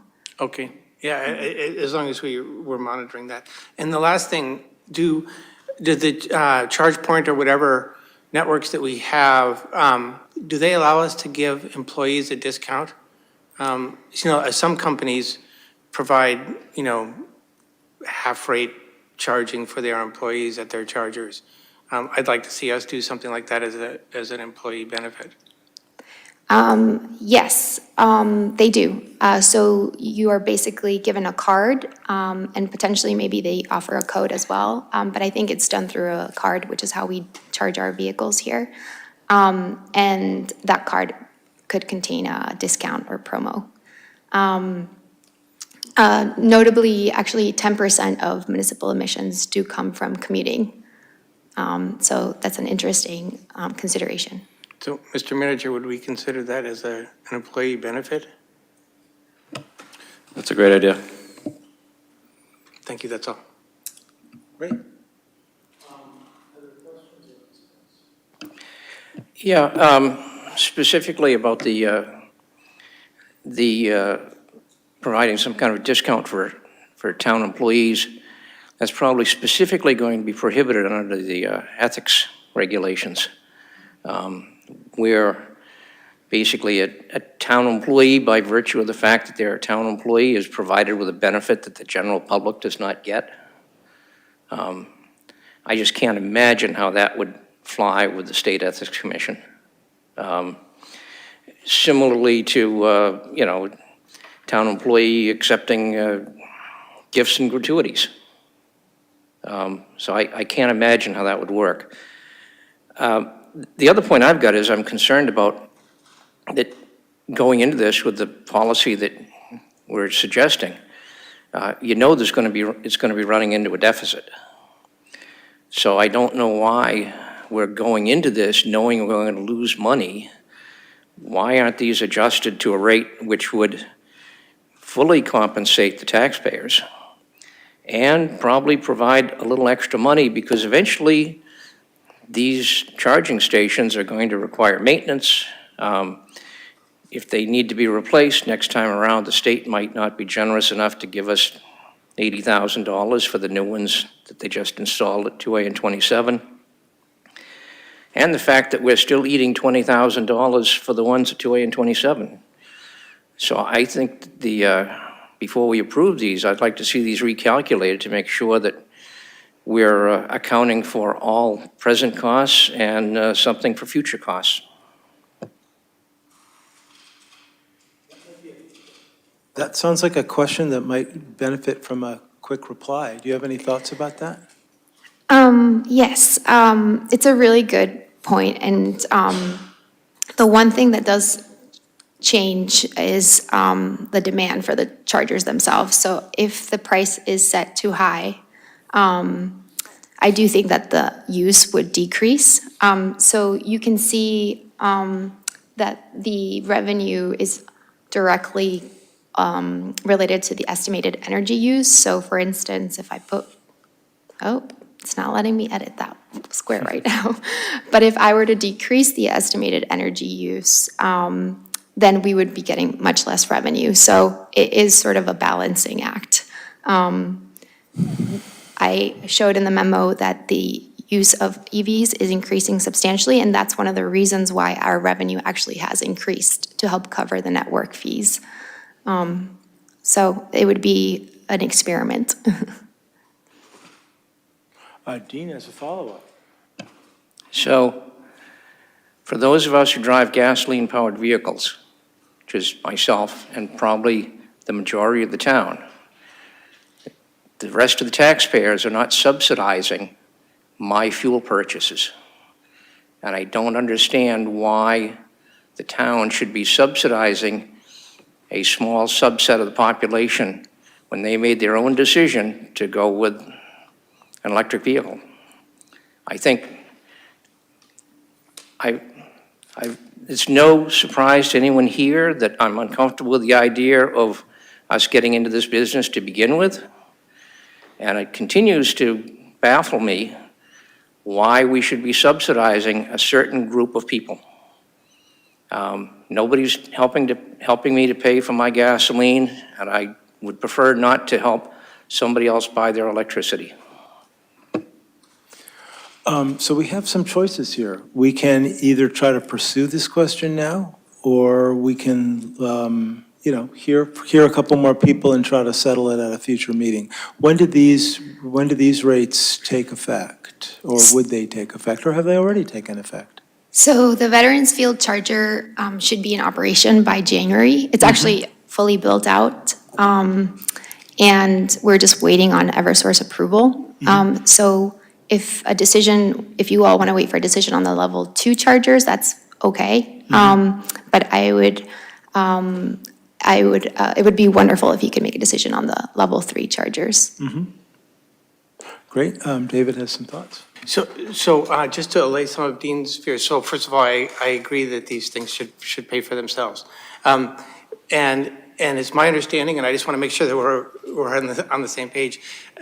Andrea, did you say earlier that for all the level 2 chargers, the proposed fees do pay for everything that we've had to pay for? And say, so all the chargers except for the 2 at Veterans Field, it does what you want. The 2 at Veterans Field are slightly short because they don't cover the $20,000 that we had to pay to get them installed.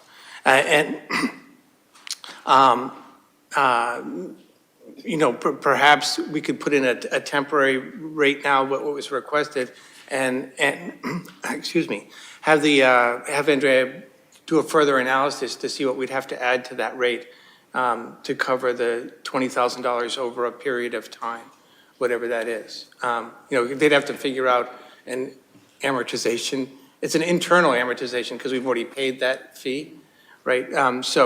But anyway, I just wanted, I agree with you, and it is the current case for all except those new chargers. So Dean, hearing that the level 2 chargers are in the blue, does that make you comfortable with the notion of approving at least the level 2 chargers now? Well, it still doesn't address my question about, are we putting any money aside to repair and replace those level 2 chargers? Yeah, typically we're not, in a lot of our maintenance operations, we're not setting aside money to, for future replacement. We're planning that will be an expense in the future, but we're not necessarily saving for it. So it's really, we're just trying to cover the operating cost for now, and then knowing that somehow we'll have to figure out how to do the replacement cost. And I think, but I hear your concern is that that's a subsidy for electricity, for the electricity users. Okay, I got the concern. Okay, a question from Fran. Alyssa has a question, I thought. Thank you. So I share Dean's concern that we should, and David has also addressed this, that we should be getting enough revenue to pay the cost of the operation. This is, anticipated for 2023, $1,330. It's a teeny, teeny, teeny, tiny amount relative to other costs. I would like to explore, I appreciate your answer, Andrea, that if you raise it too high, the use will go down, and then we're not making enough revenue, so we're not solving the problem that we were trying to solve. But I would appreciate looking more closely, since the numbers in other towns vary so widely. Carlisle at 60-some cents, like, can we bump it up a little bit to get that number down? So I share that concern that you have, Dean, but not in terms of subsidizing one subset of the population, because we do that in a lot of different ways. Our revenue, our tax revenue goes to seniors here, or children here, so we're all getting benefits no matter what groups we identify with. Here's my intuition as the chair that we're not going to settle this tonight unless we abandon all of our other agenda items or agree to stay here after midnight. So I would recommend that we come back, and I'll work with staff to try to design a structured way of talking about this and settling it. Maybe we'll have some other possible prices from you. But we could simply vote and, have a, not have a unanimous vote. That would be okay also. But I'd prefer to have a system where we were all agreeing with it. David? Could we, Mr. Chair, can I make another suggestion that we do vote the proposed rates tonight and agree to revisit that within the next couple of months? Right, because we can easily change the rates again. They're very fungible, right? We're not locked, they could change them every day if they wanted to. Right? So maybe so that staff can move forward with the new charges and everything, that we accept Andrea's proposal and then agree to revisit that with our concerns within the next couple of months. Andrea, just checking that assumption that we could revisit this and just, reprogram and snap. Okay, so so it sounds like there's a motion coming, which is approving these proposed rates and revisiting them by the end of March or something. Would that work? Okay. So moved. Okay. Any more discussion about this motion that's now been seconded? No second. Second. Oh, okay, sorry. That has now been seconded by Alyssa. Any other comments about that? Okay, so all those in favor of setting these rates, and we will revisit them by the end of March? Yes. Yes, aye, okay. Unanimous. We made a decision. Go set those rates. We'll see you in early springtime. Okay, thank you. And I should also add that the calculator was developed by Lauren West, who's our environmental analyst. So just credit to her work on that. Great. Great, thank you so much. Yep.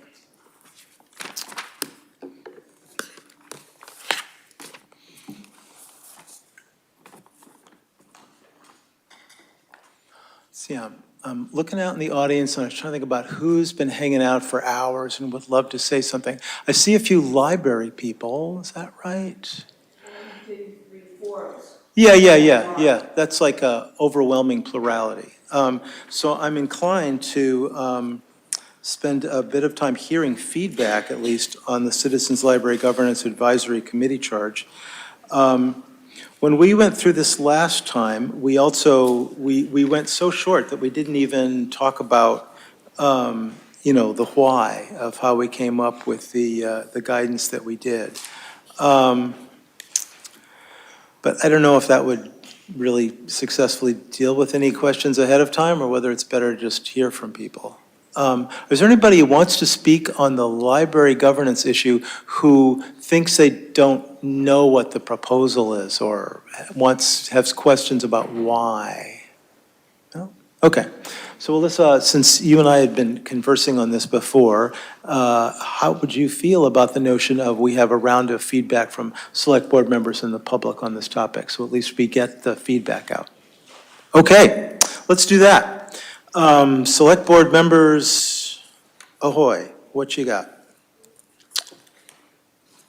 David? I just wanted to ask a clarifying question here. So last time you asked me to go through my list, and I did that at breakneck speed. But I think the things that I believe are important in setting up this committee are discussion points on the part of the board, right? So from my point of view, it doesn't make sense for me to do that again unless you'd like to have some discussion on them. And I think that'll take some time, right? I have 10, 12 points. I bet you each of them will solicit comments from at least one other member of the board. So, Yeah, that makes sense to me. It could be that we focus on hearing from, folks in the public. okay, and we do that, my things at another time, or? Yeah. And I was curious about, we had this invitation, we had sort of asked the manager to send out an invitation for folks to write stuff up so that we could get it right before the meeting.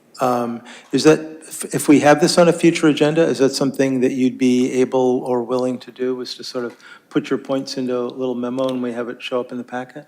Well, I think it's important to discuss them. Yeah. Right, and I would have to write something which is so long-winded. I have it written, right? But not something that I think explains the detail of my concerns, right? And even if I wrote it up in detail, there's nuance to that I want to make sure that I understand. Some of the things that I have here are questions, like why doesn't it say this? And so I want to hear from, especially you and Alyssa, who wrote this, as to why it doesn't say that, or why it does say something that it says. So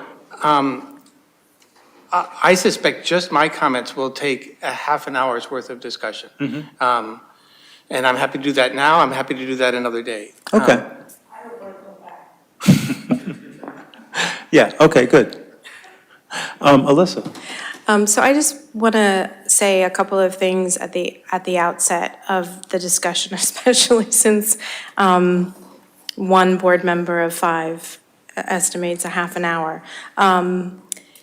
I would like to point out that the charge is on the first couple of pages, and that's what I hope that we will focus most of our discussion on. I actually don't think I've ever seen a charge presented for a committee by this board with the background information, the context. So, maybe we thought that was helpful, and instead it's turned out to be not so helpful because it brings to mind all of these questions and things that people object to or disagree with or don't understand. So I hope that we can focus on the charge itself. I know that a couple of concerns are the distinction between a memorandum of understanding and a memorandum of agreement.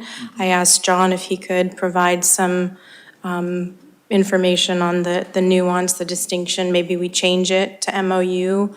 Also, I've heard some concerns that the steps of the process are backwards. But very deliberately, we chose to have this advisory committee. And there's another point. This is an advisory committee. They're not making a decision. They are bringing a recommendation back to this board. So just everybody keep that in mind, please. But in terms of the process, the memorandum of understanding or agreement, whichever we choose, is to define the way that all parties interact with one another. Who's responsible for what, who's not responsible for what the goals and expectations are.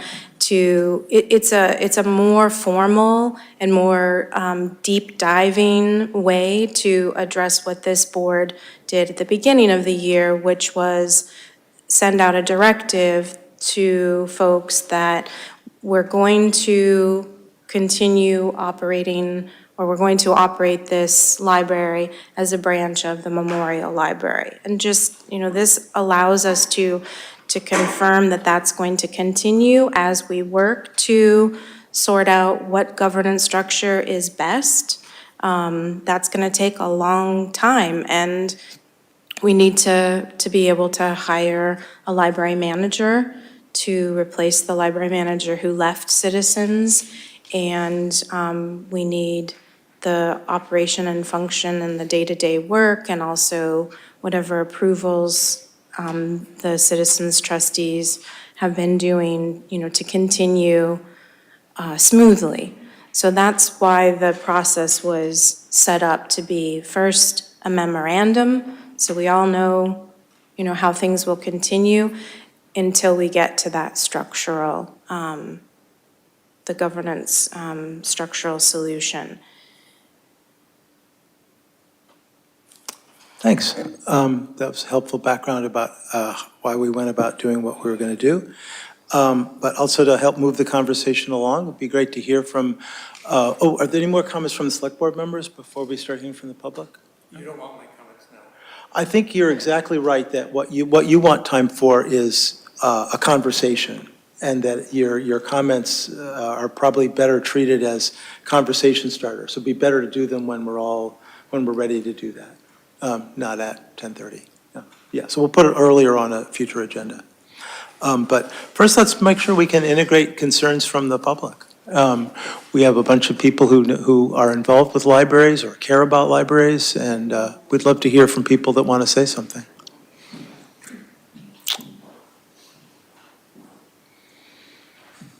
And we'll do just in case you weren't here way at the beginning. Oh, Dean's going to do his, yeah, I do. Yeah, so we'll have 3 minutes apiece. You'll get a yellow flag when it's 2 minutes done, and red flag when we're done. Okay, Suzanne Shanahan, I'm Non-Set Path. I am an Acton Memorial Library trustee. I'm not talking for the board, I'm just talking as a member of the board. One of my questions at a trustee meeting recently was if the memorandum of agreement was a legally binding agreement. Great. And then I also, as far as the memorandum of agreement, it says the points should be expected to have a positive vote by all three bodies.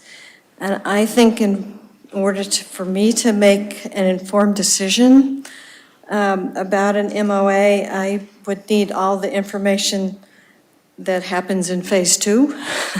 So I would like to I was the one who suggested maybe we should invert the order of those two so that we could have a packet of all of the information and have able to discuss it before we vote on an agreement. And I think that's it. Thank you.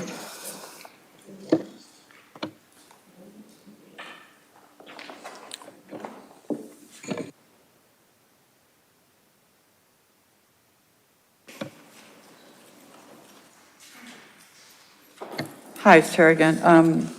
So I wanted to ask a question because I've heard this inversion idea of inverting phase 2 and phase 1. Can somebody tell me what the process would look like if phase 2 came first?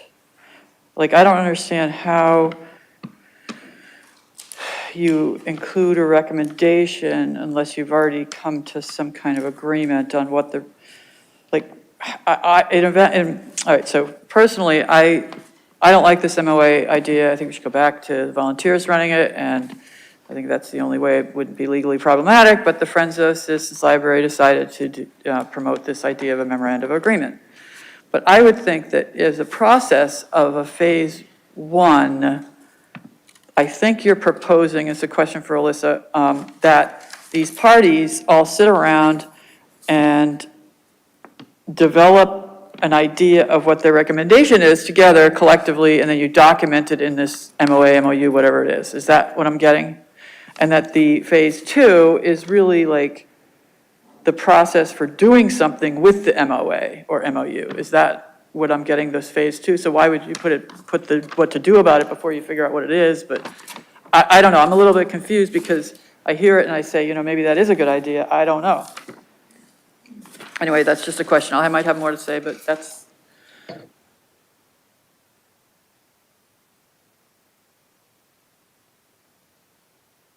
We're going to hear.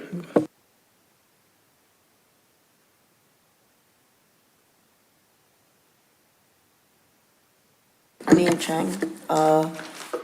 You have 8 members on the committee. That's an equal number. I think you should have 9 or 7. You have 3 trustees from the Citizens Library, or WAB as I call it, which is the West Acton branch. And I think you should, if you have 3 from them, you should have 3 from us. 3 from us as well. I think the library is already flourishing. And I am opposed to changing the AML charter.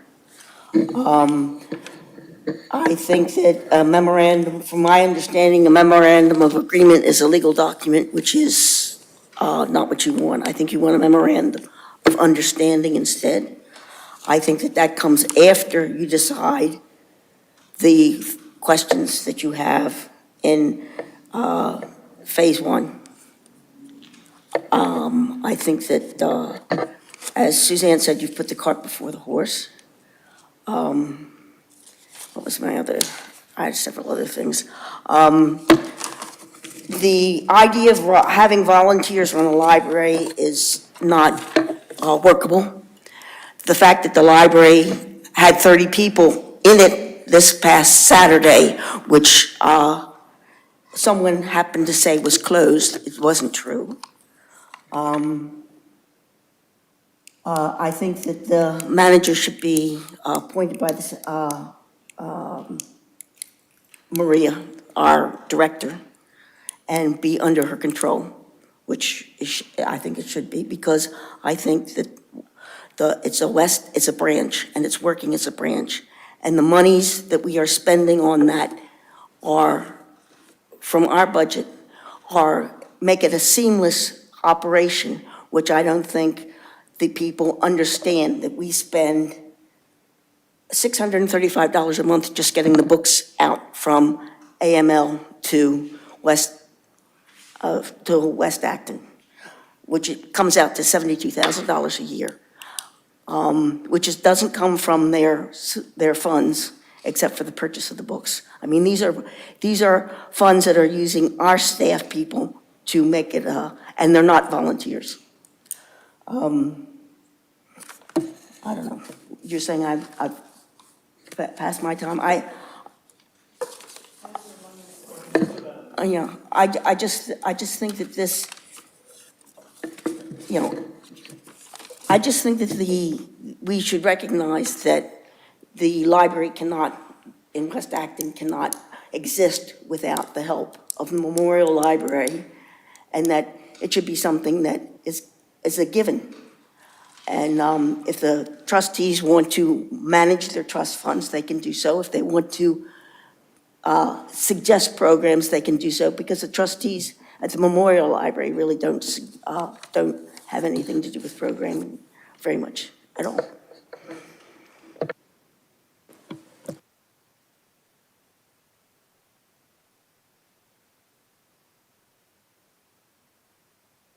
Lauren Morton, Marshall Path.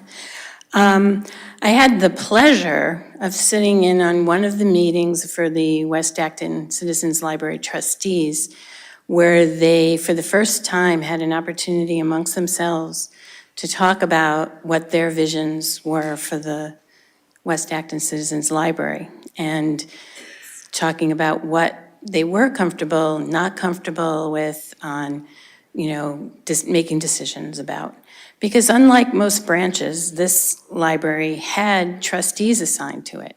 So, it's worthwhile to get people together and just try and figure out what's the comfort level, where's the agreement.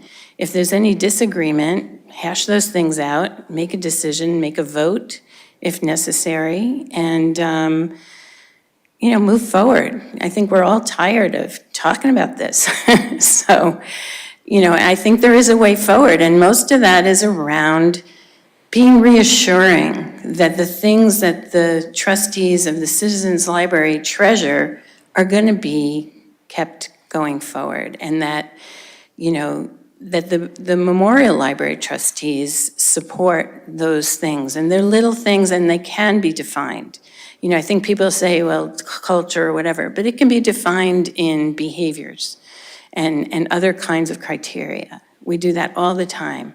And it may seem touchy-feely to people, you know, it may not be about efficiency, about cost or whatever, but I think there is a sweet spot there and it can be found. And however you do it is fine with me, but let's get it done.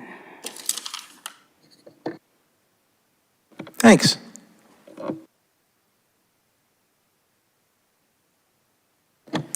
Tom Lemire, with the Memorial Library Trustees. One concern I had that hasn't been brought up yet is in the wording of the MOU draft charge. It mentions both on the first and last pages about a statement of legal ambiguity in the current arrangement. I don't believe there is currently legal ambiguity. I believe that town council at an earlier selectmen's meeting last year, I believe it was mentioned that town council has weighed in on this and determined that there is no legal ambiguity. I do understand that there is some concern by some citizens about the preservation of the character of the West Acton branch, and I believe that's a valid concern. I think everyone is interested in maintaining that, and I believe there's room for discussion on how best to accomplish that. But I don't think it's wise to go into this with the presumption of legal ambiguity when I believe there is none. That's all I have. Thank you.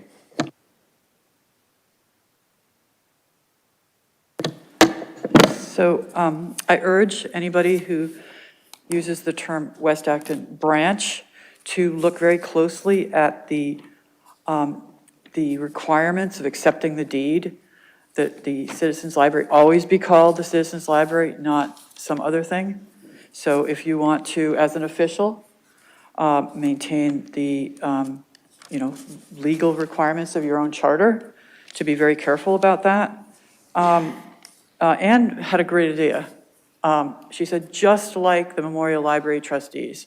And I personally would be I'd be okay with a town bylaw that said, here's what the town does for libraries. And spells out what the town's duties are and what the town's duties are not. Okay, that leaves the Memorial Citizens Library to figure it out themselves if they are not going to do within what the town is willing to do. It's not ambiguous, it's not, what do you call that, capricious to be about one library. Okay, so I think that would be a great solution. I think that when I said it was closed after 1 p.m. The hayride started around then, and then the library was closed. So I wasn't talking about the library being closed all day. I have no problem with the Citizens Library being treated as a branch in a 2-branch system, not a main branch and then a subservient slave branch. No, I'm not for that at all. I think there are too many AML people on this committee. I feel like it's legally problematic, frankly, to have any Memorial Library people on a committee that has done anything to do with Citizens Library. The staff can work it out. You know, I urge the MLT, the trustees to put together a matrix themselves. And if I think that'll be acceptable to everybody. I think that would solve all the problems. I think that's all I have to say, believe it or not. Thank you very much for listening. The last thing is I urge plenty of discussion with the public. I don't understand why there isn't somebody of the Friends of Library, Citizens Library invited to be on the committee.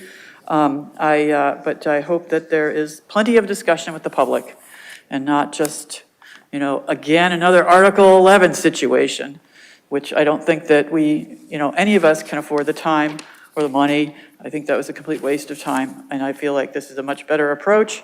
Although I do have some issues, I think that they can get worked out, and I would like to go home. Thank you. Thanks. Is there anybody online who has anything to say? Okay, that's great. I say personal perspective, that was really helpful to get all the concerns and questions out. I resist the temptation to try to answer everything, but we will get to that because we'll be back to have a more coherent conversation. And Alyssa, you got some closing thoughts here? Yeah, I would like to address a couple of things. I am open to changing this to a memorandum of understanding. because I think that it's correct that a memorandum of agreement is a contract and legally binding. In terms of having an even number of members, I think that we were considering that whatever this committee brings forward as a memorandum and also as a recommendation to the select board better be close to, if not unanimous consensus. We might not get there, but, having 8 people, if we have a 4-4 vote, then whatever solution we shouldn't be voting on something that not everybody, and that will be evident during the deliberation. However, one thing that we did talk about in our discussion back in August when we were using the matrix, and we ended that discussion with everybody leaning towards a working group is a good idea. I had mentioned member of the Friends of the Acton Libraries. So I'm fine having a 9th member, but it will not be to avoid a tie vote because we're aiming for agreement from not only the folks on this committee, this advisory committee, but the folks on this board and the folks on the other 2 boards. And in terms of the legal ambiguity, I have not read this in a couple of months, but my recollection is that town council was very clear that there is legal ambiguity. The Memorial Library trustees have a special act from 1890 that outlines their authority. They also have bylaws that very specifically outline what their duties and responsibilities are. That is lacking for the Citizens Library trustees. There's a constitution from the original association, which had a board of directors, articles of incorporation. When the Citizens Library trustees were created in 1962, there was no such document or, we can say, well, of course, the town meant to transfer the board of directors' responsibility to the Citizens Library trustees that they created, but we don't have that in writing. There's nothing that names the Citizens Library trustees and their authority. We know from all of the meeting minutes and annual reports and reports from former librarians and former trustees what they did, but we don't have a document, and that was something that town council was very clear on, that we need a governance structure that is codified in whatever the solution that is, whether it's a bylaw, charter change, amendment to the special act. And it's gonna be a very challenging process to get to that solution, but it does need to happen, and it needs to happen in a way where all parties are at the table. So I reject any suggestions that some people be left out. Thanks, Alyssa. So that's the opening conversation. So questions were raised and not answered, that's fine. We'll be coming back to this as a board. But I thought it was really helpful for people to be able to listen to each other. Thanks. Well, the board comes back again, because we always come back. It'll be on the agenda. You're welcome to be there. It could be that you feel like your concerns have been heard and, whatever we come up with is okay. Or you can come back. I don't know whether, we will definitely come back to hear your deliberations, and I'd like to hear what Mr. Martin has to say, and I thought that was going to happen. I would like it to happen like at 8:30 in the evening, because as you know, I was here at 7:30 this morning, and this has been a very long day. Sure And has. I asked you to move it ahead. I know you didn't, but when you put it on the agenda again, please put it earlier in the evening, so maybe more people will be able to participate. Thank you. Okay. Proceeding as we are through the agenda, but noting that we're almost at 11, my feeling at this point is that we're going to get to the River Street and the consent agenda. Sadly, Paul, I don't see that we're going to be getting to a gas leaf blower discussion unless my board tells me I'm fine staying here until midnight again. So, well. Yeah, we can think that, and it's often not true. I have made that judgment a number of times, and that's what caused the last meeting to go till after midnight. So, we'll see what happens. Just wanted to warn you, give you a fair warning. I'm guessing we're not going to cover it. I need to hear from my board about it, but my guess is we're going to cover the consent agenda, we're going to cover the River Street naming, and then we're going to want to cut out of here. David? I agree. I think we should do item 13, item 17, and the consent agenda. Okay, we will move on with that motion, that direction. River Street Master Plan Committee update. David, you want to take us through this? Yeah, I think I can do this fairly quickly. So the 53 River Street Committee discussed this issue multiple times over 3 or 4 meetings. I outlined that in the memo from the 53 River Street Committee. That committee suggested naming the park Textile Mill Park with a subtitle, if you will, maybe to be used in signage of historic South Acton. I know that there's actually a mix of opinions in the historians of the town as to what we should do. Some people on the committee were uncomfortable with the word shoddy. But we had, a very long, robust discussion about it. I would say that if this board is not content with the recommendation of the 53 River Street Committee, I would ask that we remand it back to the committee for additional suggestion rather than just overriding their input. So I would ask that we either accept Textile Mill Park or say, no, go back and do more work. Thanks for the clear choices. Select board members, what say y'all? Alyssa? Thank you. So I am going to correct David. It was 5 meetings because I checked the agendas. So I do trust that they had a robust, thoughtful, thorough discussion. However, I'm a little confused why the committee took up this naming in the first place. Because when I reviewed the charge, there isn't anything about naming the asset that the committee's work got us to, right? The committee was formed to look at the property and think about all of the options, public outreach, determine, okay, so now we have a park.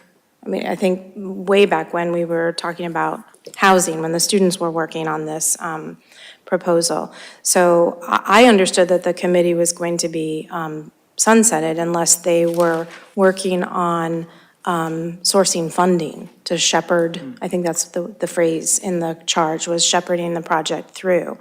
I also think that naming is really important, something that people have strong opinions about and care about.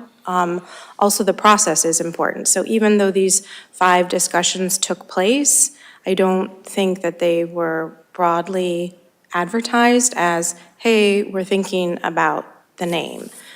So I would really like to remand it, but not necessarily to the committee, although I don't really want to form another committee like the Park Naming Committee. But I think that, if the committee is still meeting, then bringing in folks from the Historical Commission, I know there's one member, Bill Clower on the 53 River Street Committee, the Historic District Commission, maybe the South Acton Visioning Group, the Economic Development Committee, Acton Historical Society, Ironwork Farm. Place names don't have to be sterile, sunshine and butterflies names. We have Gibbet Hill, we have Mount Misery, Heartbreak or Breakneck, I don't know. So I think that Shoddy Mill Park, which has been suggested by a couple of people, is fine, even if it includes the word shoddy, because I think that it will make people curious. I wonder why it's called Shoddy Mill Park. And I have heard that the aim of the committee was to sort of focus on the entire area, not just the 53 River Street site. But if we're gonna do that, there was a plaster mill, there was a sawmill, there was a grist mill. They weren't all textile mills. And yes, there was more than one mill on this site, but it was in operation for about 100 years. The last 75 of those years, it was a shoddy mill, and buttons were the most abundant artifact found during the archaeological exploration. Woolen Mill Park might be acceptable to people. There's a lot of other names, so I would like this to have a lot more discussion rather than approving it tonight. Thanks, Alyssa. Other board members? Go for it, Dean. So, yeah, I think there's a lot to be said in favor of using the term shoddy, because it does raise a lot of questions in people's minds. I think it's a more interesting name than the sort of bland vanilla textile mill. So I know David wants it to just be remanded back to his committee. I'm fine with that, but I personally think that there's a lot to be said in favor of a unique Acton name. So I think the shoddy mill would be something that I would personally favor. Fran? I have to agree. Is there a way that we could get, the community involved in South Acton, since it's their neighborhood? I think that would be kind of like a fun project. My only comment would be, it's clearly ultimately in our purview to do the naming. But I don't have a strong feeling about who organizes a more inclusive process, or, gathers more input, or, has a meeting, does some, any of those things. We could either organize them from the select board or from the committee. David's suggesting that things go back to the committee, and I'm fine with that. Either way. I'm very sympathetic to the notion that shoddy is a lot more interesting of a name. On the other hand, I also hate to let go of the long and tricky work of the committee so far. So I'm torn. Yeah, I'm happy to take it back to the committee. And we'll see what they do. And I can suggest a number of things that Alyssa suggested, but inviting, specifically members from certain other bodies to see if they want to attend a session. The member of the public seems to want to speak. Go for it. Thank you. So I don't think this will rise to the level of the mascot or the color of town hall, but I do think there are very heated opinions on the matter. So I hope you do remand it. I like the idea of respecting the work of the committee. I hope that you do remand it back to the committee with the direction to do a survey. Because that way we'll know because people don't come to these meetings. Look at them all, right? So I read Ann Forbes's memo. Did everybody read that? Okay, so that was some grand history. And so the idea of, I love shoddy, I'm with you guys on that. I love the idea of involving the community, and a survey's really easy to do. You just put it up and send it out, and, you know, we can get 100 people to get excited about the shoddy mill or whatever it ends up being called. Thank you. Great, thanks. David, final thoughts? Mr. Chair, I was wondering if you might indulge me for a minute. I think if we had done this last week, Mike Genran would have been here to give us a summary of where the project is. In literally 2 minutes, I can give you a summary and show everybody some pictures about the jewel park that this is going to be. I'm Just here 2 for minutes. as long as the board wants to be here. Do you want to get a 2-minute update on the state of the park? 2 minutes, 2 minutes, go. David knows, and Dean knows how to time 2 minutes. That's fine. So I just want to say, basically, all the work that can be done this year is essentially done, and they completed 95% of the work, and the remaining things have to be done in the spring, like put down loam and plant. And then the park finishing is a separate project. So this is looking upstream to where the dam was. You're looking through the old dam. The wheelhouse is the brick structure. Amazingly, they were able to rebuild that. We thought it was going to be a loss. There were 2 doorways into the wheelhouse, and that's what those black outlines are.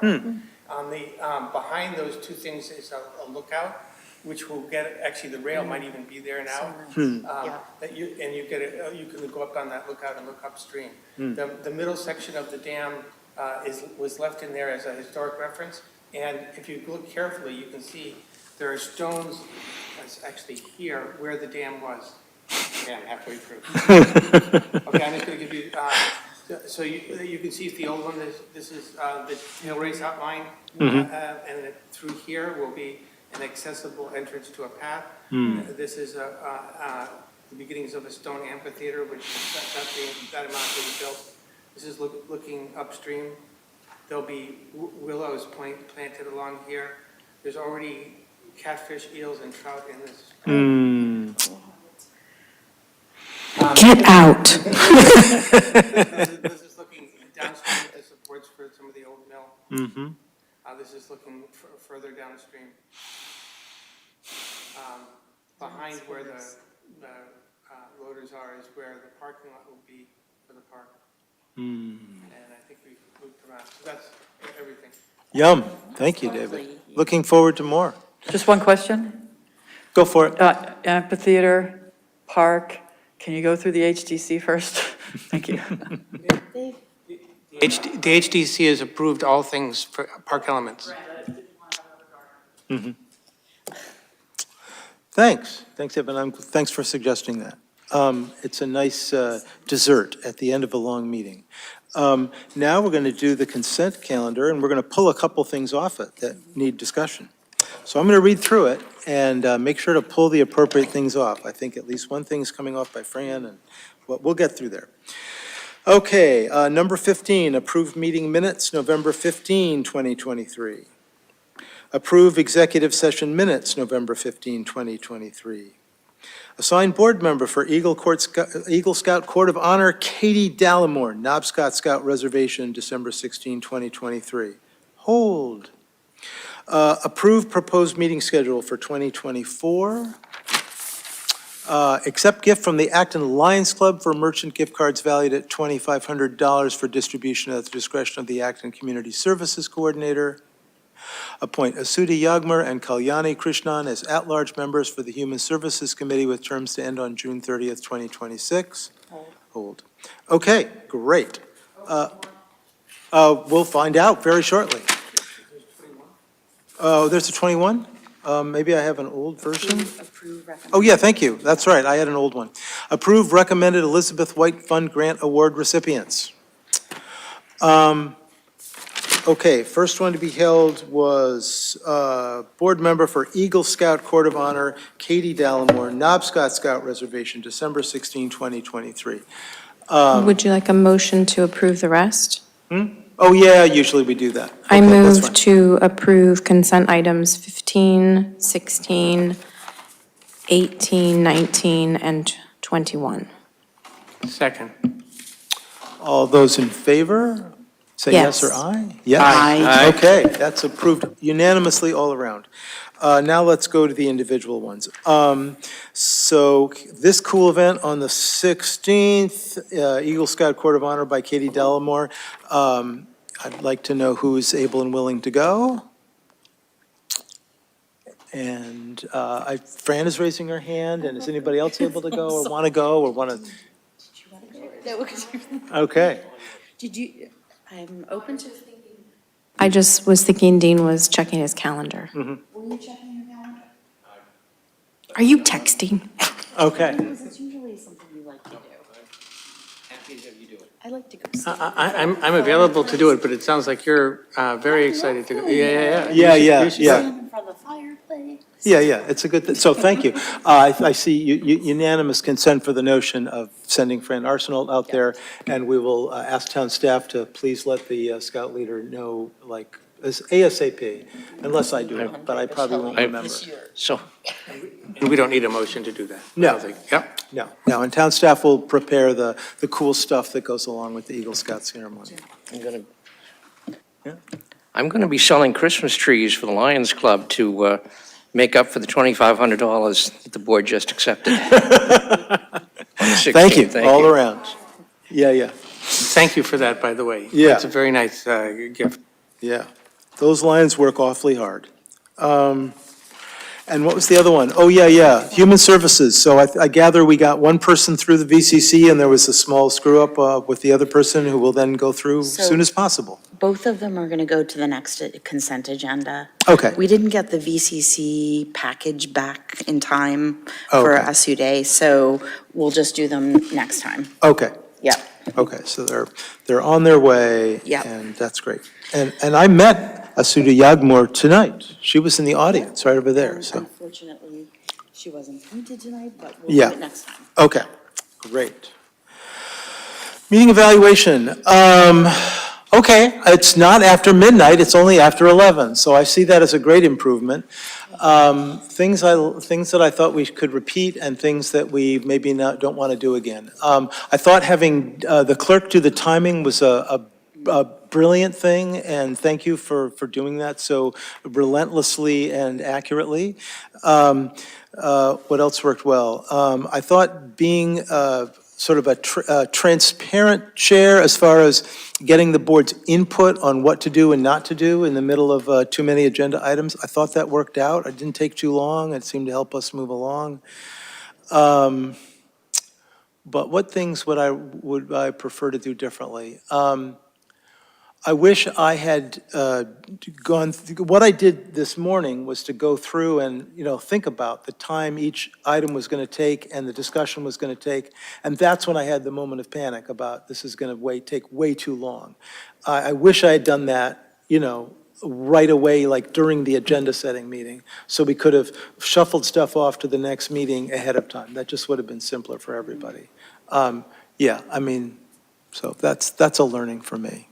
Other thoughts about things that either we should definitely follow up on, or things that could be done better, or things that worked out well? David?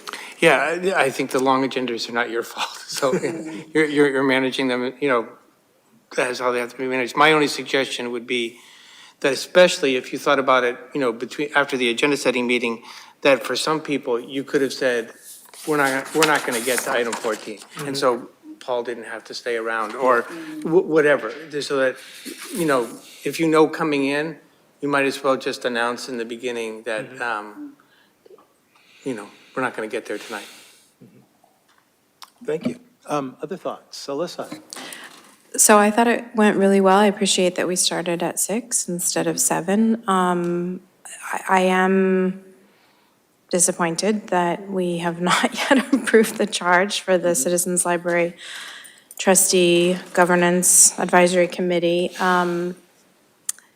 especially given that so many people were here, and I'm glad that we heard from them. I'm also glad we heard from people about gas-powered leaf blowers who weren't able to speak 2 weeks ago.